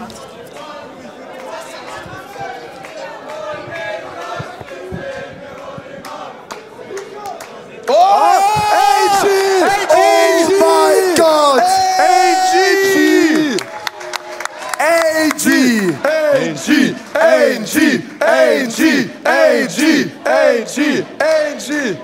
Kommt rein! Angie, du hast soeben eine Dartscheibe mit Dartset, AirUp Wasserflasche, alles zusammen gewonnen. Applaus nochmal für Angie! Wow! Zeig den Preis doch mal. Stell dich noch mal da vorne hin, genieß deinen Moment, den hast du dir erarbeitet. Angie! Und alle anderen bekommen auch noch ein kleines Care-Package von AirUp. Danke, Angie. An dieser Stelle nochmal großes Dankeschön an AirUp für die Unterstützung. Adi hat es gerade schon gesagt, die anderen gehen auch nicht leer aus. Hier ist noch für Angie. hat Manfred seine Tasche. Ganz viel Spaß damit. Ey, Niki, was hast du mit dem Mikro gemacht? Das ist nass. Okay, das gehört dazu. Ja, dann vielen Dank, dass ihr da seid. Ich hoffe, ihr habt alle Spaß. Manfred, hast du Spaß? Super. Super, super. Manfred! Hat jeder jetzt so eine Tasche bekommen? Luca, wir brauchen noch die Tasche für Luca. Moment.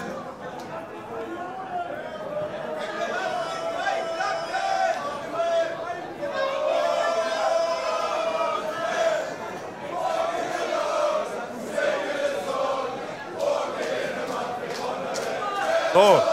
Und tschüss. Manfred! Ach, guck mal, mit dem Enkel. Okay, das war unser kleines, aber feines Gewinnspiel. Och, ist das süß, Niki. Och, guck mal. Du dachtest kurz, das ist die nächste Moderation mit Max Schradin. Aber gut, der ist gerade wieder irgendwo. Ja, leider ein bisschen daneben. Wir machen jetzt weiter mit den Viertelfinalspielen. Ich hoffe, unsere, ja, da ist schon mal Sarah und Andres. Genau, wir machen gleich weiter. Finale auf wen trifft. Ja, wir schauen da nochmal drauf. Eingeschaltet haben, Regie. Regie, ganz kurz nochmal den Turnierbaum. Nochmal den Turnierbaum angucken, wenn das geht. Denn jetzt, Paul, geht's um die Wurst. Bist du nervös? Nee, eigentlich nicht. Aber Gegen wen spielt ihr? Wir spielen gegen M&M, gegen Mascha und Merle. Regie? Regie? Da. Ah, okay. Und das Ding ist, wenn wir weiterkommen sollten und die Sandmänner weiterkommen sollten, dann treffen wir da schon wieder auf die Sandmänner. Und davor habe ich ein bisschen Angst, ehrlich gesagt. Aber, ja. Adi, wenn wir alles richtig machen, dann gibt es uns im Finale. Das wäre großartig. Ich bezweifle es noch ein bisschen. Ich spiele gerade sehr, sehr schlecht. Aber man weiß nie, es geht jetzt in die K.O.-Phase. Alles kann passieren. Wer verliert, ist raus. Wer gewinnt, kommt weiter. Und wir gucken, was passiert. Ich gebe wieder gerne ab an die beiden Moderatoren. Kommt rein ins Bild. Kommt Ihr rein. könnt das übernehmen. Vielen Dank. Ja, Adi, Paul. Das Mikro ist übel nass, Paul, wegen dir. Grüße. So, das Publikum in der Halle. Nadine. Oh, Maximal Schradin. Geht immer, geht Vielen immer. Dank. Der geht immer. Ja. Liebe an euch. So, Viertelfinale, jetzt geht's los. Wir sind in der K.O.-Phase. Ja. Und liebes Publikum, liebe Zuschauer hier in der Halle in Köln. Jetzt sind sie endlich da und jetzt können wir es noch mal ganz kurz mit einem tosenden Applaus, ein riesen Dankeschön, dass ihr da seid, an Andres und Sarah, unsere Kommentatorin. Vielen Dank, Max. Ja, vielen, vielen Dank, dass ihr das so professionell und toll macht. Job. Auch danke, Max, dass du immer noch auf die Karten schaust und immer noch nicht weißt, wie wir heißen. Ich weiß es. Nein. Max, ich weiß es. Ich habe nur schon als nächsten Step die Viertelfinalpaarung. Ich ärgere dich doch nur. Deswegen, ja? Ah ja, klar. So, Viertelfinale, jetzt geht's los. Wir labern nicht viel.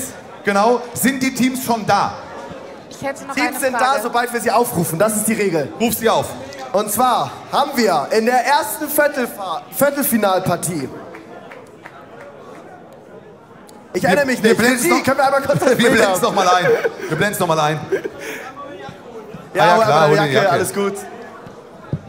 Wir haben es doch jetzt schon dreimal gesehen. Stefan Effenberg. guck Also mal hier. auf der einen Seite war auf jeden Fall nämlich Team Österreich. Super.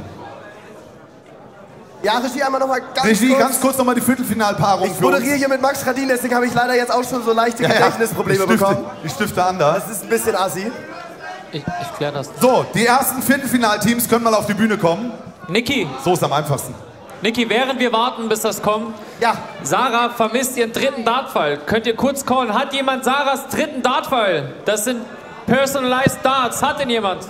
Eieieiei. Wer von denen, die gerade auf der Bühne waren, hat aus Versehen einen Dartpfeil geklaut? Also ich habe eben gesehen. Ja. Geliehen. Mir. Ja, das habe ich auch gesehen. Sie hat ihn an dich übergeben. So sieht er aus. Oh Gott! Niki hat ihn! Ich hab ihn! Er klaut ihn! Okay, wer hat ihn geklaut? Und Niki. das war ein Zaubertrick. um Lasse. überzuleiten zum ersten Viertelfinale. Du hast versucht, du bist aufgeflogen. So. Sorry. Wir drücken die Daumen, die Kommentatoren übernehmen. Andres und Sarah, ohne auf den Zettel zu gucken. Viel Spaß, haut rein. Sind gehypt. Max, nur Liebe für dich, war natürlich ein kleiner Joke. Ich weiß doch, wir kennen uns seit 40 Jahren, zumindest ich kenne dich seit 40 Jahren. So, und jetzt Leute, jetzt wird's ernst, denn es gibt kein Zurück mehr. Es heißt jetzt Do or Die, das erste Viertelfinale. Es ist Team Österreich gegen auch Jungs. Und ich würde sagen, es wird ein spannendes Finale. Für mich Team Chapo und Toni auf jeden Fall ein bisschen favorisierter. Würde ich auch sagen, ja, gehe ich mit. Sagt ihr das für die Zuschauer mit dem Best of Three? Bitte? Best of Three für die Zuschauer erklären? Genau, first to two.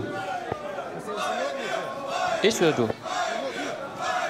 So, genau. Wir spielen jetzt auch, während das Publikum frei besingt, einen bisschen kleinen anderen Modus, und zwar Best of Three, also first to two Legs. Das heißt, man muss zweimal checken. Richtig. Jetzt wird das Checkout noch wichtiger. Und jetzt beginnt das Auspullen. Ein bisschen näher, ne? Du bist der Grüne. Ja, genau. Ja, das war schon das Auspullen. Och, Jungs war ein bisschen näher. Och, Jungs gewinnt gegen Team Österreich. Game on! So, das erste Viertelfinale des Darts Creator Cup 2025. Och, Jungs gegen Team Österreich und Toni mit der ersten Aufnahme. 40. So, Sarah, worauf können wir uns jetzt freuen? Ich bin gespannt, wie es jetzt aussehen wird mit den Doppeln. Also die haben ja jetzt gerade eben schon ein bisschen länger gebraucht. 32. Obwohl Toni so richtig warm wurde. 112, gerade im Backstage-Bereich nochmal mit ihm gequatscht. Der hat es gar nicht gecheckt, der hat so schnell geworfen, dachte so, hoppala. 50. Eine 112 hat er geworfen.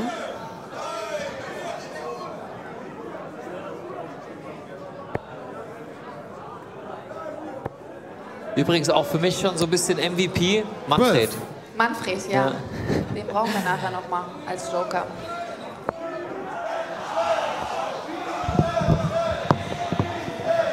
$60.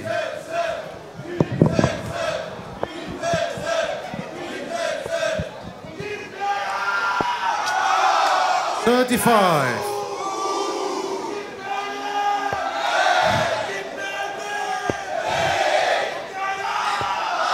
38.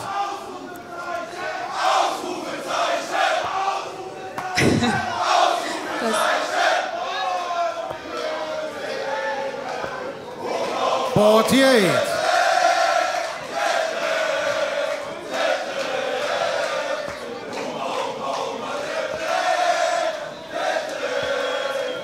39.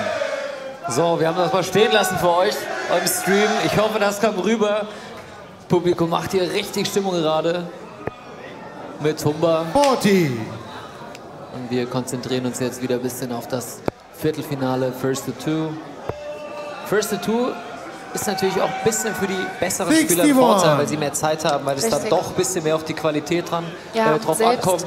Selbst wenn dein Gegner auch nochmal checkt, dann kannst du es immer mit so noch einem glücklichen Checkout, ne? im letzten Leg kannst du es dir dann noch Noah wirft zurückholen. hinterm Rücken eine Doppel 19, unbeabsichtigt oder so, dann weißt du, es ist noch nicht ganz vorbei. 29. 29 ist quasi die umgekehrte Waschmaschine, ne? Wenn man auf die Triple 19 wirft. So ist es. 42. So, Chat, alle sind noch drin, das ist das erste Viertelfinale.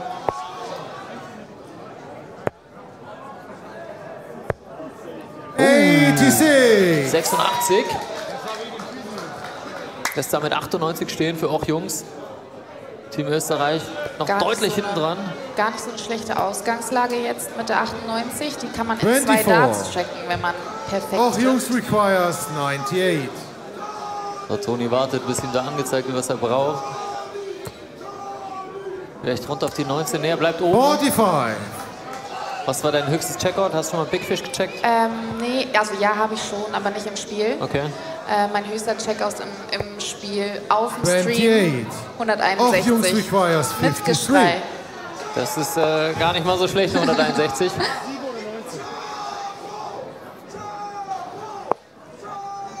unten wieder. 3, 19. ist die Single 3, glaube ich, als letztes. Also 17. Für 36 Rest. Sehr schön. Gut gestellt. 35. Och Jungs requires 36. Game shot in the first Wow! leg to Och Jungs. Toni schmeißt den ersten in die Doppel 18. Stark. Second Sensationelle leg. Leistung. It's Team Österreich to throw first. Ja. Game on. Max, setz dich wieder hin. Es kommt noch ein Leg. Es kommt noch ein Leg. Beruhig dich. Max Radin wollte schon zum Postmatch-Interview hoch. Nein, mach's dir doch mal gemütlich.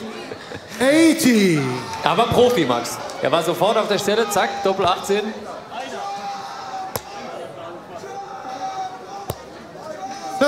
Aber so wollen wir das. Wenn die Triple nicht laufen. Bitte? Wer? Ah ja. Levi sagt gerade, sie waren nur 8 im Feld vom 9 Data. Okay. Aber so gefällt einem das. Wenn die Triple nicht laufen, dann müssen die Doppel sofort kommen. Brutal. 16. Brutal. Ich glaube, Toni spielt sich hier langsam zu einem der stärksten Spieler, der so ein bisschen unterm Radar spielt. 41. Ja, der macht das nicht schlecht. Hat auch die Peter Wright Gedächtnishose an, ne? So ein bisschen Peter Wright. Ein bisschen bunter, ja. Ist schön. Da ist eine Triple. Super. 85. Starke 85 von Och Jungs.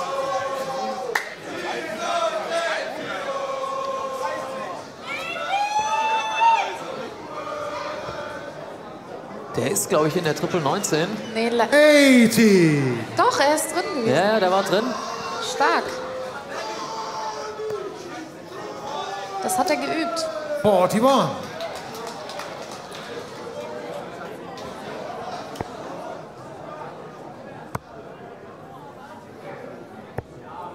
41.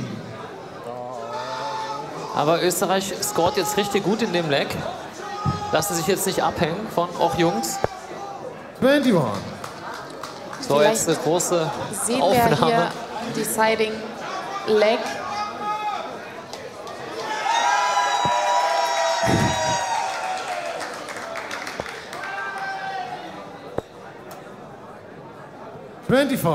Bisschen wenig wie 25. Toni wieder dran.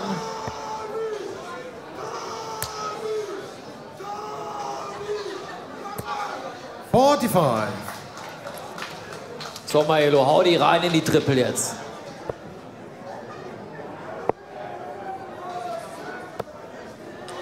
Knapp drüber an der Triple 19, schade.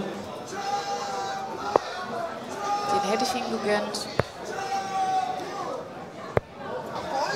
97. Sensationelle Aufnahme jetzt von Chapeau. Lässt sich die legendäre 141, die man Triple 20, Triple 19, Doppel 12 checkt. Zum Beispiel. Oder Triple 20, 79. Triple 15, Doppel 18. Och Jungs requires 141. Sieht man selten bei den neuen Datern dann, ne? Dass die Triple 15 spielen. Simon Whitlock war so ein Kandidat. 9 score. Nein, das ist Team jetzt ein Österreich bisschen wenig. requires 116. Aber die 132 checkt man auch besonders. Haben wir auch bei der WM gesehen. Ich glaube, MVG hat es im Finale gespielt. Ich glaube, ja. Das war Vollbull. 56. Ich glaube, zum Och Jungs Satzgewinn kann requires das sein. 132. Nee, war Halfbull, Triple 19 Bull. Der ist in der Doppel 5. 42. Team Österreich requires 60.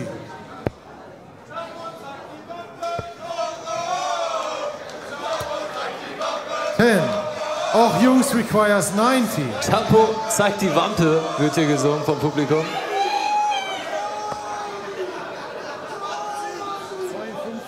...52 Rest, 12 für Doppel 20.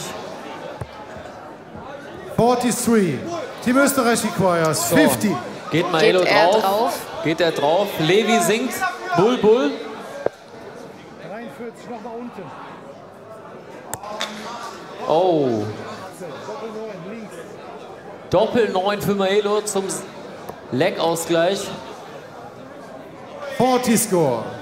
Och Jungs requires 47. Oh. No score. Jetzt trifft Team Chapeau die Österreich Triple requires 16. 10. So, die Chance jetzt für Levi. Bis Deciding Leg. Doppel Doppel 2. 2. Und Unten rechts. Madhouse 8 steht. score. Madhouse steht. Och, Jungs, Hat requires Carlos gecheckt 47. vorhin. Muss noch mal unten auf die Ungeraden am besten. Doppel 14. 19. Matchstart war das für Toni. Österreich requires 2. Und jetzt Madhouse für Maelo. No score. Och, Jungs ganz requires bitter. Den habe ich schon 28. drin gesehen. Chapo 1:2 mit den nächsten Matchstarts. Der Doppel 14. No score. Team den Österreich Einzug requires 2. ins Halbfinale. Komm, Levi, mach das jetzt. No score. Kann Och, da ruhig Jungs aggressiver auf die 1 gehen, 28. weil beim letzten überwirft er sich halt Ja. wieder nicht, ne?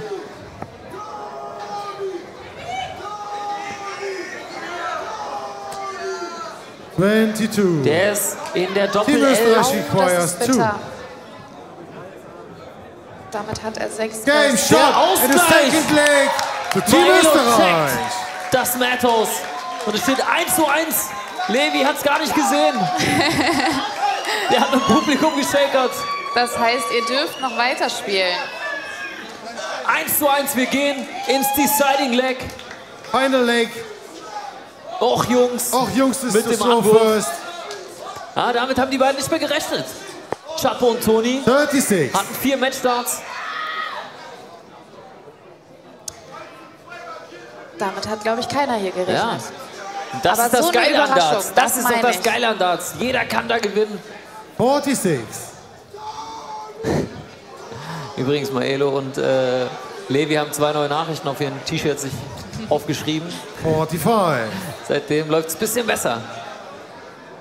Sie haben Österreich abgeschworen. Freibier steht auf dem Rücken. 64. Single Bull noch mitgenommen. Ja, auch ein bisschen angeschlagenes Team hier. 21. Nur eine 21 jetzt. Chapo und Toni, die davor gut gescored haben.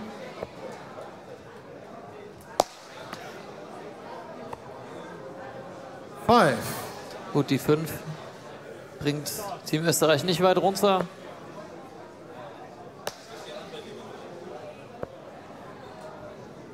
Die 13 aber auch nicht.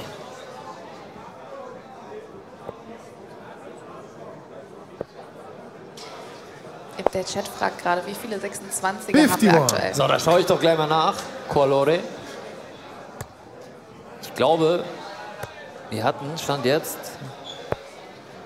41. ich glaube 11. Ich kann euch auf jeden Fall sagen, Och Jungs führt an mit 3 26ern. Damit kann man eine goldene Waschmaschine übrigens gewinnen. 29. Powered by Finanzguru. Die schöne goldene Waschmaschine, hier ist sie, vergoldet. Wunderschön. Ja, Ich wünschte, sensationell. ich könnte sie gewinnen. Ja, es ist so 60. es ist so ein Preis, du willst sie nicht, aber es sieht geil aus. Aber Ne? sieht schon geil aus, ja. Was würdet ihr sagen, ist overall das beste Team? Also die Sandmänner sind schon sehr, sehr gut. Die gilt es zu schlagen heute. 18. Ja. Aber wir haben auch gesehen, sie haben gestruggelt. Aber im auch letzten Team Game davor. Gurkensalat. Ja. Die Sandmänner haben Gurkensalat in der Gruppenphase besiegt. Das kann einiges passieren. 45.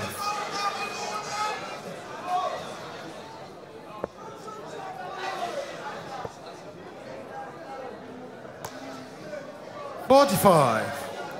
Es ist auch, man muss auch sagen, für die Spieler, die jetzt hier auf der Bühne stehen, die sind es einfach nicht gewohnt, so lange Darts zu spielen. Man spielt Das ist Darts, so. man spielt eine halbe Stunde, eine Stunde, trinkt ein paar Bier dazu.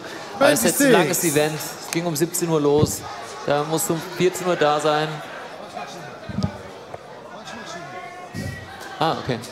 Waschmaschine war, ich habe es verpasst. Christian hat es mir 38. gesagt. Das ist schon was anderes. Ne? Auch der Arm wird irgendwann müde, die Unkonzentration kommt dazu. Man kann nicht die ganze Zeit permanent so 45. krass fokussiert, Ja, konzentriert weil sein. es ist ja eben, wie Levi vorhin schon gesagt hat, 80% wird im Kopf entschieden. Und wenn du die ganze Zeit hochkonzentriert bist, irgendwann lässt es automatisch nach, 17. vor allem wenn man es nicht gewohnt ist. Ja, Adi ist noch drin, Turbo Piert, es ist das erste Viertelfinale, sind noch alle drin, aber jetzt gilt es schon das Duo-Die. Also der 54. Gewinner dieses Matches ist weiter und der Verlierer scheidet aus, da gibt es kein Zurück mehr. Wir stehen hier gerade beim 1:1. Spannender könnte es nicht sein. Chapo hat 115 29. Rest. Das nächste Doppel zählt. Ach, und Levi stellt sich eine Bogey-Zahl, die 159. 45. 45 ist okay. Die kann man leider nicht checken. Die kleinste Bogey-Zahl, wie Die du mir kleinste, beigebracht hast. Das hast du mir ganz genau. beigebracht. Hab ich mir gemerkt. 20. Auch Jungs requires 70. So, wie spielt das? Bullseye. 32, Doppel 16. Boah. Der war 38. Team Österreich Ich glaube, der requires zweite Dart war tatsächlich ein 139. Versuch auf Bullseye von Toni. Levi fragt, wie er werfen soll. Christian sagt, wirf einfach drauf. Der Caller traut Levi die 139 nicht zu. 88. Aber sehr Levi schön, ein Triple. kommt mit dem Triple. Doppel 16 Matchstarts. Doppel 8. Das ist die Single 11, die tut richtig Team weh. Österreich requires 50. Maelo, der gerade das Madhouse gecheckt hat, hat jetzt die Chance. Trifft die 19, 32 Rest, Doppel 16. Come on. Oh. 19. Ich wäre jetzt ausgerastet. Für Leute, die später eingeschaltet haben, Team Österreich ist der letzte Platz gewesen. In der Gruppenphase.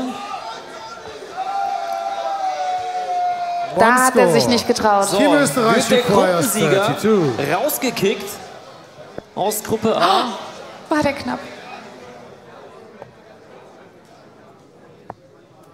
No score. Der Auch erste. Jungs requires 4. So, Doppel 2.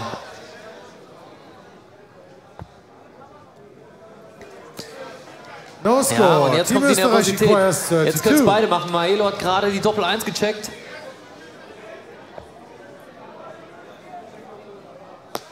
Schafft es der Schweizer im Trikot in No Österreich-Farben. score. Auch Jungs requires 4.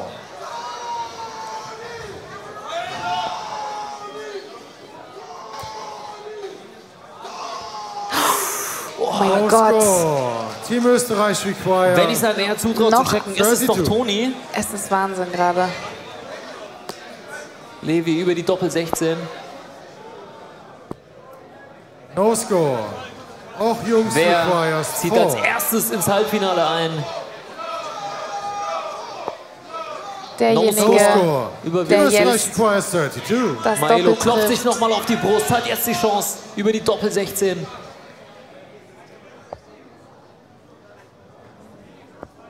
Nein, es No ist die score. Doppel 19. Die Doppel Auch Jungs 19. requires 4. Verdammt.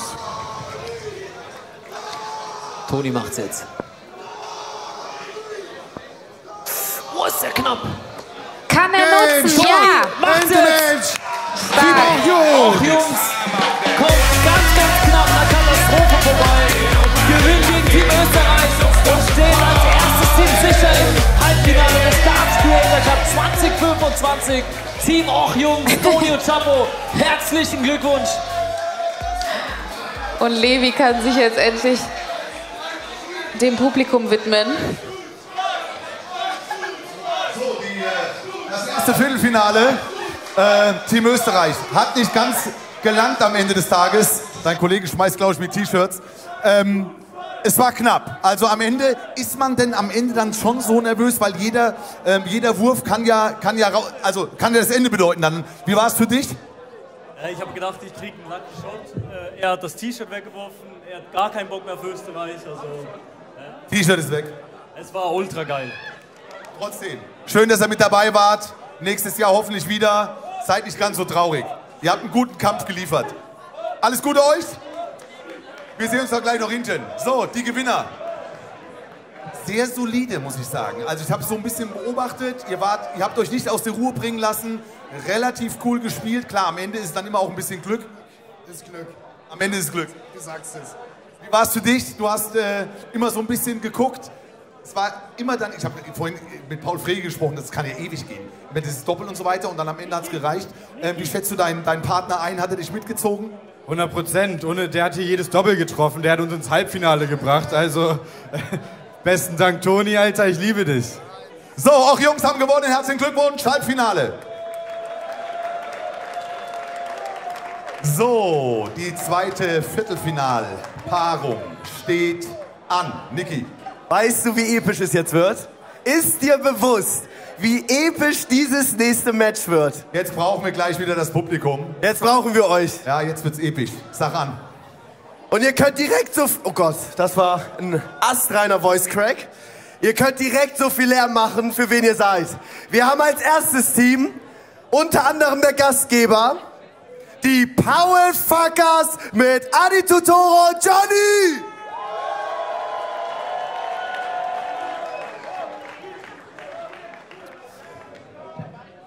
Ein Hallo in die Runde. Adi, jetzt gilt's. K.O.-Runde. Bist du fit? Wie sieht's aus bei dir? Es geht, es geht. Wir haben jetzt 20 Minuten durchgeworfen. Wir gucken, was geht. Ich bin gerade nicht der Gute, er ist der Gute. Ich bin so im Rucksack drin bei ihm. Vielen Dank, Johnny. Aber ich glaube, die beiden fallen Marc. Wenn ich Marc angucke, Marc ist immer so ein bisschen nervös und da ist jetzt schon wieder das Kribbeln drin bei Marc. Und dann tut er so, ja, hier ist nichts. Ich kenne Marc. Ah ja. Tischtennis-Event war der konnte nicht mehr. Ruhepol, aber dann explodiert er.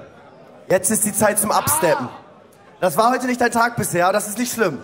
Weil jetzt ist der Moment zum Absteppen, Adi. Jetzt steppst du ab. Aber es war dein Tag. Ach so. Oh shit, okay, gut. Und hier kommen die Herausforderer. Direkt aus Holland, weil sie so welche Sachen anhaben. Marc Eggers und Stefan Gehrig. Pyrotechnik.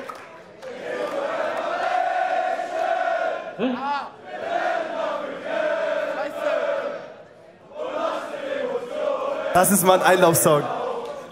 Konzentriert jetzt. Wir wollen Nee, sing mal trotzdem kurz mit. Ist doch kein Verbrechen. Wir werden dafür kämpfen. Ey, was ist das denn für eine geile Stimmung? Das ist eine richtig geile Stimmung. Zwischendurch. Weißt du? Muss ich auch noch da gehen? Ja, habt ihr? Ja, es ist Wahnsinns-Crowd, Wahnsinns-Crowd. Okay, wir gehen in ein absolut geisteskrankes Viertelfinale rein. Wer holt sich den Sieg fürs zweite Halbfinale? Bitte. Ja, das wird spannend. So, maximal geisteskrankes Halbfinale, hat Niki gesagt. Also das kann man ja gar nicht besser verkaufen. Super Anmoderation. Ja, es wird interessant, weil es ist auch das Event von Adi unter anderem. Da weißt du nicht, ja, soll man als Gastgeber gewinnen? Will man überhaupt gewinnen? Er will gewinnen. Er will gewinnen, natürlich will er gewinnen. So, hier sehen wir nochmal den Turnierbaum. Also auch Jungs, Gruppensieger ist im Halbfinale. Und Richtig. der Gewinner des Matches jetzt zwischen The Powerfuckers und Viva Londia spielt dann gegen auch Jungs. Ihr bekommt jetzt noch ein drittes Gesicht mit dazu. Jawohl! Freddy Fredison. Der alle 4 Personen, die da gerade stehen, liebt und deswegen kommentiert er das jetzt mit. Ja, sehr gerne. Komm hier zu uns in die Mitte. Arne, hast du von Darts? Ja, ich hätte gesagt, ich wäre ein bisschen mehr über die Außen gekommen heute. Ich wäre defensiver gestanden, so Viererkette, Doppel-6. Mehr über die Außen heute. Wo ist die Kamera da? Hier, komm in die Mitte, komm zwischen uns. Ich wäre generell, ich weiß nicht, wie ihr zwei das seht, ich wäre, ja, jeder versucht hier durch die Mitte. Ich wäre mehr über die Außen. Powerfuckers beginnt. Nur Doppel, oder? Ein bisschen mehr Druck im 16er. Doppel-6. Doppel-6 am Mittelfeld. Oh. 55. Mal gut Schade für den angefangen mit der letzten. Triple 18. Wer ist denn dein Favorit jetzt hier in dem Match? Mein Favorit ist ganz klar Chapo und Toni. 58. Ich bin hier heute als Manager da. Aber in dem Match, nicht im Turnier. In dem Match? Ja, ja. Ja, da muss ich dann schon sagen, dass das Adi und Johnny sind, ne? Johnny heute in guter Form. Starke 100 Punkte. Aber Und die Schilder, Leute. So. Keiner passt mehr auf. Adi wirft eine 100 mit zweimal Stark, Doppel Adi. 20 so aus der Werfen. 45. Aber schöner Weg. Wenn du 80 Rest hast, will ich das nochmal sehen. 100. So, was denn Die jetzt Schilder, los? Leute. Bei The Powerfuckers, back-to-back 100.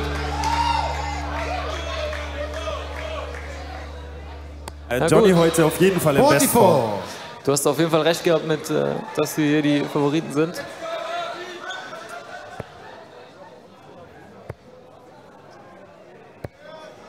...20 25. Minuten haben sie sich warm gemacht hinter der Bühne. Es scheint geholfen zu haben, ne? Ja, ich meine, Vielleicht wollten sie jetzt auch noch mal ein bisschen zeigen, was richtig in denen steckt. 27. So, und jetzt erzähl doch mal über deine Favoriten. Die haben ja die Gruppe gewonnen, überraschenderweise, ne? Mit dem Auspullen. Nicht überraschenderweise, Ja, das war Auspullen. alles sehr kalkuliert, muss ich sagen. Ja, die Gegner kommen 41. lassen und dann Druck ausgeübt. Und genauso Also war soll es Taktik. sein. Matchstarts quasi abgewehrt, ne? Weil Maelo und 23. Levi hatten die Chance, das Riesenupset, den Gruppensieger, rauszukicken. Und jetzt kommen die Paul Fuckers in den Finish-Bereich. 45. 135 Rest. kann man machen. Ich würde ja gerne mal einen High-Finish sehen hier Ein im High-Finish Cup. wäre sensationell. 41. The Paul Fuckers requires 135. Stand jetzt steht auf meinem Zettel noch höchstes Checkout 54 von Johnny. Was nicht heißen muss, dass das erstens mal stimmt. Und zweitens so bleibt. So ist es. 29. Wie gefällt dir das Event? Hast du letztes Jahr reingeschaltet? Ohne Zuschauer? Letztes Jahr habe ich reingeschaltet, nur kurz, ich gebe es zu, ich bin jetzt kein Dart-Experte, wenn man das noch nicht gemerkt hat. Paul Fuckers Aber requires es ist 106. auf jeden Fall crazy, wie das hier abgelevelt wurde vom letzten Jahr noch. Was sagst du zu unserem Publikum, Freddy? Das ist ein sehr geiles Publikum!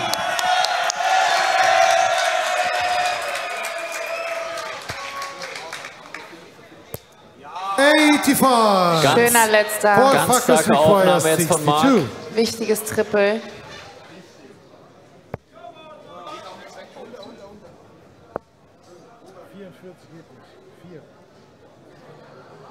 So, 18 geworfen, stand jetzt Johnny noch die 4 hinterher. 22. Viva Hollandia requires 135. Clever sich Doppel 20 gestellt, weil die hat Adi ja bereits schon 44. zweimal getroffen Paul in diesem Fuckers Leg. requires 40.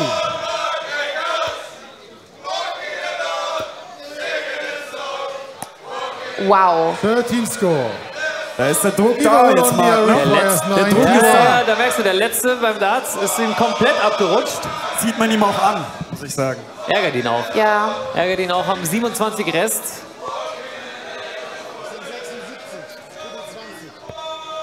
Oh, war der knapp. 61 Rest. 38. Aber der Marc, der macht das richtig gut. Ja, Marc gefällt mir auch richtig gut. Der hört, Also nicht nur beim Dartspielen, sondern auch so. er hört drauf, was der Caller sagt und trifft es meist auch. No score. Auf jeden Fall die für richtige Johnny. Viva Richtung. Hollandia requires 53.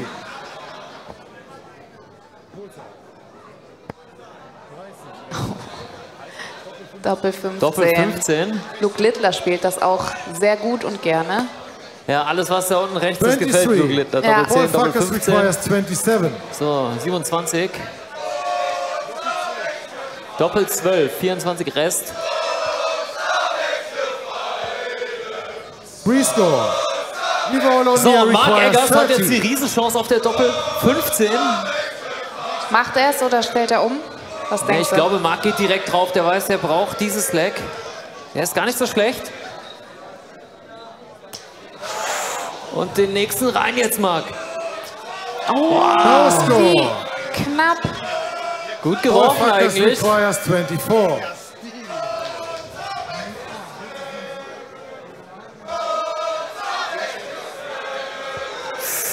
Doppel Doppel 6 6. für Johnny. 12. Ja, aber Der ist vom Viva Surround Hollandia darf sich abgeflogen. nicht zu sehr auf Johnny verlassen, der bisher gefühlt alles gecheckt hat für die Da Jungs. ist sie Doppel Servus, wieder den 15. ersten rein, Viva Doppel 15. Hollandia. Und Viva Hollandia führt 1:0 leg. Das nenne ich mal im Viva Hollandia Viertelfinale. to serve Überraschung. first. Game Ich sag, on. das wird gecomebackt noch. Das wird gecomebackt. Ja. Adi ist im Comeback-Mode. So. Marc fragt noch, ob er aufs Pulser werfen muss. Nein, Marc, du hast Anwurf. Du darfst anfangen. 58. 58. Gute Aufnahme von Marc.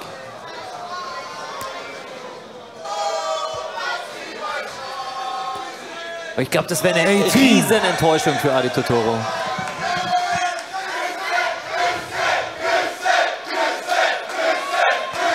Also, 46. lieber Ganove, du möchtest gern wissen, wie die Viertelfinals bisher war. Es gab erst eins, auch Jungs gegen Team Österreich. Und die stehen bereits im Halbfinale. Also auch Jungs mit Chapo 1:2 und Toni 1:2, die sind die ersten Halbfinalisten und die müssen gegen den Gewinner der jetzigen Partie antreten. 34. Und Marc und Stefan führen mit 1:0 in Legs. Sind hier kurz davor, den Gastgeber Adi rauszuschmeißen aus dem Turnier und werden damit im Halbfinale. Von Stefan kommt am wenigsten Emotion, bleibt ganz cool und wirft souverän. Hat gecheckt im ersten Leg, hat jetzt eine schöne Aufnahme gehabt. 30.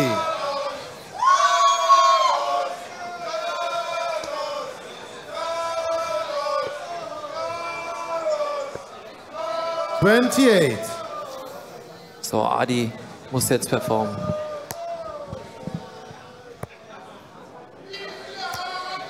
Der hat gestern 25. eine 180 geschmissen. Ja, habe ich gesehen. Ich muss es nochmal erwähnen, für die, die vielleicht neu dazu sind. Der muss er jetzt heute von zehren. Der muss nochmal so eine Aufnahme. Adi muss sich da jetzt reinfuchsen. Aber es ist auch immer wieder leicht zu unterschätzen, hier auf einer Bühne zu stehen und da zu spielen. Das ist was ganz anderes als zu Hause im Keller oder im Büro mit Freunden. 26. Viva Olondi noch nicht im Finish-Bereich. Vermutlich nach der nächsten Aufnahme. 22. So, Stefan will und braucht jetzt ein Triple. Ah, switcht runter auf die Triple 19, trifft aber die Triple 16. 16 ist gut. 71. Und damit haben wir das 128 Rest bei Viva Hollandia. 41. Viva Hollandia requires 100. Deutsches Ali Pelli, nur für Bier hier. So schaut's aus.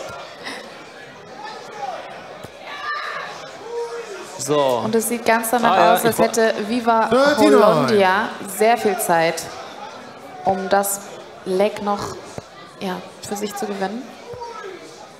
28. Die bessere Waschmaschine. Requires 89. Wieder die Triple 16. 70.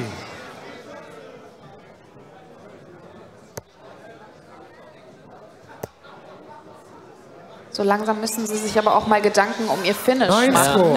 Ja. Marc Viva Hollandia requires 19. sollte jetzt die Single 3 treffen, um dann Doppel 8 Rest zu haben. Das wäre perfekt. Oder das, was der Caller sagt. Zeigt ihm an, Spiel auf 15 oder 2. So, Doppel 2 Rest. Matchstart fürs Halbfinale. Marc Eggers trifft die Single 2. Madhouse für Viva Hollandia. Haben aber noch Zeit. 195 Rest bei Adi. Kann er sich Johnny jetzt in den Finish-Bereich stellen? Nein. Viva Hollandia requires 2. Stefan 3 frische Matchstarts. No score. Ja, haben noch Zeit, um hier die Riesenüberraschung zu schaffen. Auch bei Johnny jetzt Riesenstreuung. 13. Hat man von ihm gar nicht gesehen in der Gruppenphase. Und immer noch kein Finish.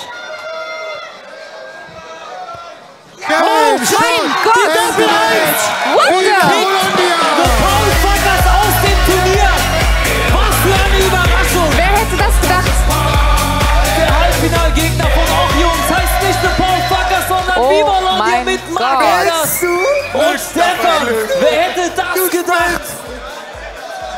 Oh, ich hab grad so 2 Herzen in der Brust. Jungs, komm mal her. Fuck, ihr könnt doch nicht raus. Raus sein. Ich habe auf euch gesetzt. Heute. Ist so. Wow. Ist so. Sag mal ganz ehrlich, ich kann es nur erahnen, aber wie geisteskrank enttäuscht bist du von deiner Leistung heute? Ja, schon enttäuscht. Was soll man sagen? Ich habe keine Triples 20 geworfen und kein Doppel gecheckt. Das ist hart. Für dich muss wahrscheinlich doppelt hart sein mit so einem Klotz am Bein. Nein, nee, das nicht. Ich hab reingestartet wie eine Rakete. Oder? Sind wir uns einig? Sind wir uns einig. Hey, du warst der Beste am Anfang. Aber dann ging es bergab. Gibt's einen Preis für den Klotz des Tages? Ja, wir haben so einen goldenen Klotz. Aber Sieger der Herzen. Aber echt, Sieger der Herzen. Ja. Hey, Sieger gib der mal Herzen. richtig ordentlich Applaus für Adi und Johnny. Adi, Adi, Adi, Adio.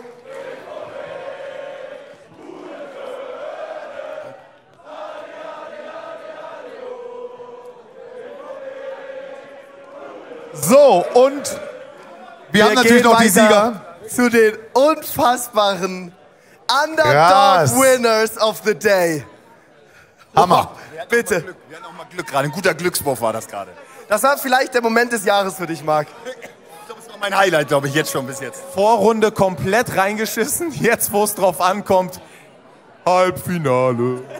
Ja, ihr seid im Halbfinale. Marc, was Marc, ist jetzt? du bist im Halbfinale. Halbfinale, Stevie und Marc. Und was kann das jetzt freisetzen? Ja, also jetzt wollen wir natürlich... ja, sprich's aus. Sprich's aus. Weiterhin so viel Spaß haben und mit dem Publikum. Es bringt also wirklich hier oben zu stehen, mit den Leuten ist eine 10 von 10. Fürs Da nächste absolut Spiel so geil. Also brauchen wirklich. wir euch.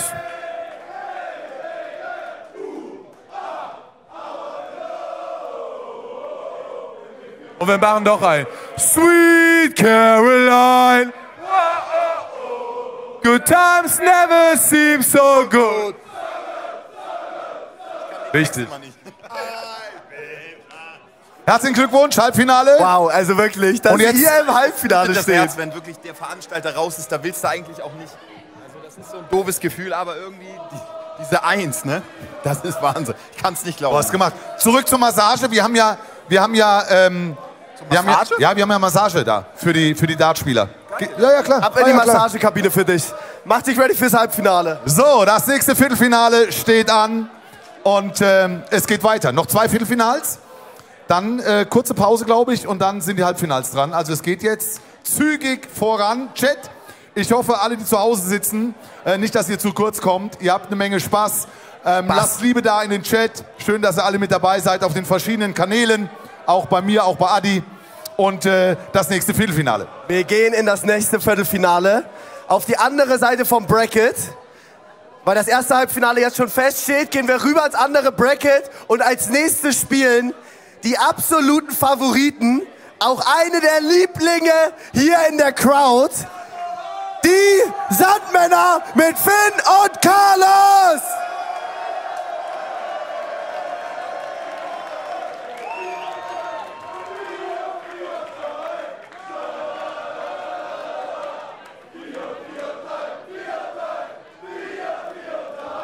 Und wir haben die Geheimfavoriten. Die heimlichen Geheimfavoriten dieses Abends. Team Affengeil mit Philo und Zabix.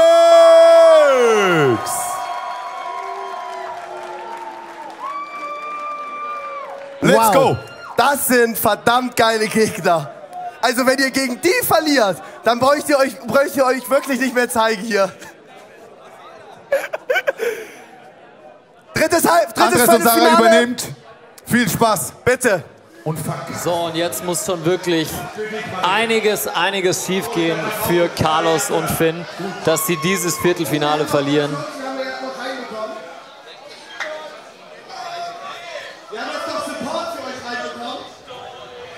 Da. Henke! Was geht ab hier? Hallo! Wie genießt du bisher das Turnier? Macht sehr viel Spaß hier mit euch. Seid ihr gut drauf? Hallo!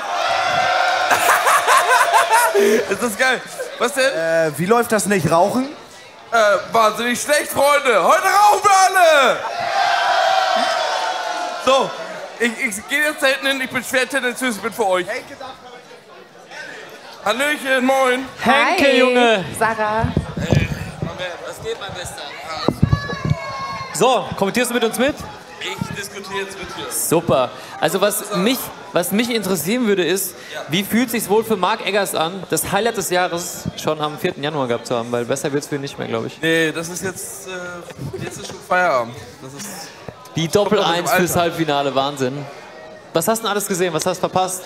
Seit wann bist du hier? Wie war es im Backstage-Bereich? Ich kam relativ spät an tatsächlich. Ah ja, warum? Was Bin hast du da gemacht? irgendwie, ich glaube, halb 6 hier aufgeschlagen. Okay.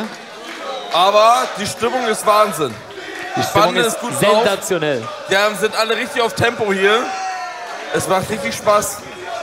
Und Finn hat, glaube ich, bei jedem Ausbullen hat Finn dieses Bullseye getroffen. Wahnsinn, dieser Typ. Ihm ist gerade das aus dem Rotbull rausgefallen noch vorher. Oh, ist aber auch gar nicht so schlecht gewesen. Es war schon vorbei. Zabex, es ist schon vorbei. Schon erledigt. Christian, komm, lass ihn doch nochmal. Nein, komm, lass ihn. Lass ihn. Wie ist euch hier die Stimmung? Braucht ihr irgendwas? Seid ihr bedient? Ist alles gut bei euch? Jetzt, wo du da bist, sind wir wunschlos glücklich. Dann Männer beginnen. Einfach nur Game fantastisch. on. Die beste Stimme auf Twitch Es bist ist du. auch wieder schön, dich mal zu sehen. Ja, das letzte Mal war beim Tischtennis, ne? Wir waren Tischtennis, waren wir am machen. Ja? Wir sehen uns immer hier bei den Creator Cup. Ich hab moderiert und du hast kommentiert. Ja? 26. Ja, jetzt kommt. Oh, Christian schaut mich schon an. 26, hier ist sie wieder. Die goldene Waschmaschine. Wie findest du sie? Was macht die? So, im Fachjargon des Darts sagt man zu einer 26 Waschmaschine. Ehrlich? Und wir haben einen Waschmaschinen-Counter. Und der zählt fleißig mit. Die lieben Leute hinten in der Regie schreiben alles mit auf. Und der die meisten 26er wirft, gewinnt die goldene Waschmaschine. Ah, das ist geil. Man versucht natürlich. Und da ist die nächste. Carlos, jawohl. So ist es. Die zweite. Ihr seid jetzt wieder vorne, ja? Bisschen Team arroganter, die beiden gerade, ne? Ja, komm, die nächste. Die wollen besiegen gern den alles Großteil. mitnehmen Ich hab's heute. auch schon mitbekommen. Die wollen die Waschmaschine und den Die Titel. wollen gern alles mitnehmen heute. Ich muss sagen, Philo heute ganz, ganz vorne mit der Frisur auch. Gefällt mir sehr gut.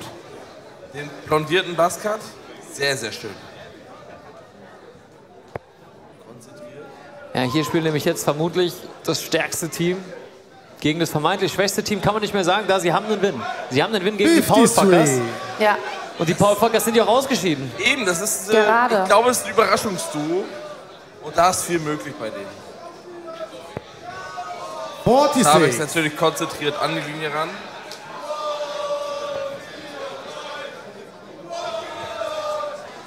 Das ist Routine. Der hat schon mal höher geworfen. 29. Der hat schon mal höher geworfen, ja.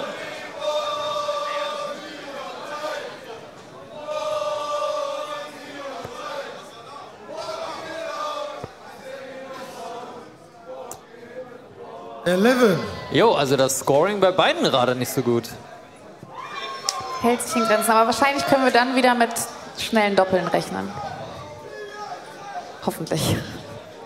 Wie ist deine Affinität 55. zu Darts? Bist du fleißiger Darts-Gucker? Hast du die WM Ich habe mir mitgeschaut? tatsächlich gestern die WM angeschaut. Ich bin normalerweise gar nicht so drin, was mir an Darts sehr gut gefällt. Es ist einfach zugänglich. Ja. So, also man 43. versteht das Spiel ja relativ schnell. Es ist nicht so komplex wie beispielsweise American Football mit einem riesigen Regelwerk, sondern es ist relativ klar, die Darts werden geschmissen. 3, ne?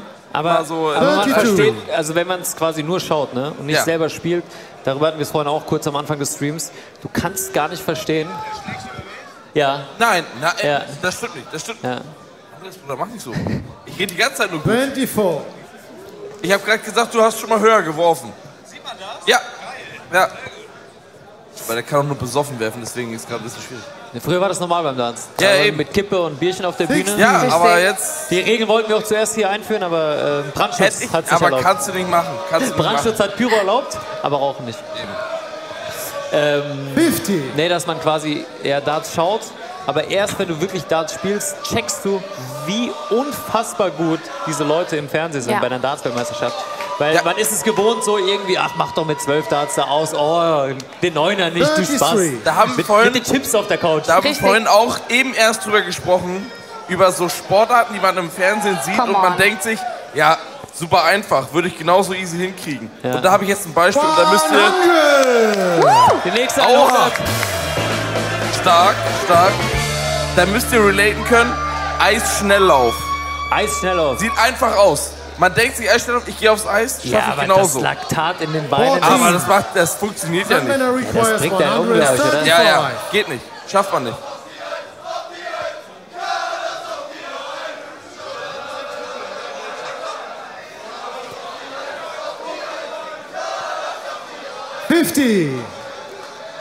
So, aber Team Affengeil ist noch dabei. Der Übergang jetzt in den Finish-Bereich. Komm, ein Triple. 30. Sunmanner requires 85. Sich nähert sich das Eichhörnchen. Ja, es geht voran. 85. Ja. Da musst du jetzt auf Bull gehen. Oder auch nicht. So, 85. Doppel 5. Oh, ah, nein. Oh, der wird gesammelt. 80. Ich hatte ja gedacht, er macht jetzt 20 Bullseye. 144. Das wäre natürlich, das wäre stark gewesen, aber die 85 zu checken über die...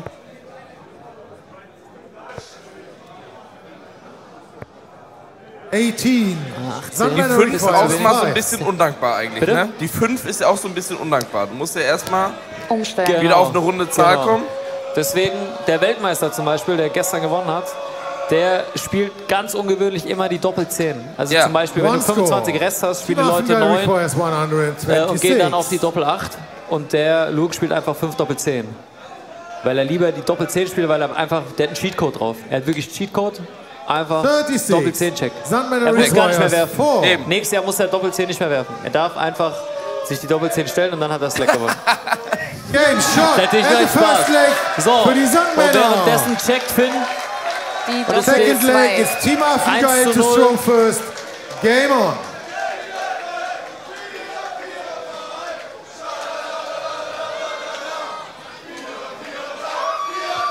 Oh. Und der baut wieder raus. Das passiert. Ein Bouncer, ja. Undankbare Situation, aber das ist der Dartsport. Ne? Er schreibt Gewinner und Verlierer. 55. Mir gefallen die Hüte sehr gut heute. Die Hüte sind super. Wie nennt man die Hutform? Weißt du das? Ist das eine Banane, Melone? Wie sagt man da, Melone? Nee, Melone ist, glaube ich, rund, oder? Ist das nicht einfach nur ein Zylinder? 40. Chat, wie nennt man das? Zylinder, Melone? Wie nennt man diese Hutform? Ohne googeln. Ohne googeln. Hat jeder seine 79. Melone? Zylinder. Ist das ein klassischer Zylinder? Nein. Hut. Zylinder, Dart. Dart gefällt mir am besten. Ist Mascha-Team draußen? Nein. Mascha spielt danach im letzten Viertelfinale. 40. Zylinder. Ich hätte gern so eine PowerPoint-Präsentation. Melone, Zylinder. Ja. Was der Unterschied ist. Da nimmt einen aber auch keiner an die Hand. 60. Du lernst ja nicht von Pike auf. Ist wie die Steuererklärung, sollst du einfach können. Ja. Du wachst einfach morgens auf, lernst irgendwie binomische Formeln und dann kriegst du 3 Jahre später einen Brief vom Finanzamt und sagst, hier, zahl mal 20.000 Euro nach. So, und dann stehst du da, wie Max in der Sonne. Dann stehst du da wie ein Twitch-Streamer, der Millionen verdient. Wie mache ich denn das jetzt? Ist doch scheiße. Melone ist rundum, habe ich doch gesagt. Wir haben wieder eine 26 übersehen. Und die nächste? Nee. 41. Christian hat noch schnell geschaut, war nicht doch in der 5, die Waschmaschine.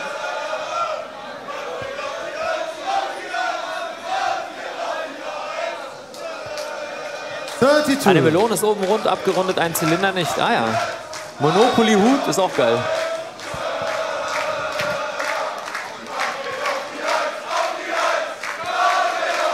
$30.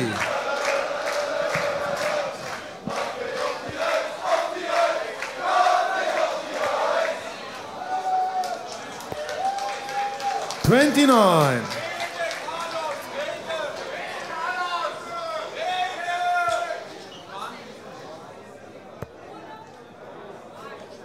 Aber man merkt ein bisschen die Routine bei den Jungs, ne? Das sieht schon sehr gekonnt aus. Ist schon stark. Bei Finn und Carlos ist auch immer die gleiche Wurfbewegung. Wenn du mal bei den anderen guckst, manchmal sieht der zweite Wurf ganz anders aus als der dritte. Und wenn du jetzt Carlos anschaust, wie ein Uhrenwerk. Und da ist er schon direkt in der Triple 20 und der ist ganz knapp drunter, aber gute 85. Guter Übergang, stellt sich 110.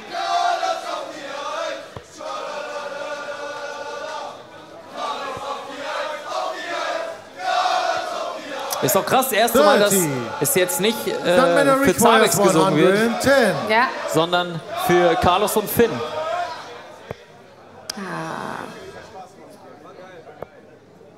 Oh. Gut korrigiert. 52 Rest. 12 Stellt er sich Tops oder... Oh. Nein. 85. Er wollte sich gerne Tops stellen. Hat nun aber 25 Rest. Carlos, du weißt, was zu tun ist bei 25. 5 Doppel 10. Oder 1 Doppel 12. Nein, er muss das Luke Littler Finish spielen. 73. Aber Luke Littler hat Doppel 16 gecheckt. Ja, stimmt, für Weltmeisterschaft. 5 Doppel-10. 5 für die Doppel-10. Doppel-10 für Luke. Da ist er noch, Junge. Die Sandmänner. Gekonnt. Ganz, ganz starke Leistung von Carlos mit Ansage. Das war ein grundsouveränes Ding hier. Grundsouverän. Da kann man nichts sagen. Und damit ziehen die Favoriten auch zu Recht ins Halbfinale ein. Hier sehen wir es nochmal. Also das war eine Lehrstunde. Das war, nein, ich würde es nicht so beschönigen. Es war ein Gemetzel. Das war ein Gemetzel. Also, Zabex, du hast am besten gegeben, hat halt nicht gereicht.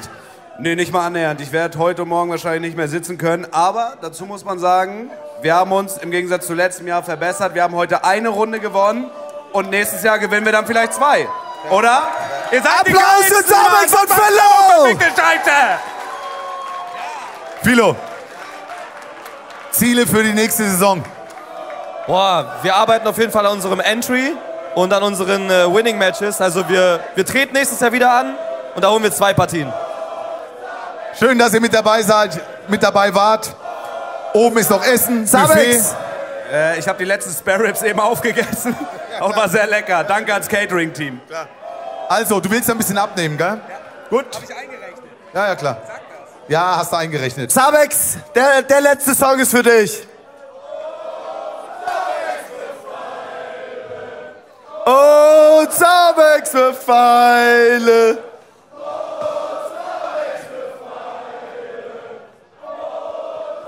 Euer Abgang.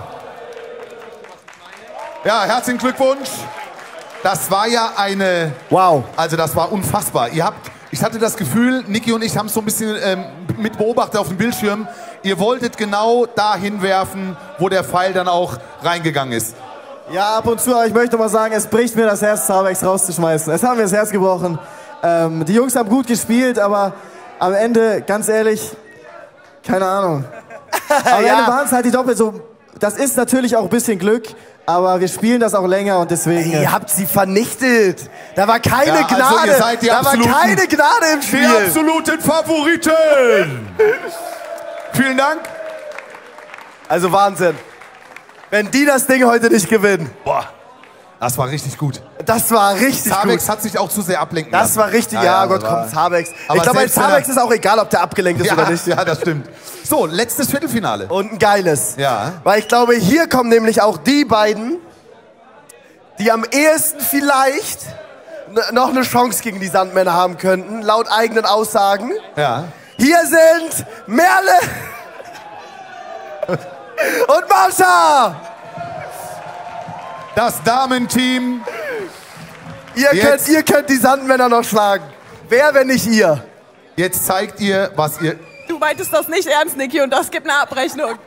Ich habe, während ich so angefangen habe, hab ich eure Blicke gesehen, wie ihr so enttäuscht wart, so, oh, was soll das denn? Und dann, hey, die M&M's! Also, ihr habt absolut meine Sympathie und ihr fegt die jetzt hier weg mit 2-0. Einfach ganz entspannt. Ich drücke euch die Daumen. Ihr könnt das ehrlich packen. Für den Upset. Für den Upset. Hey, Merle und Marsha! So, und die Gegner.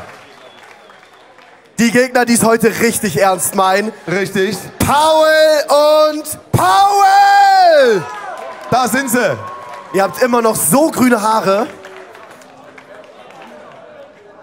So, habt ihr euch was vorgenommen jetzt? Wie sieht's aus bei dir? Ja, wir wollen natürlich weiterkommen, ne?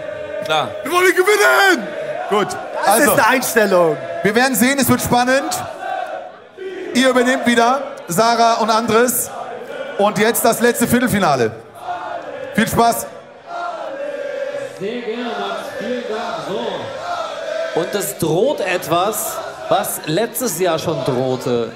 Denn im Halbfinale letztes Jahr hatten wir das Duell The Paul Fuckers gegen Gurkensalat. Und wir haben es so ein bisschen das vorgezogene Finale genannt im Halbfinale. Und auch jetzt der Gewinner dieses Matches, Gurkensalat gegen M&M, wird dann gegen die Sandmänner treffen. Das heißt, der Titelverteidiger könnte bereits im Halbfinale gegen die Sandmänner Ausscheiden. Oder eben jetzt. Korrekt. Aber schreibt mir M&M's nicht ab. Richtig. Marsha hat sensationell gecheckt. Merle gut gescored. Ja, beide haben so ihre Talente auf jeden Fall im Dart. Sie ergänzen sich gut. Sie ergänzen sich gut. Auch die Wurftechniken sehen gar nicht so schlecht aus. Chat, 1 für Paul, 2 für M&M.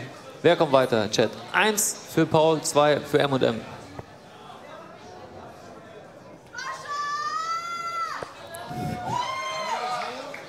Zwei. Alle sagen 2. Okay, okay. M&M's fängt an. So, M&M's haben auch das Aufpool gewonnen. Game on.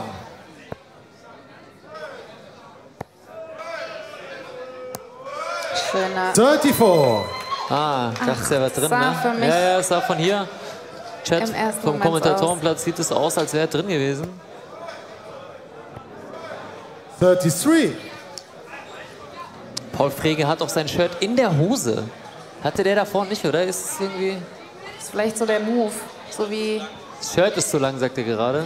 24. Also nochmal kurz, sie haben andere Trikots gekauft, für die nicht von Anfang an dabei waren.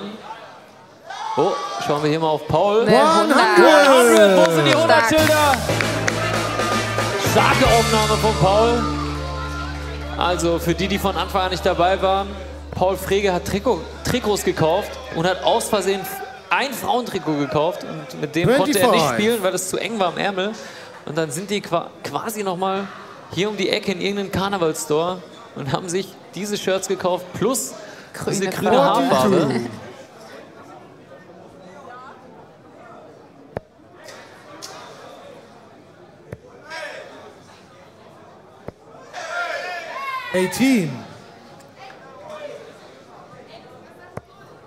Wieder ein Triple für Paul.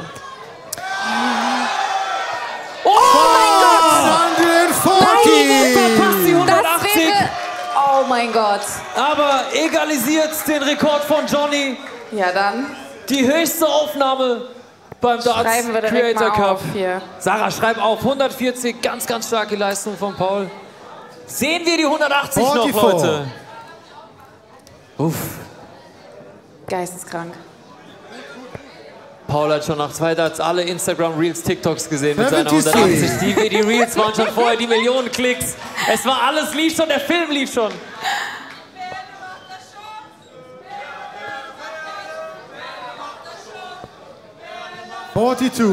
Gurkensalat requires 113. So, 113 jetzt.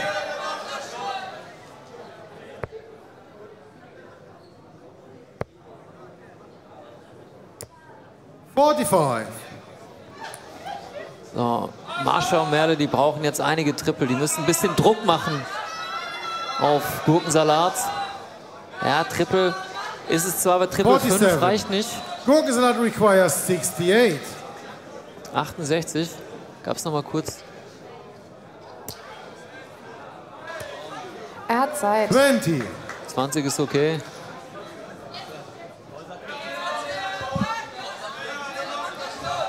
Paul Frege sagt gerade zu uns, Paul hat zu ihm gesagt, er soll auf die 20 gehen. Hat er ja gemacht. 26. 1 einmal 18, hat er auch 20. Gurkensalat requires So, 48. 48 Rest. Wie spielt das? Der No ist, score. der ist No score, er drin und spielt's Paul direkt. überwirft sich. Er spielt es direkt mit der Triple 16. Paul, das darf man nicht. Du musst doppelt checken. Am Ende. Ja.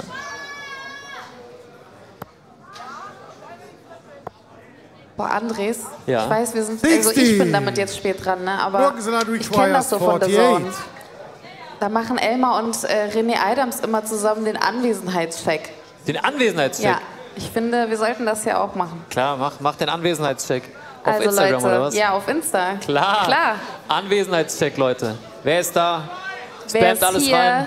No score. Macht Stories Wer ist mit. live auf Twitch dabei? Genau. Auf TikTok? Wo schaut ihr es? Verlinkt uns Sarah Milkowska und Andres Unterstrich. Punkt. Salazar. So schaut's Gurkensalat aus. requires So, 48. 48. Single 8 perfekt. Doppel 10. Wow. 28. Schade, gut M&M gespielt von requires Paul. 149. Das war jetzt gerade so schnell, da kam der Spotter nicht mit. Ja. 85. Der ist drin, ganz starke 85 von Marsha. Gurkensalat requires 20. Macht noch ein bisschen Druck auf Gurkensalat. Der Und der ist ist drin. and Aber the first sowas leg von drin to von Gurkensalat. Paul Frege. Es ist nur ein Leg, Mädels. Es geht weiter. Ihr habt noch alle Möglichkeiten. Gurkensalat to score Aber first. Game on. Gurkensalat ergänzt sich gut. Paulo Muck scored wie ein Wahnsinniger. Und das nächste Triple 83. 83 und Paul Frege checkt dann. Genauso musst du es spielen als Team. Einer scored, einer checkt. Perfekt. 23. Mascha, du bist nicht dran? Mascha? Es passiert dem Besten.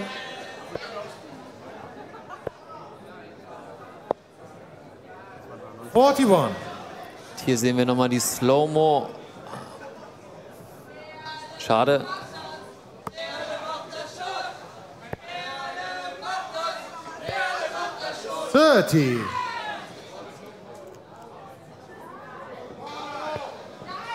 Der erste ist wieder drin von Paul. Der zweite. So, und die nächste 100 von Paul. Und Paulo Muck kommt hier in eine Art Rausch. Wenn irgendeiner richtige Langeweile hat, sagt mir mal das Average von Paulo Muck, falls mal einer im Stream vor uns zurückgehen will. Brutale Aufnahmen. Ihm macht das überhaupt nichts aus, scheinbar, ne? Dieser Rhythmus. Der ist jetzt im Flow. 48. Schau seinen Tunnelblick an. Der will auch werfen jetzt. Der fühlt es gerade richtig. Der stellt die jetzt auch in den Finish-Bereich. 55. Auch eine sehr gute Aufnahme von Mascha.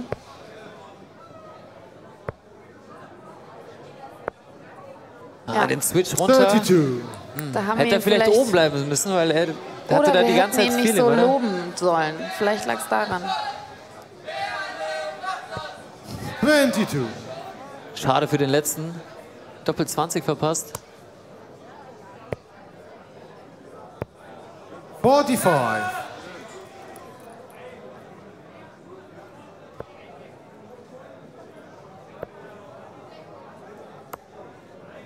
Der ist 28. noch in der Doppel Gurkensalat 7. requires 152. Ich meine, 2 Triple 20 hat er schon getroffen hintereinander.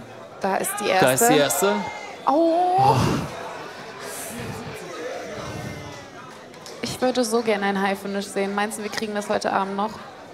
Also, 102. wenn Finn, Ey, Carlos und so Wahnsinn. sich irgendwie und Paul im Halbfinale irgendwie in rausspielen. Ja. Jetzt hat er 50 Geht drauf. gestellt. Geh einfach Geht drauf. drauf. Und Paul Frege schaut uns an und sagt, ich gehe drauf. 13. Bullseye. Bullseye, Bullseye, 50. Bullseye, Bullseye fürs Halbfinale. Ah, schade. Der ist auch gar 47. nicht mal so nah dran. 47 Rest.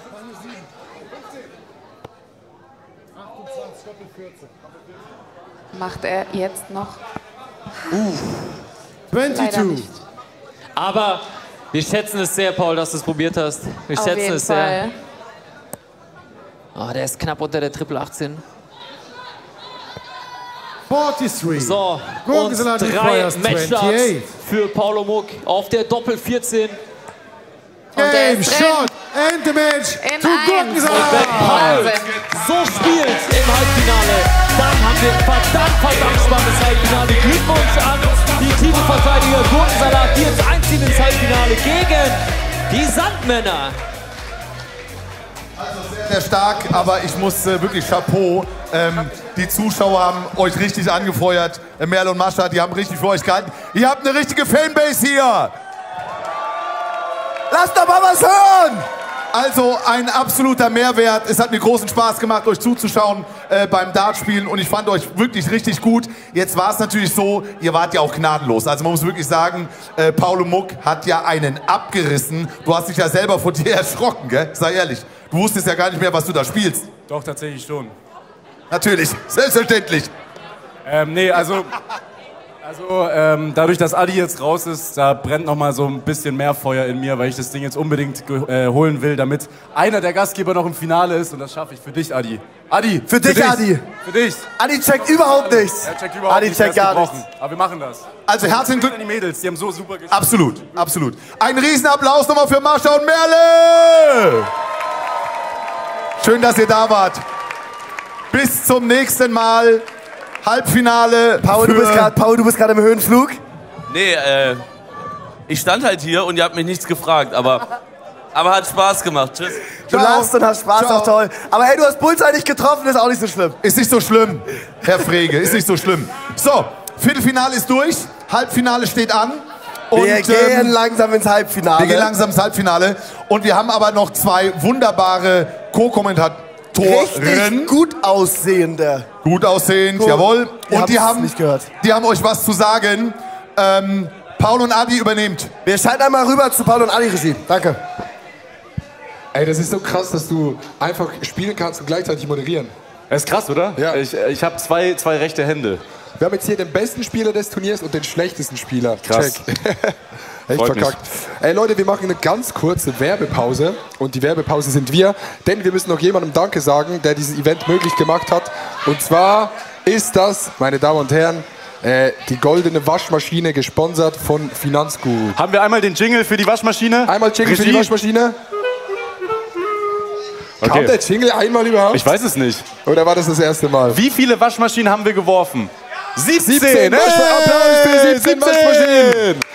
Ja, das ist tatsächlich Darts Creator Cup Rekord. Ja. Wir hatten letztes Jahr keine einzige 26. Genau, für die Leute, die es nicht wissen, Waschmaschinen sind im Darts 26, weil das ist so links-rechts. Wenn du ein bisschen zielen kannst, dann wirfst du sehr, sehr oft eine 26.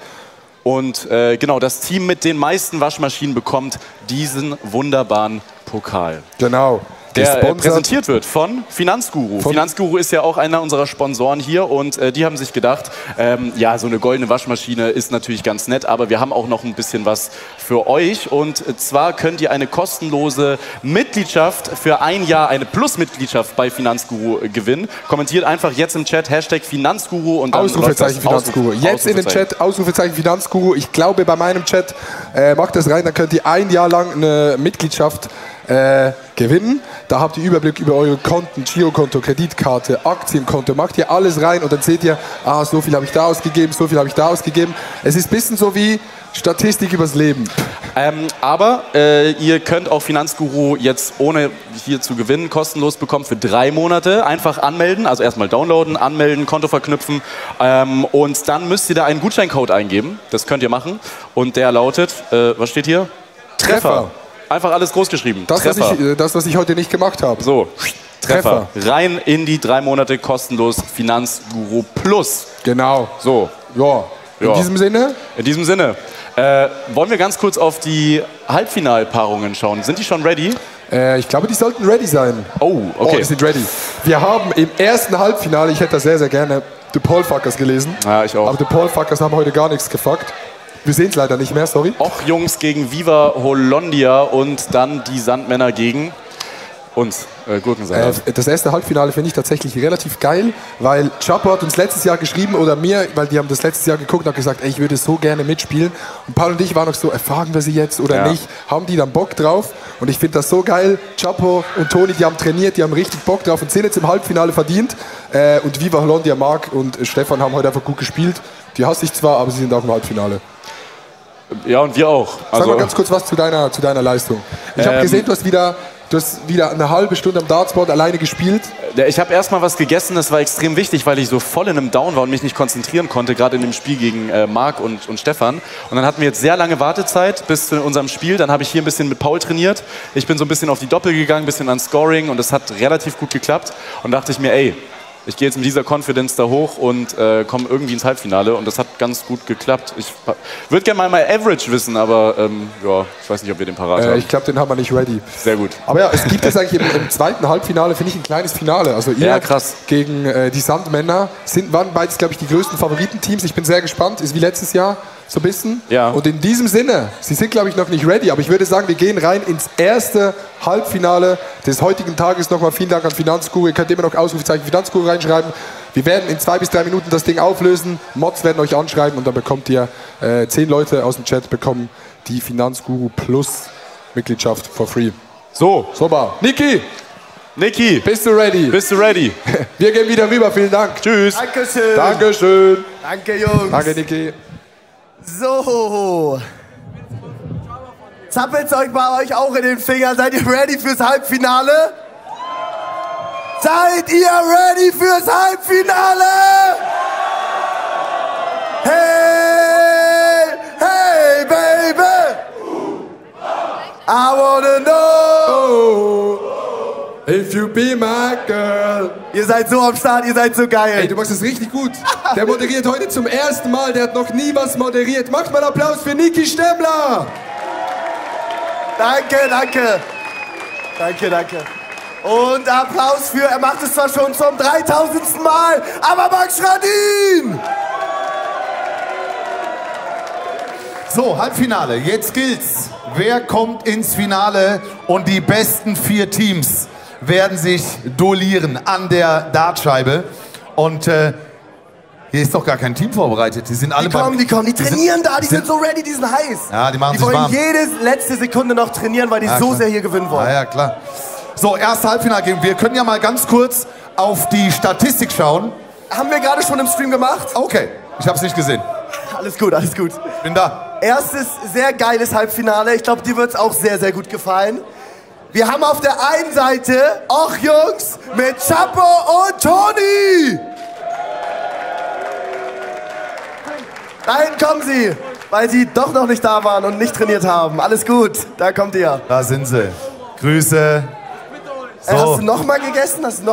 Oder ist das... Bauch ist voll.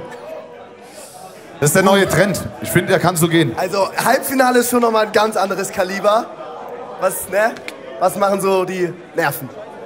Never change a running system, wir machen alles gleich. Ich glaube, wir sind auch die einzigen hier von den Teilnehmern, die Bier trinken. Ich glaube, wir haben jetzt so 6 oder 7 drin. Aber wir sind ins Halbfinale damit gekommen, also warum nicht? Man soll angeblich so leicht angeduselt besser spielen. Oder ist das schon mehr als leicht angeduselt? Nö, ist alles im Rahmen. Alles im Rahmen, alles im Rahmen. Geiler erster Halbfinalist. Und auf der anderen Seite, direkt aus Holland, Team Holonia. Ja. Marc fucking Eggers und Stefan fucking Gehrig! Die haben richtig einen aufgespielt im Viertelfinale und sind jetzt sehr, sehr starke Gegner. Also ich würde fast sagen Augenhöhe. Wir werden sehen. Also 3 Runden oder 2, je nachdem. Je nachdem. 501 und runtergespielt. Oh. Wir drücken die Daumen. Viel Spaß. Andres und Sarah, ihr übernehmt. Ja, Best of 2. Also Best of 3, sorry. Best of 3, wer jetzt erst 2 hat. Ihr macht das. So. Es geht los. If you love the darts, stand up. If you love the darts. So, die Teams werfen sich jetzt erstmal noch ein bisschen warm. Niki fühlt so hart, wie geil ist es? Niki, wie sehr fühlst du's? Wie sehr fühlst du's? Brutal. Brutal. So, Halbfinale. Wir bleiben beim First to Two. Und jetzt ist die große Frage, wer zieht ins Halbfinale ein des Darts Creator Cups 2025? Wir werden auf jeden Fall einen neuen Finalisten haben, denn weder Viva Hollandia noch Och Jungs waren letztes Jahr dabei, zumindest nicht in der Kombination. So, jetzt wird gebullt. Der ist schon mal nicht schlecht. So, und Toni hat sich kurz vor die Kamera gestellt. Aber kein Problem.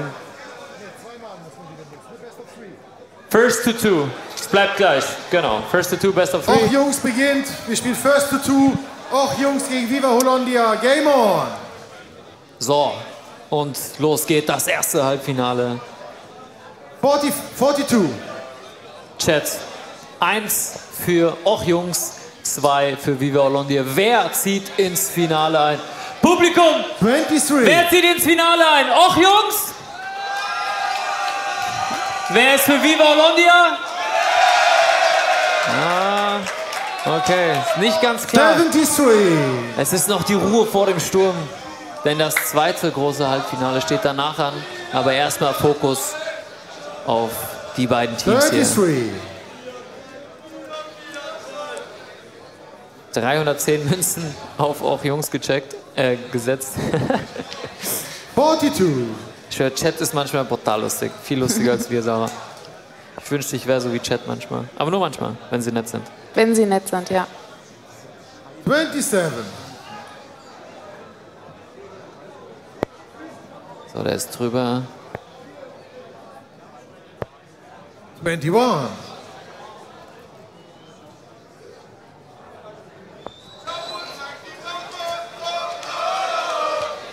Schöne Aufnahme. 117. Das muss ich mir direkt mal aufschreiben hier. Für Mark Eggers. Super Aufnahme. Der hat vorhin Madhouse gecheckt, checkt jetzt eine 117. Er weiß, glaube ich, selber nicht, wie er das macht, aber es scheint zu klappen.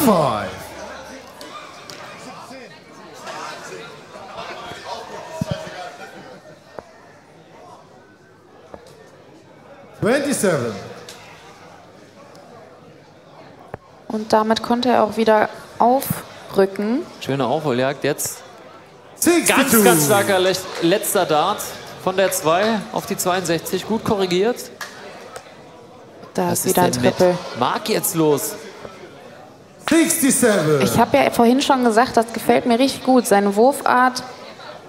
Bei Mark ist wie gesagt auch der Vorteil, der hat 7,90 Meter lange Arme, der kann den Pfeil da fast reinstecken. Ne? Das sieht so aus, ne? Die 57 von Toni. So, alle switchen jetzt runter auf die 19. Es scheint besser zu klappen da unten. Ja. 50. Warum bleibst du nicht unten, Stefan, nachdem du 2 schöne Darts da reinwirfst? Damit er sich ein Finish stellt, im Gegensatz zu den auch Jungs.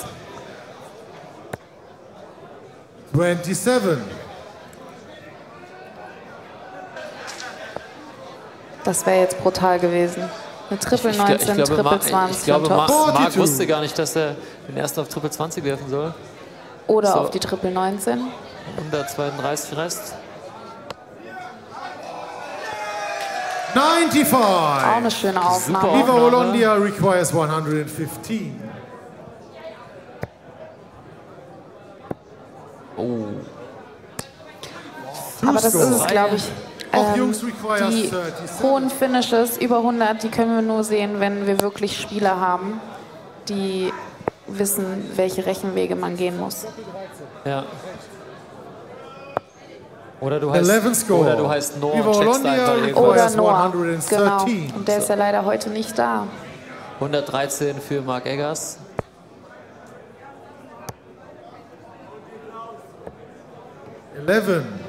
Auch Jungs requires 26. Doppel 13. Für das erste Leg. No score. Viva Hollandia Hauptsache requires nicht die Single 13 102. getroffen für Nein, die Toni. wäre jetzt ganz böse. So, wie weit kann Stefan? Vollbull. Oh, das ist das Vollbull. 71. 71. Auch Jungs requires 26. Kommen Sie noch mal dran zu checken oder checkt Chapo? Nein. Das ist 6 die score. Viva Aber Hollandia vielleicht ein requires dankbareres 31. Doppel Ja. mit Ja, der das Doppel stimmt. 10. Jetzt muss Da Marc wirft man erstmal häufiger umstellen. drauf. Wie stellt er sich um? Der Caller zeigt ihm gerade, wirf einfach hier unten hin irgendwas Ungerades. So, Doppel 14. Doppel Single 14, 7. Doppel 7 unten links. Oh, ich habe ihn drin gesehen. 17. Er war, glaube ich, an der 16 Auch am Jungs Rand, oder? requires 20.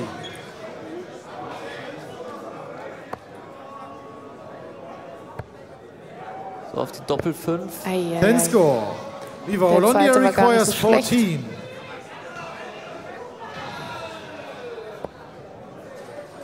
Single 7, 7 Rest. 3 für Doppel 2. No Bewirft score. sich. Auch Jungs requires 10.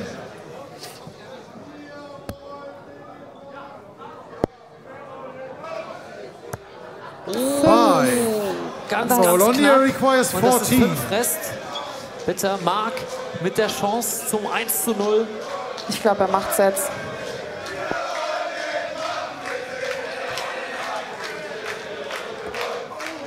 No score. Was? Der letzte war nicht drin. Jungs requires 5. Der sah so nah aus.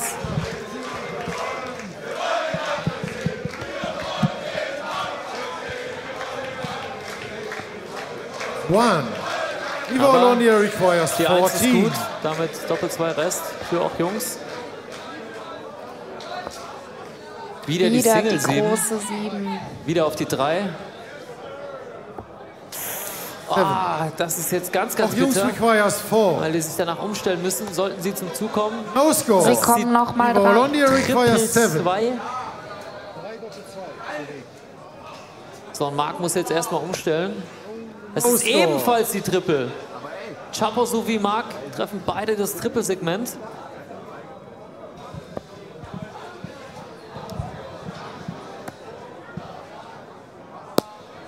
No score. Viva Olondia requires 7.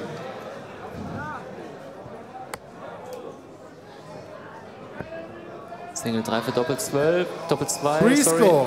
Auch Jungs Aber requires ist gut. 4. Die müssen sich danach nichts mehr umstellen.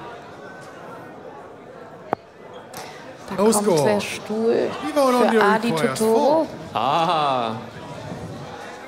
So, Adi gesellt zu uns. Möchtest du in die Mitte? Komm in die Mitte, mein Schatz. Das war Christians Mikrofon. No score. Auch Jungs requires 4. No score. Viva Olondia requires 4. So, beide mittlerweile bei Doppel-2 angekommen. Jetzt ist die Frage. Und Viva Olondia ist im Madhouse, aber Marc hat im Viertelfinale das Madhouse gecheckt. Und auch Jungs sind im Madhouse, aber Marc Eggers hat das gecheckt. Kann er jetzt im Halbfinale das Madhouse checken?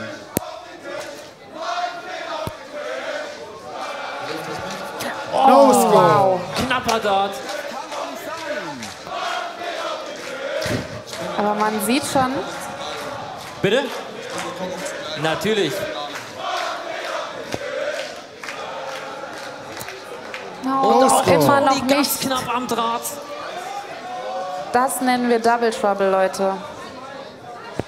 Double Trouble im deutschen Ellipelli in Köln. No score.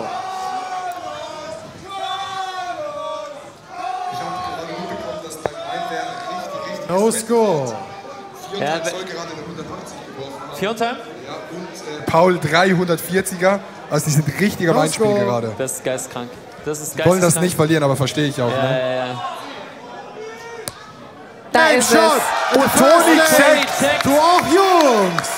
Holt sich das erste Leg, aber Second leg. Es ist noch ein langer Viva Weg. Olondia to throw first. Ist Zabex schon raus? Ja, Zabex ist raus. Zabex ist leider schon raus, ja. Wir hören Adi nicht. Adi, sprich mal rein. Ja, doch. Second leg. Viva Olondia to throw first. Game on. 1 in Chat, wenn ihr Adi hört. 74.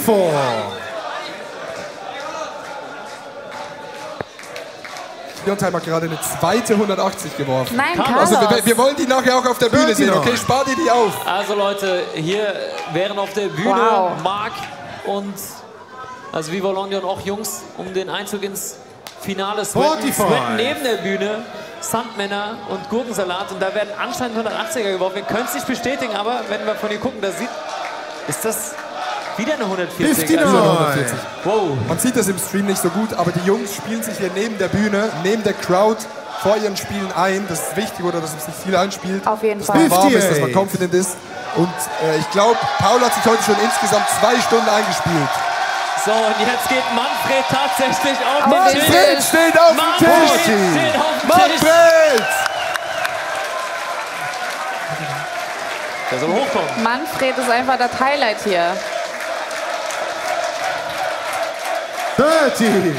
So, und davon musst du dich erstmal nicht ablenken lassen als Spieler, ne? Ja, so, ja. jetzt sind Ja, nicht 34 so wie- Nebenschauplätze. Nicht so wie Nathan Aspinall. Hast du es gesehen? Ja, klar. Wo der andere das Ja, Bier mit dem geäxt hat. Bierechsen, genau. Ja. 29. Und danach ist der Typ rausgeflogen, weil man es nicht abexen darf im Ellipelli. Hier darf man es übrigens abexen. Manfred. Ja, ich glaube, hier muss man sich ablenken lassen. Weil wenn du schlecht wirfst und abgelenkt bist, wirfst du wieder gut. Das kann sein. Minus mal Minus ist Plus, ne? So ist es. Hier oben, Adi. 58. Hier im Arm hast du es nicht beim Dartspielen, aber hier oben. Ja. Man muss aber sagen, heute werden die Legs insgesamt schneller gecheckt als letztes Jahr. Viel Ne? schneller. Viel schneller. Viel schneller. Ja, wir hatten, glaube ich, 2, 3 Spiele mit Double Trouble. Letztes Jahr war es gefühlt jedes. Gesamte Gruppenphase. Ja, wirklich. Oh, Doppel 19. Wow. 95. 2 in der Doppel Schöne 19. Punkte. 95. Was ich persönlich krass finde, dass Stefan mit einer Mütze spielen kann. 32. Ich weiß nicht, ob ihr das Sehr warm hier versteht. ist, naja, es ist sehr warm Mich hier stört auf der es immer, Bühne. wenn über den Augen was ist beim Dartspielen. Das weil frage man ich mich Angst hat. übrigens bei, Naja, ich bei spiele den mit Brille, Sandmännern. das Spielst nervt. mit Brille, das verstehe ich gar nicht. Aber bei So den Leute, Sandmännern die mit sehen. dieser, ey, Frage, wie nennt man das, was die auf dem Kopf haben? Ein Hut. Ja, ist aber was falsch. für ein Wir Hut? mussten auch den Chat fragen, weil wir uns nicht sicher Zylinder, waren. Melone. Zylinder, Melone. Pensko. Kein Zylinder, oder? Ich habe Zylinder gedacht. Laut Chat ist es ein Zylinder. Ist das schon Zylinder? Ja, weil eine Melone abgerundet ist oben, anscheinend. Okay. Ah, hier, Chat. Aber ja, also wenn man mit 38. Brille Darts spielen kann, haust du nicht die Darts oft gegen die Brille? Ist mir früher oft passiert, aber jetzt halte ich den etwas niedriger und Weiter vorne. Ja. 60. So, und Stefan hat jetzt gut Punkte gemacht. requires 94. 117. So, die Dartscheibe ist übrigens fest an der Wand, weil hier im Chat gefragt wurde. Die ist nicht auf einem Ständer, sondern fest Tatsächlich, an der das Wand. wissen viele Leute nicht, die fliegt. Viva Hollandia Da ist so ein requires kleiner Motor mit so 94. Propellern. Air up. Air up, Air genau. up. Deswegen Air fliegt up die. in die Air und die fliegt dort rum. Ja. Danke, Air Up, dass ihr die fliegende Dartscheibe hier 40. Deswegen Auch fliegt die auch so, requires damit sie 84. nicht dann reingeht, wenn du sie reinwirfst. Ja, Die genau. fliegt dann immer weg. Hat Mark Eggers diesen Schmuck eigentlich auf Mallorca gekauft, beim Ballermann? Den hat er selber gemacht, hat er mir vorhin erzählt. Hat er 33. mir vorhin erzählt, hat er Viva selber Hollandia gemacht. requires 54. In so einem Kurs. Bei der Volkshochschule am Abend so. Kann man das so zusammenstecken. ist aber schön geworden. Aber ja, ey Chat, wirklich vielen Dank an alle, die zugucken. Es ist unfassbar geil. Die Leute hier vor Ort machen unfassbar 22. Stimmung. Die werden nicht müde. Auch Jungs ich hätte wirklich requires gedacht, dass ein bisschen 51. mehr Leute vielleicht müde werden, aber die sind da, die gucken. Wirklich vielen Dank. So, und so langsam nähern wir uns wirklich den Matchdarts, den Finaldarts. 20. So, Viva das ist jetzt Hollandia der requires 20, 32. also 31 Rest. Kannst du nicht checken danach. So, Marc macht das jetzt. Ich hab's im Gefühl. Doppel 16 für Mark Eggers. Aber er Ist die Doppel 8. Doppel 8 Rest. Doppel 4. Oh. No score. Hätte aber auf die Doppel 4 gemusst, oder? Ja. hat er noch mal Glück Er hat gehabt. sehr viel Glück gehabt gerade.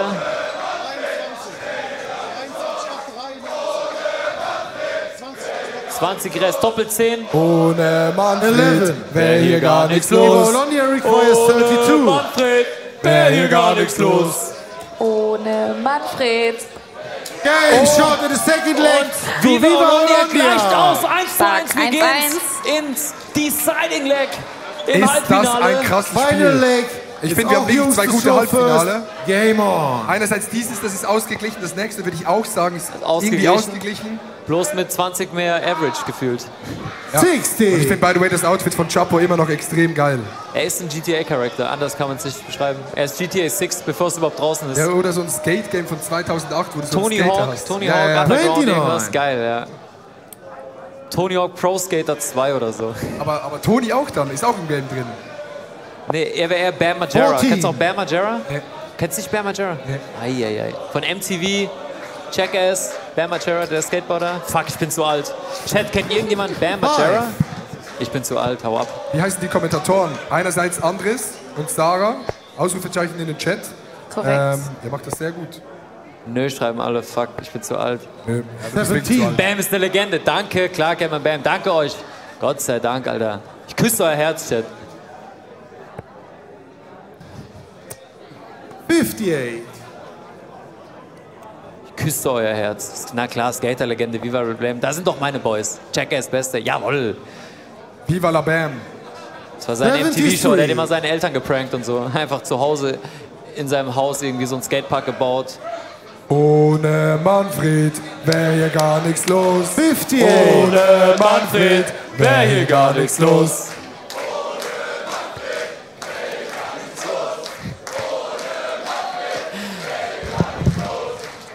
25.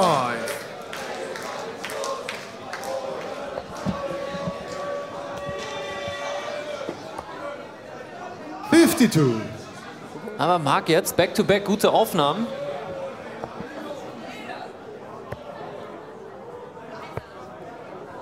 23. Und nur zur Info, Paul, Carlos und Fion Time sind immer noch am Spielen. Die spielen sich hier die Hände wund. Ich habe das Gefühl, 58. Ich habe das Gefühl, die überspielen sich auch, ne? Sarah, ist das schon Überspielen? Ist das schon Überspielen? Ja, man kann sich dann auch ein bisschen so den Flow kaputt machen, ne, wenn man zu viel spielt. Aber 21. ich sag immer besser, du bist komplett warm und gehst in ein Spiel. Also bist komplett auf dem Level, wo du willst. Wie lange braucht so ein Profi, bis er auf dem Level ist? Also 22. ich war jetzt mit Jermaine bei der Weltmeisterschaft, mit Jermaine Vatimena. Und sein erstes Spiel, der ist ungefähr 3, wenn nicht sogar 4 Stunden vor seinem Spiel, ist er schon im Ellipelli gewesen und hat sich warm gespielt. Das ist krass.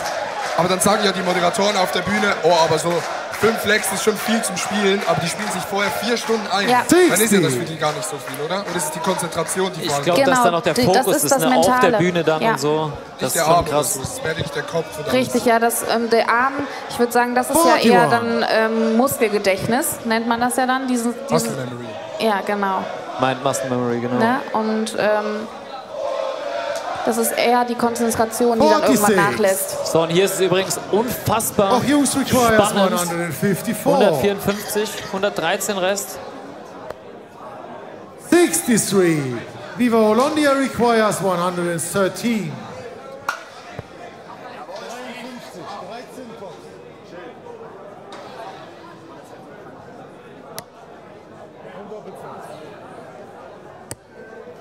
Uh. 73.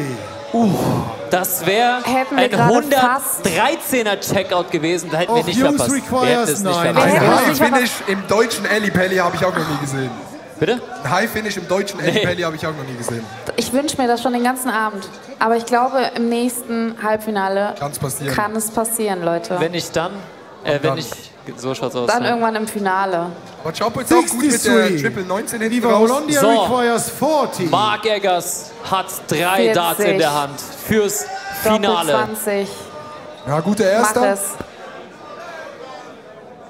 Oh no, die 5. Das ist immer bitter, wenn der noch in die 5 reingeht. Da bist du wieder ungerade, musst wieder umstellen. Ja, das weh. ist richtig nervig. Die tut richtig weh, die 5. Oh, das ist auch unglücklich. Doppel 3. No score. No score. Viva Hollandia Ist aber okay. requires Überwirft 35. sich. Stefan muss jetzt umstellen. Geht er über die 3? Doppel 10 will er spielen. Er denkt, er ist Luke Littler. Aber sehr gut gespielt. Sehr gute Darts, muss man sagen. Weit weg war es nicht. Richtig. Auch Jungs requires 28. Genau deshalb ist Stefan so ein schöner Mann. 11. Das ist die Single Viva 11. Hollandia Jetzt hat requires auch Jungs 10. das Problem, was gerade Viva Hollandia hatte. Und Marc auf der Doppel 5, oben links, Marc. Doppel Man muss 5. bedenken, wir sind im Decider, beide Teams sind nervös. Sie müssen dieses Leg gewinnen, um weiterzukommen. Und ein Viva Hollandia! Ist im Finale! Kickt auf Wahnsinn! Ist das krass, oder? Marc Eggers und Stefan im Finale vom Darts Trader Cup. Hätte ich wirklich nicht gedacht. Im Viertelfinale checkt der Madhouse, im Halbfinale checkt er und steht damit mit seinem Partner Stefan im Finale. Herzlichen Glückwunsch an Marc Eggers und Stefan Gehrig! Heilige Scheiße, Marc. Was war das? Schon wieder gut Glück gehabt, gerade bei der 5. Langsam ist es kein Glück mehr. Du stehst im fucking Finale. Der hat seine Pfeile in der Bauchtasche. Das ist so gut an. Ich habe meine Pfeile in der Bauchtasche und dein Pferd. Schauen die Pfeile. Niki, So ich hab krass, gesagt, Es ist unglaublich. ich hab es ist gesagt, unglaublich. absoluter Geheimfavorit und am Ende des Tages, ja, ich weiß, du willst nicht hören, du willst tief stapeln, weil du bodenständig bist, aber man kann wirklich Marc Eggers da wirklich mit einem Riesen... Stefan Gehrig und Marc Eggers, Geheimfavorit im Finale. Spektakulär. Spektakulär. Herzlichen Glückwunsch. Ich bin gespannt. Also ganz kurz, Steve hätte, ich weiß nicht, ob du es gesehen hast, hast du geguckt? Hast du das Finale? Selbstverständlich habe ich geguckt. Ich habe aber auch teilweise Fotos gemacht. Okay, das ist korrekt, das ist mega. Stefan hätte fast die 100, was war das? 113? 113. Auf einmal? Ja, fast Krass. gefinisht. Meine Krass. Güte, werden hier alle ausgerastet. Ja, jetzt. Aber das war schon Wahnsinn. Jetzt seid ihr im Finale. Ich bin sehr gespannt. Jetzt wollt ihr das Ding auch holen. Ja, wir von Runde zu Runde. Mal sehen, was danach kommt dann. Nach Finale kommt nichts mehr. Aftershow-Party. Aftershow-Party gibt's auch noch. Ja, klar. Man kann nämlich das Finale theoretisch verlieren und die Aftershow-Party trotzdem noch gewinnen. Da bist du gut drin, ne? Da bist Ich du kenne die Regeln, ich kenne die Regeln. Ihr beide, meine Güte. Aber auch wirklich großen Respekt an euch. Ihr seid richtig geile Typen. Hat mir Spaß gemacht, euch zuzusehen. Das war echt spannend. Jetzt ist natürlich die Frage, habt ihr zu viel Alkohol oder zu wenig Alkohol getrunken? Ich glaube immer noch genau richtig. Also, wir sind ins Halbfinale gekommen. Das war unfassbar knapp. Wir waren im Decider. Und da war nur so ein Stück, bis Schatzi wieder hier ein Double gecheckt hätte. Schaut mal ganz kurz in die Kamera. Auch der Chat darf jetzt mal ganz kurz entscheiden. Eins in den Chat. Wenn wir hier von den Zügen, vom Körperbau so ein bisschen auch Zabex haben. So ein bisschen Zabex ist da. Zabex mit Haaren vielleicht. Eins im Chat, wenn Zabex mit Haaren. Schön, dass ihr mit dabei wart. Alles Gute. Du bist dünner. Geil. Wirklich geiler Auftritt, Respekt. Ordentliche Figur gemacht. So, Niki, mein Freund. Oh ja. Oh ja. Oh ja. Also, das geht jetzt richtig zur Sache. Mit was machen wir weiter? Eine absolute Schlacht. Das wird eine Schlacht jetzt. Ja. Wahrscheinlich die beiden Favoriten des gesamten Turniers treffen jetzt im Halbfinale aufeinander. Vielleicht können wir die Kamera sogar einmal langsam rüberschwenken. Ja, voll im Tunnel. Jede letzte Sekunde wird genutzt zum Trainieren. Die sind heiß, die Jungs. Beide Teams wissen ganz genau, worauf es hier ankommt. Guck mal hier. Oh, der Blick. Guck mal, nur den Blick. Guck mal. Nee, jetzt nicht lächeln. Da wird auf und ab gelaufen. Paul, jetzt nicht lächeln. Ja, ich hab dich im Blick. Ich sehe dich. Seid ihr bereit fürs zweite Halbfinale? Also, die Protagonisten müssen langsam kommen. Paul Muck, du musst dich von der Trainingsscheibe loslösen. Der hat einen absoluten Tunnelblick. Du musst sie einfach nur reinrufen, dann kommen sie. Das ist die Regel. Ja. Paul Frege und Paul Muck, bitte. Guck, da sind sie schon. Ja, ist ja geil. Applaus!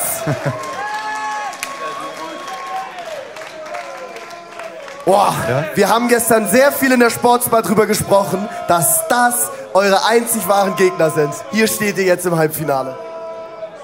Also ich sag nicht, das waren die einzig wahren Gegner. Hier sind auf jeden Fall einige Teams, ne, die es drauf haben. Aber es sind unsere Angstgegner. Ich glaube auch zu Recht, weil die Jungs sind ganz gut. Auf jeden Fall die Favoriten auch für jetzt. Aber wir nehmen es locker und ich lasse Paulo Muck einfach machen. Paulo Muck, hast du Bier getrunken oder bist du seit ungefähr einer halben Stunde voll im Tunnel, voll im Fokus? Ich bin im Tunnel. Du bist erst gar nicht mehr da. Paul, zeig mal dein Tattoo. Der hat sich extra ein Tattoo stechen lassen. Nee, auf dem Arm. Guckt euch die Nummer an. Ein fucking Skorpion? Krass. Macht mal Applaus für den Skorpion! Ja, da ist er. Also, wir drücken die Daumen. Paulo Muck ist komplett im Tunnel. Du darfst das zweite Team ankündigen, Niki.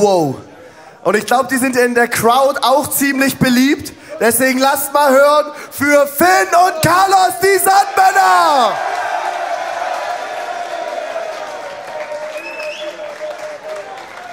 Oh shit. Es wird ernst. Es wird ernst. Das Halbfinale der Giganten. Das muss man wirklich sagen.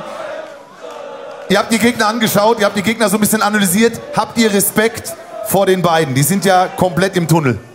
100%. Die Jungs haben hier richtig aufgespielt auf der Platte. Gerade das Viertelfinale war angsteinflößend, aber ich glaube, es wird mindestens mal ein Decider oder... Also ich glaube, es wird richtig knapp. Ja. Bei dem Spiel brauchen wir jetzt den 12. Mann. Genau deshalb seid ihr hier. Ich will, dass ihr uns anfeuert, denn das wird ein 50-50-Game und wir brauchen euch jetzt. Also, warum Publikum wird auch nochmal animiert. Warum 12 Mann? Ja, wie der dritte Mann. Der dritte Mann. Wenn man es genau nimmt, der dritte. Ihr seid der dritte Mann. Okay, so, jetzt habe ich es. Also, das zweite Halbfinale. Es wird mega spannend. Ich glaube, das wird drei Spiele geben. Viel Erfolg an beide. Und Sarah und Andres, ihr seid wieder dran. Bitte. Max, vielen Dank. Und jetzt, Sarah, mach dich gefasst auf.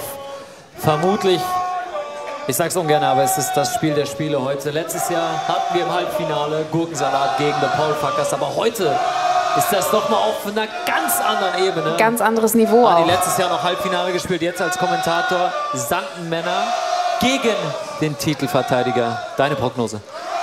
Das ist wirklich schwer zu sagen. Ich war ja letztes Jahr in der genau gleichen Position und ich kann dir eins sagen, wir waren so nervös.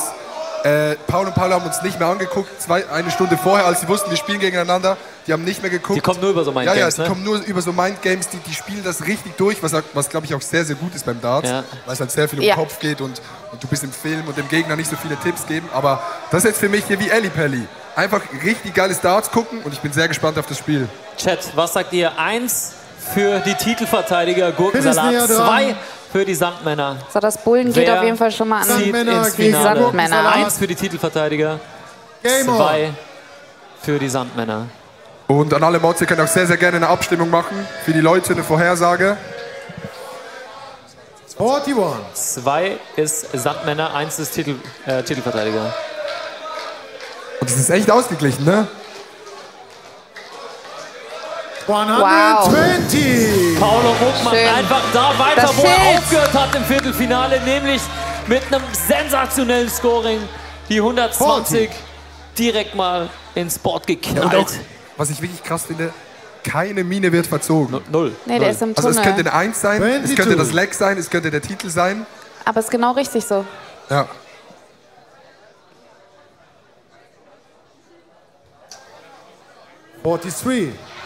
So, Paulo Muck wieder. Ja, okay, 1 für Gurkensalat. Oh mein Gott! Die nächste 140. Machst du mal einen Strich Und wieder dahinter. keine Mine verzogen. 2. Ist das unglaublich.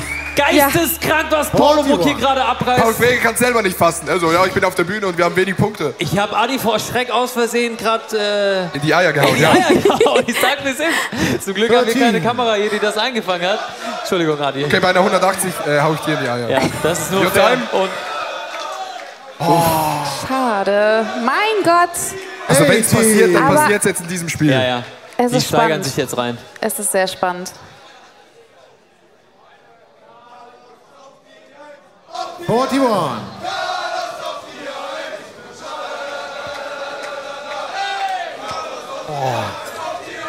Und wir haben echt viele Erste drin. Die haben viele Erste drin gerade. Wir haben es gerade beim ersten Halbfinale erzählt, dass sie Paul gescored haben wie die Wahnsinnigen. Wow! Und die nächste 100. Ey, das ist ja der Was Hammer. ist denn jetzt los? 138. Ja, der Chat schreibt, die haben gerade keinen Scheibenton. Regie? Für 27 Gurkensalat Rest. requires 40 wirkt 27. jetzt schon wie so eine richtig, richtig schlechte Zahl. Wo geht... Okay, er wollte 7 für die Doppel-10. 11 Rest. 11 3 Rest, für wie Doppel spielt 4. das? Oder vielleicht 1 Wäre ein Weg, ja. Ja, die 3 steht. Doppel 4. 19. Na gut, korrigiert noch am Ende. Sandmänner Aber irgendwie requires traue ich den Sandmännern auch 132. sowas zu. Der Carlos wirkt auch sehr entspannt, muss ich sagen. Aber hast du es gesehen? Also Der Carlos wirkt- trifft seinen Hut mit seinem Gurkensalat Dart. requires Hat jetzt beim 8. Wurf den Hut getroffen. Ja, das ist Carlos, setz unangenehm. den Hut ab. So, und die Riesenchance mit Aber 1 der zu 0 in Carlos Führung muss- zu gehen. Schreibt mir den Paul Frege nicht ab. Schreibt ihn mir nicht ab, nur weil der Erste irgendwo landet. 103. Paul Frege kann immer checken. So, jetzt das High Finish. Das möchte ich jetzt sehen, bitte. 83. Triple 17, Doppel 16. So, 66 Rest. Schön. 85. Ganz Schön starke gestellt. Aufnahme. Also da hat er sich gerade wie ein Runter. Profi gestellt, muss man sagen. Ich weiß nicht, ob er die 16 für Bullseye wollte. No score. Und die Sandmänner Riesenchance requires jetzt für 18. Carlos. Geht er auf die Doppel 9. Macht er. Aber No er score. verpasst. Gurkensalat requires 8. So, Paulo Muck scored Paul Frege checkt. Das ist deren Deal, habe ich so das Gefühl. Ja. Und so ist der Deal! Und so ist der Deal! Paul Frege checkt die Second Doppel leg is 4. Gurkensalat Nachdem to Paulo score Muck first. die 140 wirft, Paul Frege die 138. Was für ein Leck der beiden. Und die Titelverteidiger führen mit 1:0. 27. Der große Favorit, wie kommt er zurück? 70. Mit einer 70 starten die Sandmänner ins zweite Leg. Ja, jetzt muss man die Aufregung 11. von dem gewonnenen Leck erstmal runterschlucken und bei sich bleiben. Sich nicht zu sehr freuen. Denn das kann nochmal 58. nach hinten losgehen. Aber da trippelt er der einfach erste direkt Dart. wieder weiter. Paul!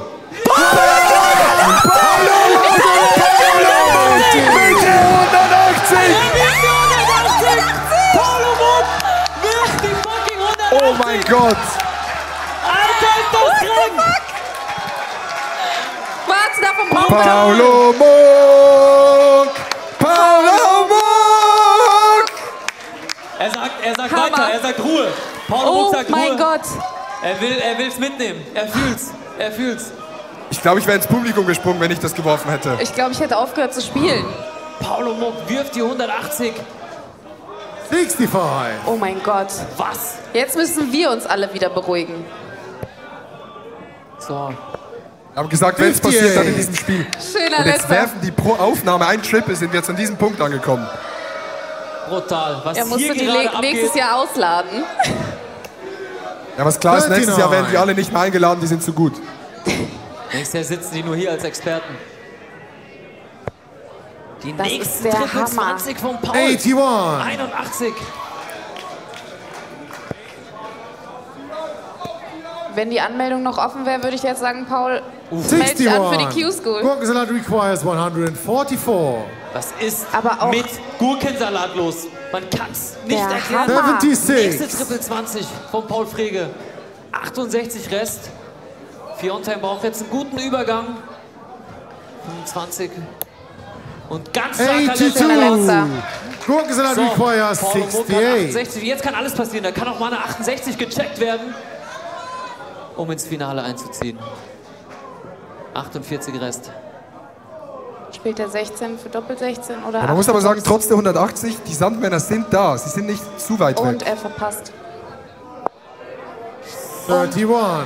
Nach dem war ersten Sandmänner Dart. requires Carlos mit der 126. 126. Carlos, Kleine auf der Chance jetzt 19, für auf der Carlos, 19. nah dran zu kommen.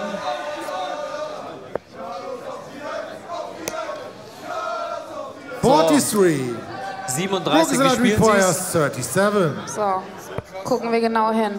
32. Und der ist ihm weggerutscht. Ach, 5 für 16. Oder 1 für 20. 17. Stark. Starker letzter Dart. Sandmänner Doppel 10. requires 83. Das Triple Weltmeisterdoppel. 17, Doppel 16. Und dann ist noch alles drin. 16 für Bullseye. Jo. Und er geht drauf. Die Er geht Chance drauf. für Finn Er muss. auszugleichen. Adi steht schon auf. Ich bin auch schon halb bereit, um jetzt komplett auszurasten.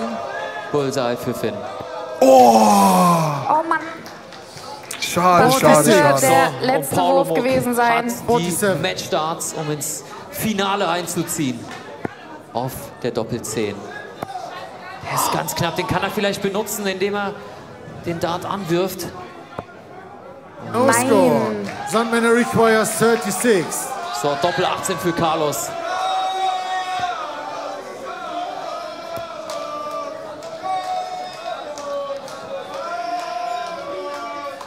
Oh, No score. So, wie war der Gurkensalat Deal? requires Paulo Muck 20. scored, Paul Frege checkt.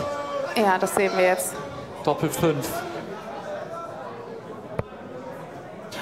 Wow. 5 Rest. Lohnt sich hier überwerfen? Ich würde es kaputt machen, safe. Christian sagt auch überwerfen. Und er überwirft. No score. Ja. Gut gespielt, sage ich. Sandmänner requires 36. So, jetzt muss Fuck. Fiontime zeigen, dass er da ist in der Crunch-Time. 32. 16 Rest ist eine gute Zahl. Doppel 8. Kann er. 20. Ist das knapp. Mein Gurkensalat Gott. Und jetzt requires Paul mit den Darts 20. fürs Finale. Ich kann nicht mehr, ich kann nicht mehr. Ich stehe. Der ist schon wieder so knapp. Und der ist drin! Der ist drin! Der Titelverteidiger steht im Finale für Sie. Ich glaube, wir wissen alle, was es schon sagen, du kannst den ersten Dart nicht näher ranwerfen. Das ist verdient. Und er checkt mit dem dritten. Das ist sowas von verdient, muss man sagen. GG's an Gurkensalat. 180, 140, 138, was sie gescored haben. Carlos, Finn, seid nicht traurig. Doch. So kann man verlieren. Sie können Wahnsinn. auch gerne mal traurig sein. Ja, aber brutale Performance. Was war das für ein geiles Halbfinale? Ich kann's nicht fassen. Unfassbar. Also damit hätte ich, wir fangen vielleicht einmal bei euch an. Das Damit wäre hätte das ich wirklich perfekte gar nicht Finale gerechnet. gewesen. Brutal. Ihr wahrscheinlich auch nicht. Ihr habt unfassbar gut gespielt. Jetzt hier im Halbfinale hat es leider nicht gereicht. Ja, wir haben, ich glaube, insgesamt 6 Pfeile oder so, oder 9 Pfeile auf Doppel bekommen, weil, also Paul hat wie ein Geistiger gescored. Dafür einmal geistiger Applaus bitte für Paul, für 180. Holy shit! Und dann am Ende so verdient, muss man einfach sagen. Der Mann ist brutal, der hat sich hier 2 Stunden eingespielt, sodass er auf dem Level ist und dann gibt's nichts zu sagen, hochverdient. Also mit 180 rauszufliegen ist auch derbe. Aber ist auch der absolute Wahnsinn. Er kann es selber nicht glauben. Nee. Ich dachte jetzt beim letzten noch so, ey, ich muss ihn so schnell rauswerfen, weil meine Hand ist so am, spürst du das? Die ist so am Zittern. Da dachte ich mir, komm, der muss rein, der muss rein. Und ey, dass das jetzt geklappt hat, unfassbar, dass jetzt die 180 gefallen ist. Okay, also hätte ich auch nicht gedacht. Finn hat hier am Practice-Board ein paar rausgeworfen, da dachte ich mir, okay, ist vorbei, aber jetzt holen wir uns das Ding. Kampfansage an Stevie und Mark Eggers, die auch sehr, sehr gut sind. Die Gegner jetzt im Finale. Mark Eggers und Steve, Chancen. Sag an. Was machst du, was machst du für sich persönlich jetzt gleich an Bord, dass ihr das Ding gewinnt? Also Mark und Steve sind gute Freunde. Und da ist das Ding, man darf sich nicht ablenken lassen, weil die haben immer gute Laune, immer hier den und Mark, immer gute Laune. Und da müssen wir jetzt konzentriert bleiben. Ihr bleibt im Fokus. Müssen wir. Und dann haben wir auf jeden Fall eine Chance. Also die sind gut, die sind nicht zu unterschätzen. Wir haben mit Stevie vor 5 Tagen in Amsterdam in der Kneipe gespielt mit Niki. Also du hast gesehen, wie gut der ist. Also Stevie ist wirklich crazy. Ihr beide seid aber völlig verrückt von einer anderen Welt, wie ihr gerade über euch hinausgewachsen seid. Die Frage ist halt, ob ihr das auch im Finale zeigen könnt. Gucken wir mal. Paul Frege macht die nächste 180. Vor allem, Niki. Ich spür das. Paul Frege macht die nächste 180. Vor allem ist es so, wer kann mit dem Druck am Ende des Tages besser umgehen? Ich glaube, dass Paul Muck und Paul Frege die Besseren sind. Aber die Frage ist, auf dem Papier, aber die Frage ist jetzt im Finale, können sie es auch abrufen, wenn maximaler Druck da ist? Und Stefan Gehrig und Mark Eggers, die haben schon, also das sind von Mental Mindset her sind die auf einem ganz anderen Level. Ja. Chat, wir kommen gleich zum Finale. Vielleicht machen wir einmal eine Abstimmung im Chat. Ja. In allen Chats, die da sind. 1 für Mark Eggers und Stefan Gehrig, 2 für die Pauls. Ich bin sehr gespannt. Ja. Ich bin sehr, sehr, sehr, sehr gespannt. Jetzt rattert's im Chat. Köln, habt ihr Bock auf das Finale? Finale! Finale! Die sind ready, die sind ready, die sind ready. Wir haben ein paar prominente Influencer da. Ja. Wir haben so eine kleine VIP-Area und wir nehmen jetzt einfach mal die Kamera mit und gehen mal so ein bisschen rein. Sagen mal kurz Hallo. Wir wollen den Manfred sehen. Ist Manfred VIP? Manfred ist leider nicht VIP. Noch nicht. Manfred, wo bist du? Manfred, wo bist du? Manfred, komm mal her. Manfred, komm mal her.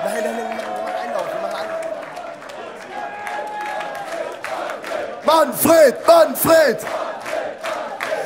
There's only one Manfred!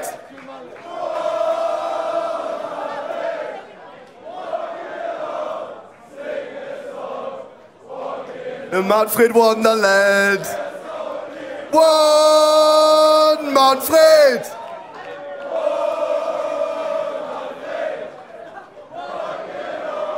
Manfred, mein Lieber. Das ist unglaublich, was hier passiert gerade, oder? Seid verrückt. Wie ist das, Manfred? Ich sag mal im etwas reiferen Alter, wir sind ja in einem ähnlichen Alter. Der Chat wird jetzt gleich ausrasten. Ah, der Bruder ist auch da vom Stradin. Wie ist das so, in der Halle gefeiert zu werden? Sei ganz ehrlich. Ja, wenn ich 2 Jahre jünger wäre, würde ich sagen, super. Aber jetzt ist zu viel. Ich bin knapp über 40 und... Ich auch. Manfred! Manfred, wir sind beide 40. Circa. Ah ja, klar. Also Manfred, du bist ein absoluter Mehrwert hier in der Halle. Ich freue mich sehr, dass du da bist und vor allem, dass du so gefeiert wirst. Großartig. Dann machst du dir noch einen schönen Abend. Ja. Enkelkind? Ah ja, du passt ein bisschen auf, dass nicht zu viel wird, ne? Was die Prominenz angeht. Ja klar, sonst braucht er noch Sicherheitsleute hier. Ist umgekehrt. Also, das waren doch mindestens schon 10 verschiedene Songs, die du heute Abend bekommen hast. Schönen Abend noch. Manfred, schön, dass du da bist. Alles Gute euch. Geh mal da. So. Manfred? Du kannst mit ihm einmal dazu. So, jetzt müssen wir mal gucken. Niki, er geht nach da, wir gehen mal hier rein. Wen haben wir denn hier alles? Guck mal hier. Komm ich hier durch? Hallo? Grüße. Oh, Kamera, nicht so gut, hä? Ah, hier wird getrunken. Wasser. Hier sind sie, die ganzen Topstars. Grüße. VIP. Ist das schön, VIP zu sein? Einmal VIP oder schon öfter? Sag ehrlich, sei ehrlich. VIP, wie ist es hier so? Auf der Bierbank. Ey, wir sind alles normale Bürger mit normalen Biertischen. Shoutout an die anderen, die neben dem Zaun sind. Wir sind alle gleich hier. Bravo, das ist doch mal eine Ansage. Schau mal, da hat sich einer verkleidet mit derselben Nase wie ich. Wie findet ihr meine Nase?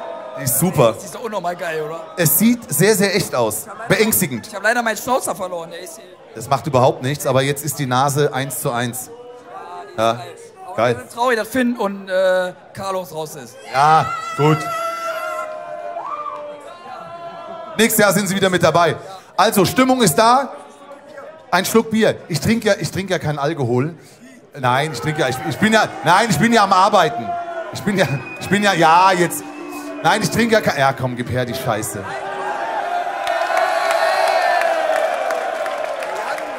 Ja, aber ich bin ja sofort betrunken. So, dann gehen wir mal hier weiter. Ich höre hier was von den ganzen Leuten, die hier sind. Was? Ja, es ist ja... Ganz kurz, wir sind ja family friendly. Wir haben ja auch Apfelschorle. Ich trinke noch mal einen Schluck. Bin sofort betrunken. So, jetzt gehen wir hier... Nein. Jetzt gehen wir hier weiter, hinten. Wo ist denn mein lieber Freund? Grüße. Henke! Ja, komm doch mal her jetzt. Was machst du denn auf der anderen Seite des Zauns, Junge? Du, mal ich will ein bisschen näher am Erlebnis sein hier. Auch mal spüren, auch mal ein bisschen die Energie der Halle aufsaugen. Hier ist gute Stimmung, hier ist geil, hier macht Spaß. Absolut. Sag mal ganz ehrlich, bist du das erste Mal auf so einem Dart-Turnier? Ja, tatsächlich. Und das ist sehr, sehr, sehr, sehr schön. Ihr macht das alle geil. Auch Shoutouts ans Team. Es macht ultra Bock, hier zu sein. Und die Stimmung ist halt vor allem geil. Und als ich gehört habe, dass Manfred hier ist, war es geil. Wer? Du? Ja, du bist generell schön. Ich muss sagen, ich bin auch das... Ja. Du bist der Engel, ja, du bist der Engel der Halle. Du bist... Wenn du jetzt noch ein kleines weißes Röckchen anhättest, Flügel, dann könntest du als Engel durchgehen. Ja, natürlich. Da. Gut, haben wir auch. Clip das bitte, dass ich da mit Zabex mal rausgehe. Also, sehr schön, dass ich dich mal wieder getroffen habe. Ist immer schön mit dir. Und ich bin auch das erste Mal bei so einem Dart-Turnier in so einer Halle. Und ich muss wirklich sagen, ich gucke ab und zu Fußball, auch im Stadion. Aber ich sage euch eins, und ich meine es wirklich so von Herzen. Ja, passt auf. Die Fußballfans im Stadion, von der Stimmung her, das ist ein Scheiß dagegen, was hier heute abgeht. Ehrlich. Ja. Ist wirklich so. Wir sehen uns nachher noch auf ein alkoholfreies Bier. Oder einen Saft. Oder einen Saft einfach. Alter, freue ich mich doch. Bleibst du, wie du bist. Gleich kommt das Finale. Ich tank mich mal wieder hier so ein bisschen durch. Komme ich hier durch? Nee, ich komme hier gar nicht hier durch. Jetzt, Hilfe. Ja, Grüße. Ja, vielen Dank. Oh, Maxima Schradin. Also. Schradin, ich hätte einen letzten. Ich bin da, Niki. Einen letzten hätte ich hier noch. Ja. Wir haben den Manager noch hier von Paul Frege und Paulo Muck, der die vorhin, wer am Anfang schon dabei war, auch gesehen hat, brillant eingeleitet hat. Giel, du kommst aus Amsterdam. In Amsterdam spielt man sehr viel Darts, vor allem in Bars. Wie gefällt dir das Spiel von den beiden Pauls bisher und glaubst du, dass sie das Ding holen können? Ich denke, Paul spielt gut, aber Paul spielt nicht so gut. So, ja, wir müssen sehen, was das Finale macht. Lassen wir offen, wer ist. Es bleibt mal offen. Es bleibt mal offen. Wir müssen gucken. Vielleicht die Person, die nicht die 180 geworfen hat. Wir müssen gucken. Ja, wir müssen gucken, ja. Wir müssen gucken. Ja, ja, klar. Applaus für Riel! So, Niki. Oh, Schradin, es wird ernst. Jetzt. Okay, ich komme gleich. So, das Finale. Also ich bin sehr gespannt. Wir haben jetzt 6 Stunden drauf hingedartet, Wahnsinn, Wahnsinn. dass wir hier jetzt stehen und so ein geiles Finale haben. Ja. Also besser konnte, also kein Drehbuch dieser Welt hätte es so schreiben können. Ich bin sehr gespannt, freue mich auf das Finale und es wird wirklich brutal spannend. Einmal brauchen wir euch noch. Finale. Oh. Oh. Finale. Oh. Geil, ihr seid geil. So. Wollen wir's ansagen? Wir haben noch ein kleines... wir haben jetzt hier noch ein kleines Special vorbereitet.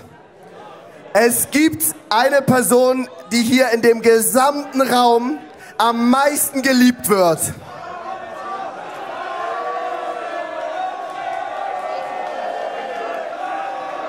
Manfred! Manfred! Manfred! Wir haben was vorbereitet. Ein Special-Moment nur für Manfred, bei dem ihr noch mal alle ausrasten könnt. Hier kommt die Legende des heutigen Abends, Manfred!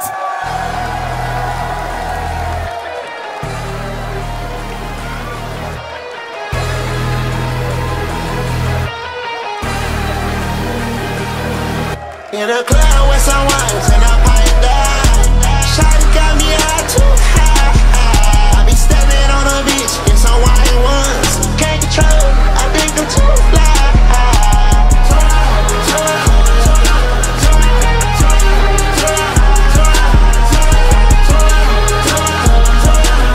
Ein letztes Mal.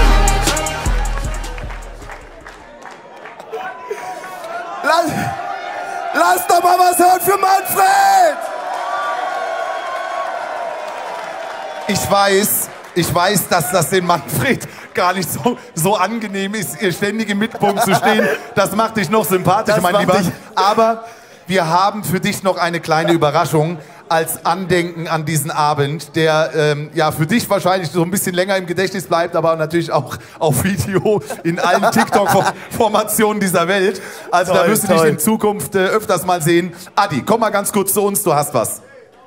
Ja, für dich und für ihn ein Trikot. Ich weiß leider nicht, von wem die Trikots sind. Es sind Darts-Trikots.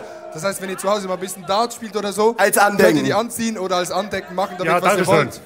Ich würde sagen, hier, der German Shine, das ist ein deutscher Dartspieler. Vielen Dank. Manfred!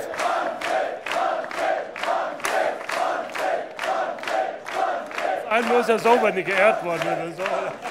Ich habe gerade gehört, Manfred, du bist im Schützenverein. Ja. Da ist ja auch gute Stimmung. Ja. Ah ja, klar. Dann kennst du das ja. Mal ist man mehr im Mittelpunkt, mal weniger. Warst du mal Schützenkönig, sag mal? Hat's dafür gereicht? Da musst du meine Frau fragen. Muss ich fragen. Erinnern Sie sich nicht dran, ne? Werden wir fragen. Super. Vielen, vielen Dank, wirklich. Das war ein Highlight. Das war ein Highlight. Dankeschön. Schönen Abend noch. Danke, Ihnen Manfred, auch. danke.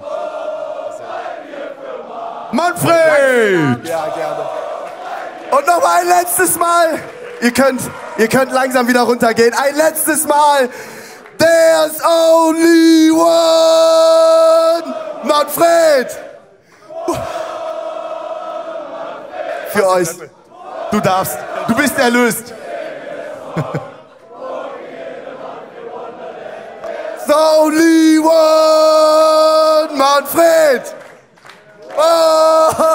Manfred. Walking in the winter wonderland. Ihr seid die Besten. Das wird er so schnell nicht vergessen. Nein. Der Manfred. Ist das gerade wirklich passiert? So, jetzt. Jetzt sind wir endlich da. Ja.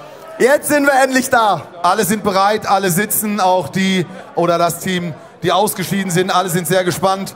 Paulo Muck war gar nicht mehr zu sehen. Der hat sich zurückgezogen. Der hat einen Tunnelblick. Der will gar nicht mehr irgendwie angesprochen werden. Aber wir holen die Protagonisten des Finales hier in unsere Show-Arena. Ein letztes Mal muss ich euch noch fragen. Seid ihr ready fürs Finale? Seid ihr ready fürs Finale? Wir sind soweit. Bitte. Das erste Team holen wir auf die Bühne mit einem tosenden Applaus. Ich weiß nicht, wo sie stecken. Sie werden von irgendeiner Seite kommen. Paulo Muck und Paul Frege! Gurkensalat!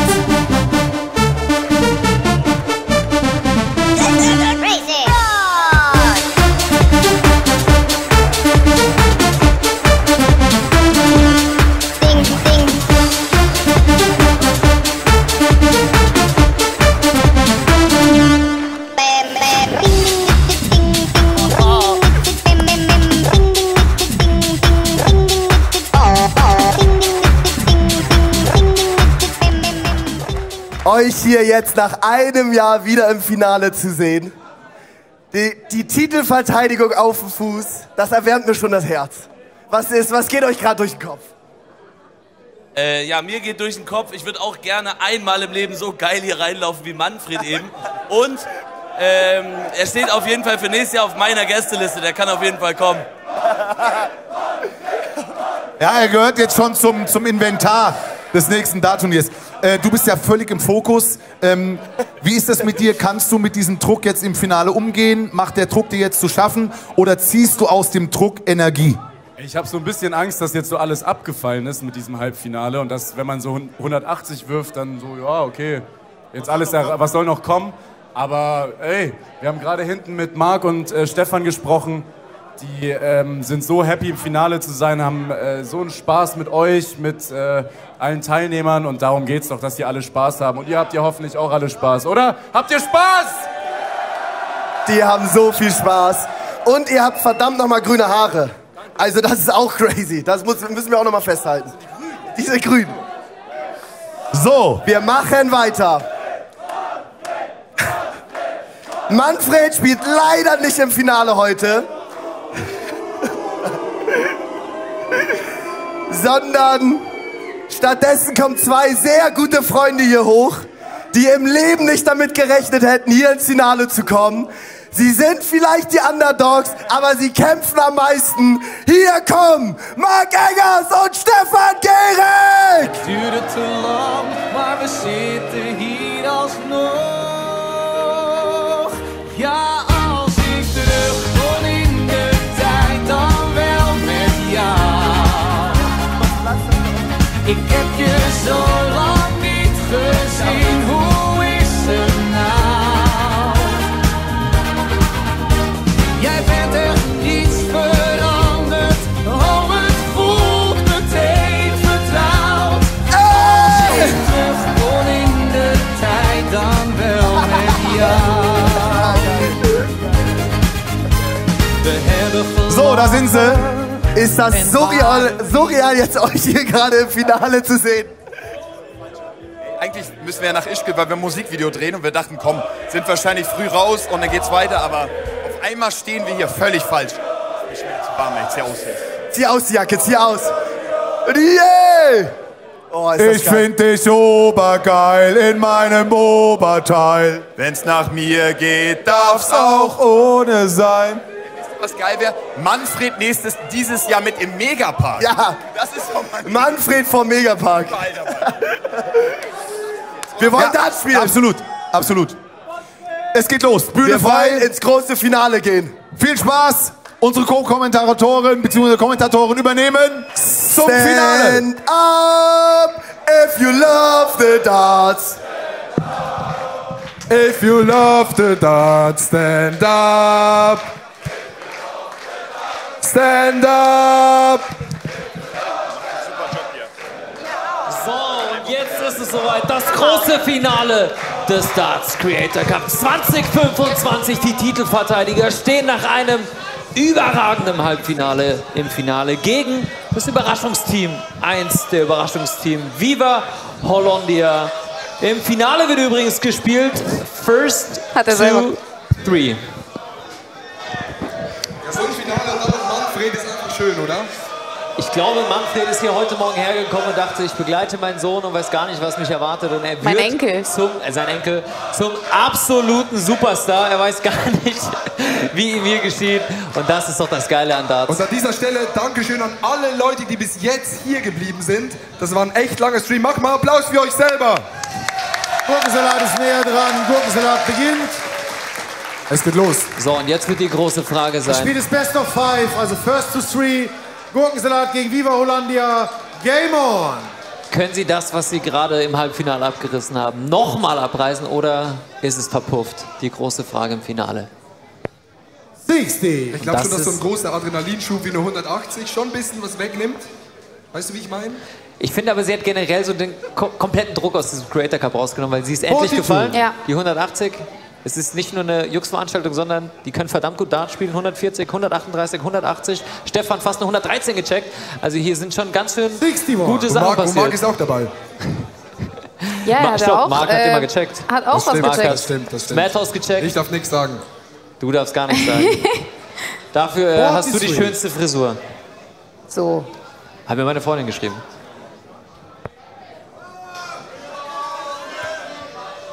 Der ist knapp drüber. 25. Das war, glaube ich, die schlechteste Aufnahme von Paulo Muck seit 10 Legs gefühlt. 46.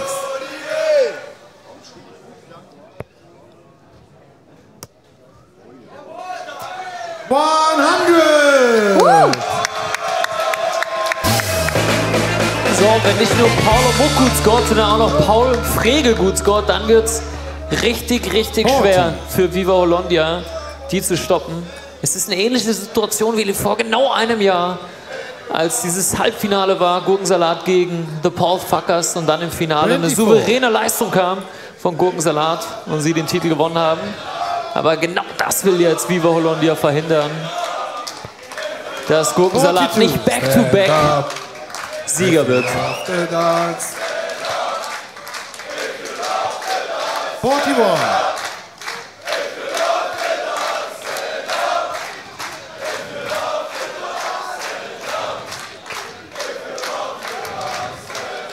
41. So, und jetzt der Übergang in den Finish-Bereich für Gurkensalat. 170 Rest. Der ist ganz knapp am Triple vorbei. 43.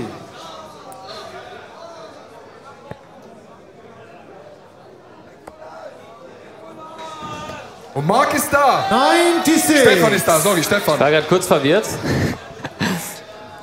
Stefan gut gescored und sie sind wieder da. Sie sind beide. Ja. 50.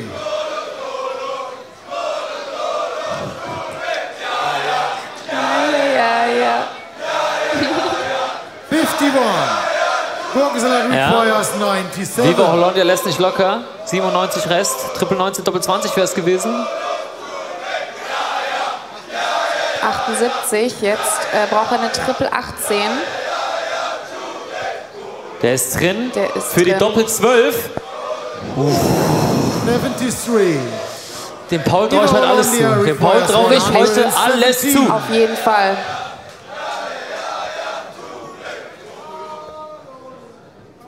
So, Doppel 12 für Paul Frege mit 1:0 in Führung zu gehen. Paul stellt und Frege checkt. No score. Viva Hollandia Zwei requires super 90. Darts am Draht. 90 Rest. So, und jetzt Marc Eggers mit den 90 Punkten. 20. Noch einer für Bullseye. Nein. Nee, schade. Triple 19, sagt ihm der Caller. 40. Gurkensalat So, Doppel 12 für Paul. Das checkt er jetzt. No score. Nein. Viva Hollandia requires 50. So, und jetzt haben wir die gute Chance, um Gurkensalat mal. Doppel 15. Oh, Doppel 15, weiß nicht, für ob Stefan, für ein Break. Stefan da das... Aber gut gestellt. Clever gestellt von Stefan. Er ist wieder ganz knapp von Paul Frege. Du kannst nicht näher dran sein. Doppel Es geht 6. nicht näher. Überwirft sich. So, Marc, jetzt ist deine Zeit im Finale. Marc Eggers. Doppel 10. Das wäre was, oder? Break, Marc Eggers auf die Doppel 10. Oh, der letzte ist so gut. Ich glaube auch die... Aber ich liebe seinen Enthusiasmus dabei. Der ist richtig dabei. Hammer. Doppel 6. Das Ding ist, So langsam werden die auch nervös, ja. Wenn Viva Hollandia eine Chance auf Doppel hat, dann müssen sie die auch nutzen. Sie bekommen jetzt sehr viele. Stefan ist da. Oh, Doppel 5 Rest.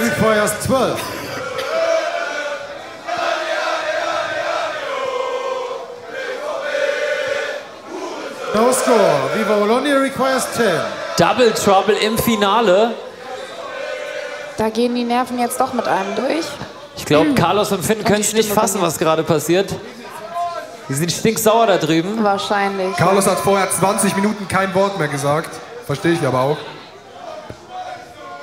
Marc ist da. Single 5 Rest. Jetzt muss Stefan wieder umstellen nachher. Kann er aber. Wenn er noch mal drankommt. Das ist die Single 13, überwirft sich. Viva Bologna requires 5. 1 für Doppel 2. Schöner Dart, Doppel 2. Oh, der ist so knapp. Gurkensalat requires 12. Aber da sieht man mal wieder, wie unterschiedlich Doppel einzelne 3. Spiele auch sein können. Ja, Doppel 3. Von der Leistung her. Paul fragt gerade, sollen wir uns überwerfen? Die trauen das denen also nicht zu. 9 score. Viva Bologna Und requires sie sind auf 4. 3. Ich weiß nicht, ob er überwerfen wollte oder ob er... Ich weiß gar nicht, was sich Paul Frege dabei gerade gedacht hat. Doppel 2. No score. Es sind immer zwei Wilde bei Marc, aber einer, der dann doch immer so knapp ist. So, 1 Doppel 2. No Und ich glaube, dass Gurkensalat so lange nicht gecheckt hat, haben wir heute auch noch nicht gesehen. Nee. Stefan Gehrig. No score. Gurkensalat requires 3. Es ist aber auch so, dass dann, wenn... So, 1, Doppel da 1. ist er. No score. Wer ist denn der Doppel 18? Bologna requires 4. Komm, Marc, dein Dart jetzt. In die Doppel 2. Madhouse. Madhouse. Doppel 1. Doppel 1. Ich hoffe, er wirft nicht zu hoch. Bitte nicht zu hoch. Bitte rein. No score. Gurkensalat requires 3. Paul muss umstellen. Trifft das Trippelsegment, Triple Paul? 1. Paul ist leider zu gut auf Triple. Wir müssen so. vielleicht den Modus ändern auf Master Out. Nächstes Mal. Stefan macht's jetzt. Komm, Stefan. No score. Man muss sagen, die Darts von Stefan und Marc sind nicht weit weg vom Doppel. No score. No score.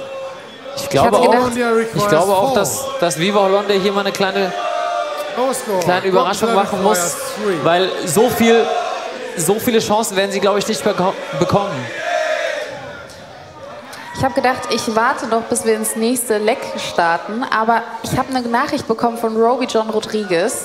Er ist österreichische Nummer 2. Vielleicht sagt euch das was? Klar. Dem Andreas auf jeden Experte Fall. bei der Zone. Der schaut hier übrigens auch gerade zu und hat gefragt, ob ich nicht noch mal kurz für sein Turnier Ende des Monats Werbung machen könnte. Und zwar ist das ein Newcomer-Turnier für 16- bis 21-Jähriges. Findet in Bayern statt.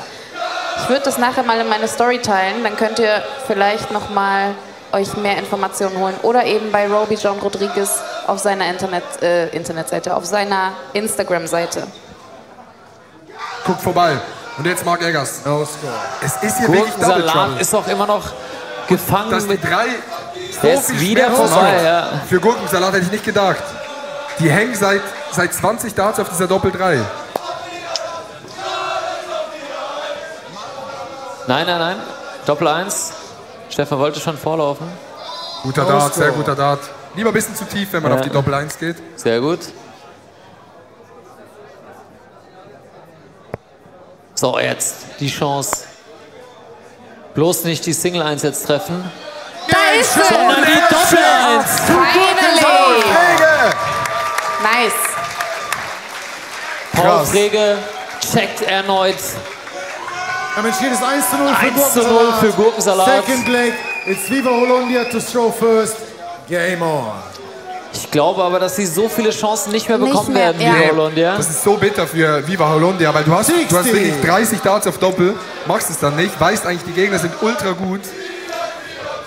Und so wie ich die kenne, wenn die mal vorne liegen, dann sieht das gleich ganz anders aus. 26, Waschmaschine. Ja, Mann. Am Ende werden, by the way, nicht nur die Pokale verteilt, sondern auch die goldene Waschmaschine.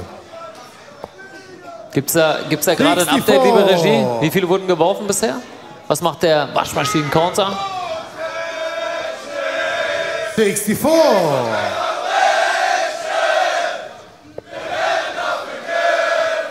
19. Wäre geil, wenn wir irgendwie 26, 26er gehabt hätten.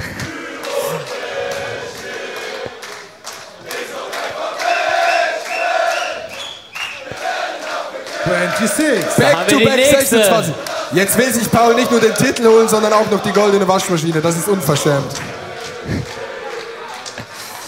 19. Aber die beiden ein bisschen lockerer drauf jetzt, oder? Ja, Die sind ja. nicht mehr so ganz... Sie wissen mit der 1:0-Führung. Ja. Was ist das Problem, sagt Paul? 24. Ja, Er lässt sich jetzt aber auch leicht ablenken Marc und hier Stefan von das uns. einfach nicht zu. Tunnel. Okay, Paul geht in den Tunnel rein. So, Paul braucht ein bisschen Trash-Talk. Der braucht diesen Druck einfach. 17.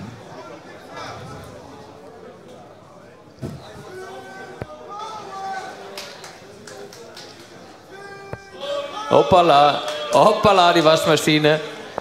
Ah, er geht runter.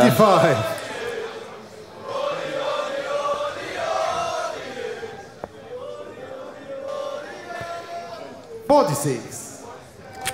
Stefan sehr gut im Switchen zwischen 20 und 19, ne? Ja. Kann auch nicht jeder. 21. If you love the darts, stand up. If you love the darts. 36. So, aber Gurkensalat fast 100 Punkte hinten dran. Ist zwar das Angriff-Flag von Viva Hollandia. 43. Aber Stefan und Marc können hier mal früher in den Finish-Bereich kommen. Und die Triple 20 hinterher. Super, super, super. Und es sieht gerade so aus, als könnte es wieder Darts fürs Leg geben für Viva Hollandia. Wir schreiben sie mal nicht ab, ganz im Gegenteil. Auch Marc ist jetzt echt gut da. 40. 40. So, Gurkensalat braucht jetzt ein Triple. Haben sie nicht. Ist aber okay, 58, 102 Rest. Also mindestens 6 Darts Zeit, um jetzt die 83. 102 wegzuballern, sag ich mal. Aber Auch gut, hier das wieder Switch gut geswitcht auf die runter. 19 runter. Ja. Und er rechnet Hat auch gut mit. gerechnet, ja. Ja, ja. Lässt Marc Eggers 18 Doppel Komm, Marc, 20. 8 Bullseye. Hollandia requires 58. 8 Bullseye will Adi. Oder 8 Bullseye. Er geht auf die 18 für Doppel 20. Doppel 11. Das wäre der Noah gewesen, 18 für Tops. Nein. Trifft die Doppel 14, überwirft sich. Och, ist das bitter. So gute Darts von Marc eigentlich. Bitter. Nur meine. Du kannst von mir trinken. 60. Viva Hollandia requires 58. Die haben nur Lücken. Dreh's doch auf. So, Triple 13 jetzt.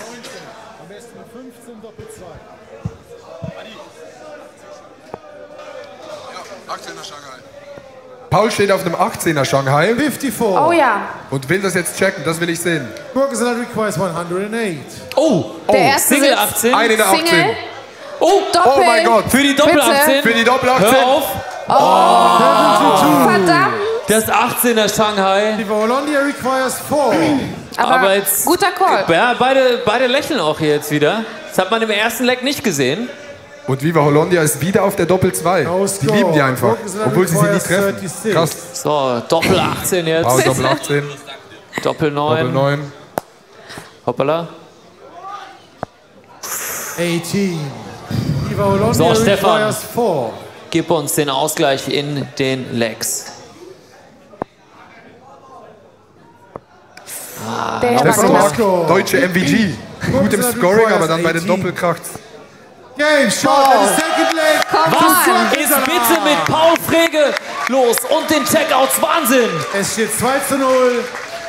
Third leg, it's Gurkensalat to throw first. Und damit nur noch ein Leg entfernt von der Titelverteidigung und dem Gewinn des Content Creator Cups 2025.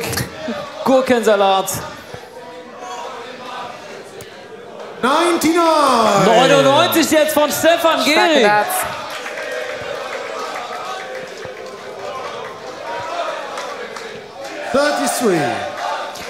Das Scoring.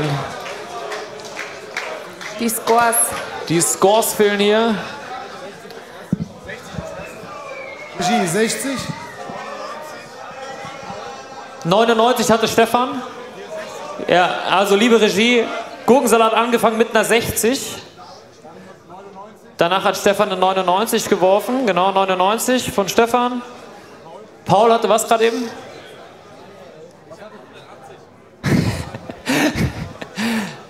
Paul sagt, er hatte nur... Chat, was hat Paul Frege gerade geworfen als letztes? 180 war es nicht übrigens. Wir haben gerade vergessen, was geworfen wurde. Das ist krass. 41. 33. 33 laut Chat. Danke auch für den ehrlichen Chat. So ist Marc auf die Bühne gekommen. Mit dem Naked Handy. So, danke Chat. Großes W an euch.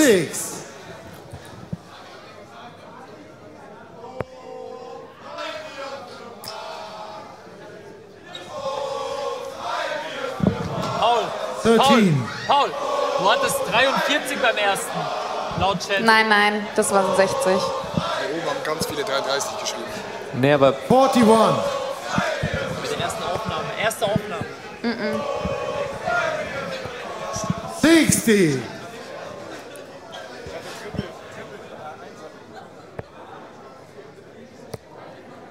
Marc Eggers. Oh. 92. 92.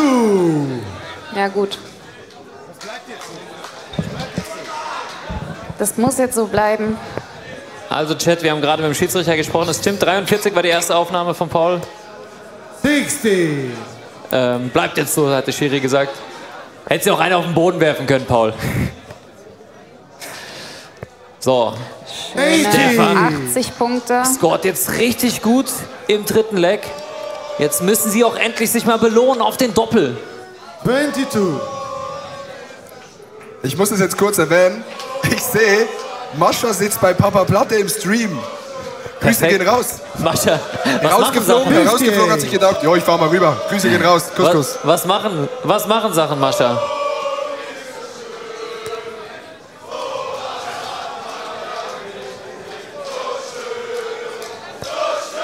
Three-score. Viva Hollandia requires 100. So, 105 Rest bei Viva Hollandia. Belohnt euch jetzt mal Stefan und Marc für das gute Scoring. Und wieder ein eine schöner Triple. Viva Hollandia schon wieder Dart. extrem gut im Scoring und 36 gestellt. Ja. Doppel 18. Und mit einer Menge Zeit, 240 39. Punkte. Viva Hollandia requires So, komm on, 36. Marc. Zum Verkürzen, zum 1:2. Doppel Also. 18 für Marc. Mindestens 6 Runden, sag ich, 6 Darts-Zeit. Die No werden sie score. auch brauchen. Aber sie haben genug Zeit. Gurkensalat noch nicht im Finish-Bereich. 60. Aber eine solide Viva 60 Hollandia wieder. requires 36. Doppel 9 für Stefan. Doppel 2. Wieder die Doppel-2. Es ist wieder die Doppel-2. Es ist wieder die Doppel-2. 32. Gurkensalat requires 141. Du spielst 5 Stunden Darts und scheiterst am Ende an der Doppel-2. Brutaler Sport. Ja. Das ist Du einfach bist einfach der requires einsamste 4. Sportler oben auf der Bühne gefühlt, wenn du es dann einfach nicht checkst. Naja, es sind jetzt halt 2, aber Jetzt 2. irgendwie trotzdem einsam. No score. Gurkensalat requires 109. Er wirft dann auch zu schnell, Marc. Musst mal ein bisschen kurz fokussieren.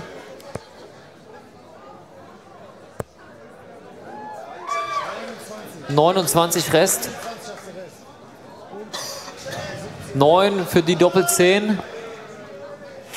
94. Gute Aufnahme, aber stellt sich kein Finish. No score. Gurkensalat requires 15. Und jetzt könnte Paul Frege gleich mein Weg wäre 7. Und es gibt den ersten Matchstart. Championship Dart. Aber so geht es natürlich auch. Das waren 2 Championship Darts. Das waren 2 Championship Darts für die Titelverteidigung. Und Marc Eggers muss den Dart da jetzt reinwerfen. Und jetzt Paulo Muck mit 3 Championship Darts. Ja. Paulo Muck für die Titelverteidigung. Da können wir schon mal aufstehen hier. Doppel 3. Doppel 3 für Paulo Muck. Colombia requires 4. Ja, die haben echt zu kämpfen mit dieser Doppel-2, ne? Die ist im Kopf drin. Wie kann eine Doppel-2 so krass im Kopf drin sein? Ich hab das auch. Doppel 2 ist mein Endgegner. Aber es gibt einen, der schon jedes Leck gecheckt hat. No score. Der es jetzt Und aber das nicht Krasse macht. ist ja auch bei Carlos vorher, wenn du verlierst, aber beide Teams immer die Chance hatten zu finishen. Ja. Nein, der ist drüber. Der ist drüber. Doppel 1, Marc. Du kannst es. Madhouse. Doppel 1. Doppel 1, Marc. Oh. No score. Gurkensalat requires 6. Das wäre zu schön gewesen, oder? Und die nächsten Championship Darts auf der Doppel 3. Und Gurkensalat verteidigt ihre Titel und sind die Champions des Darts Creator Cup 2025. Herzlichen Glückwunsch an Team Gurkensalat. 2024 gewinnen sie und 2025. Was für eine Performance, Sarah. Wow. Hammer. GG's im Chat. Ihr beide. Oh, was hat man lange nicht gesehen. So schön, so schön. Ach ey, ihr. Du warst auch.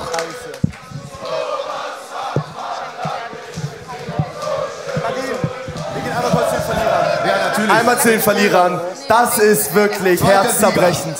Oh, also dass ihr hier überhaupt im Finale standet, war so unwahrscheinlich. Und dann reißt ihr aber hier nochmal ab, vor allem das dritte Game jetzt gerade. Eine Triple nach der anderen. Oh, am Ende war es relativ eng, gerade bei dir, bei der, ich glaube Doppel 2 musstet ihr machen. Und das war so knapp einmal Millimeter. Bei mir ist immer, ich muss immer erst mal gucken, wo die Zahlen überhaupt sind. Weißt du? Ich orientiere mich immer erst mal neu an der oben. Der liegt am Alter. Liegt am Alter. Mittlerweile, aber ey, was war das für ein geiles Event? Also, dass wir überhaupt hier im Finale sein durften, Wahnsinn. Also, wir haben so viel Spaß gehabt. Ja, kann ich mir vorstellen. Ich glaube aber, ihr wacht heute Nacht mitten in der Nacht auf und träumt von der Doppel 2, oder? Ich hasse die Doppel 2. Fick die Doppel 2. Sorry, Adi. Wir wären gar nicht, also wir hätten auch eine Chance gehabt noch. Ja, 100%. Ihr wart voll da.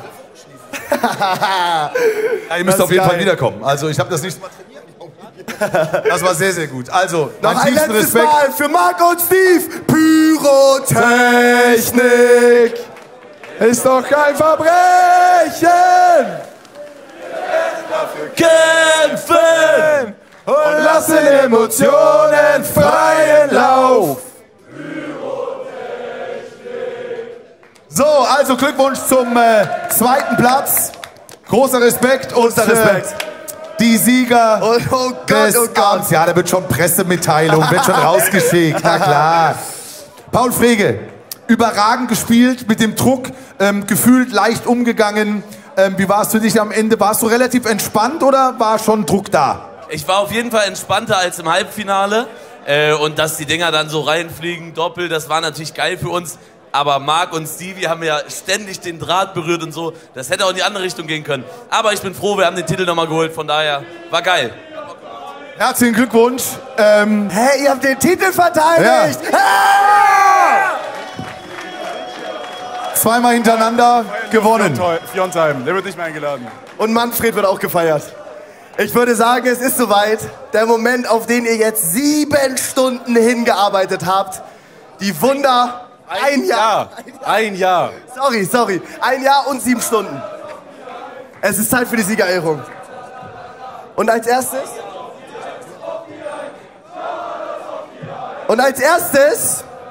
gibt es noch einen ganz besonderen Preis. Die goldene Waschmaschine. Nochmal für die, die es nicht mitbekommen haben. Waschmaschine ist im Dart 20, 1 und 5. Weil man dann so mittelgut ist und die Richtung so grob drauf hat. Silvester hängt nach, ne? Aber halt nicht gut genug. Und wer bekommt diese goldene Waschmaschine? Es ist wahrscheinlich von allen Creatoren die angetrunkenste Person. Hier kommt mit Flecken auf dem T-Shirt Chapo 102! Und Toni. Zusammen. Hier da vorne, nimm sie zusammen. 102! 102!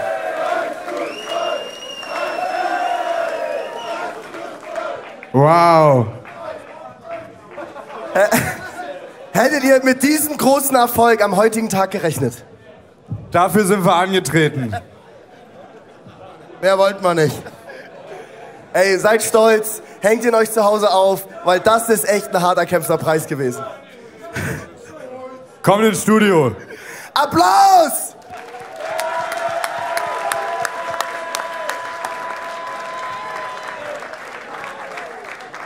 Die ist brutal. Okay. Wo haben wir die Pokale? Hier stehen sie. Wo ist Adi überhaupt? Adi! Ich komm! Wir brauchen dich nochmal. Komm rüber. Du darfst die Pokale mit überreichen als Gastgeber des Abends oder Mitgastgeber des Abends. Wenn sich Paulo Mux selber das Ding schenkt, dann geht's auch. So, 2. Platz. Würden Sie den Pokal? So, 2. Platz. Stevie und Marc, wir brauchen euch nochmal. Ihr kriegt noch was. Euch. Stevie, du hast hart gekämpft.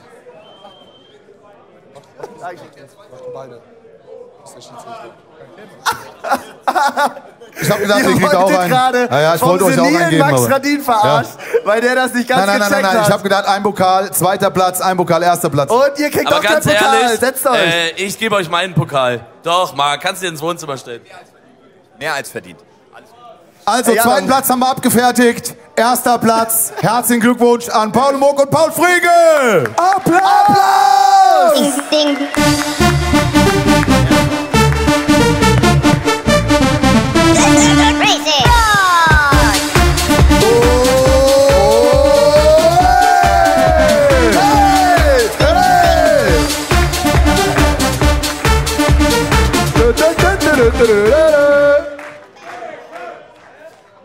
Ja gut. Die Zuschauer singen bei jedem Song mit, deswegen als Erstplatzierte dürft ihr euch jetzt nochmal für einen Song entscheiden. Paul oder Paul? There's only one Manfred. One Manfred. Ey, Manfred, du bist zu jedem Darts Creator Cup eingeladen. Ab jetzt. One Manfred. Oh, Manfred!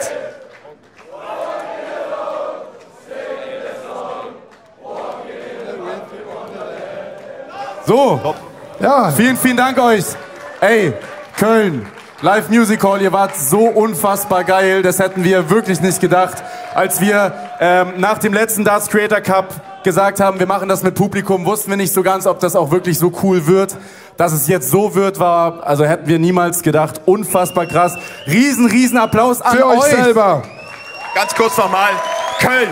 Die beiden haben das Ganze hier auf die Beine gestellt. Und wir brauchen jetzt nochmal den lautesten Applaus, den Köln zu bieten hat. Ausrasten auf 3. 1, 2,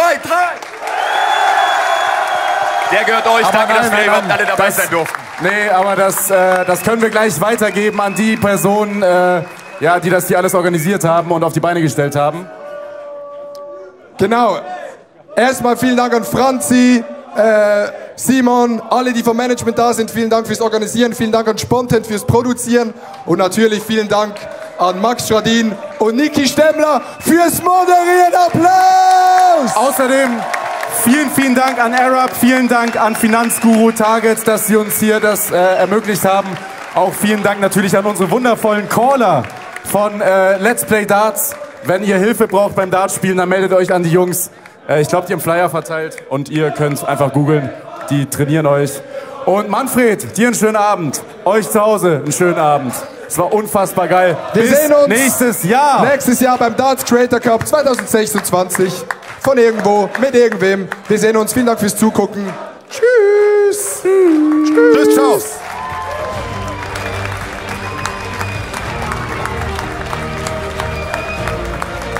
Dö, dö.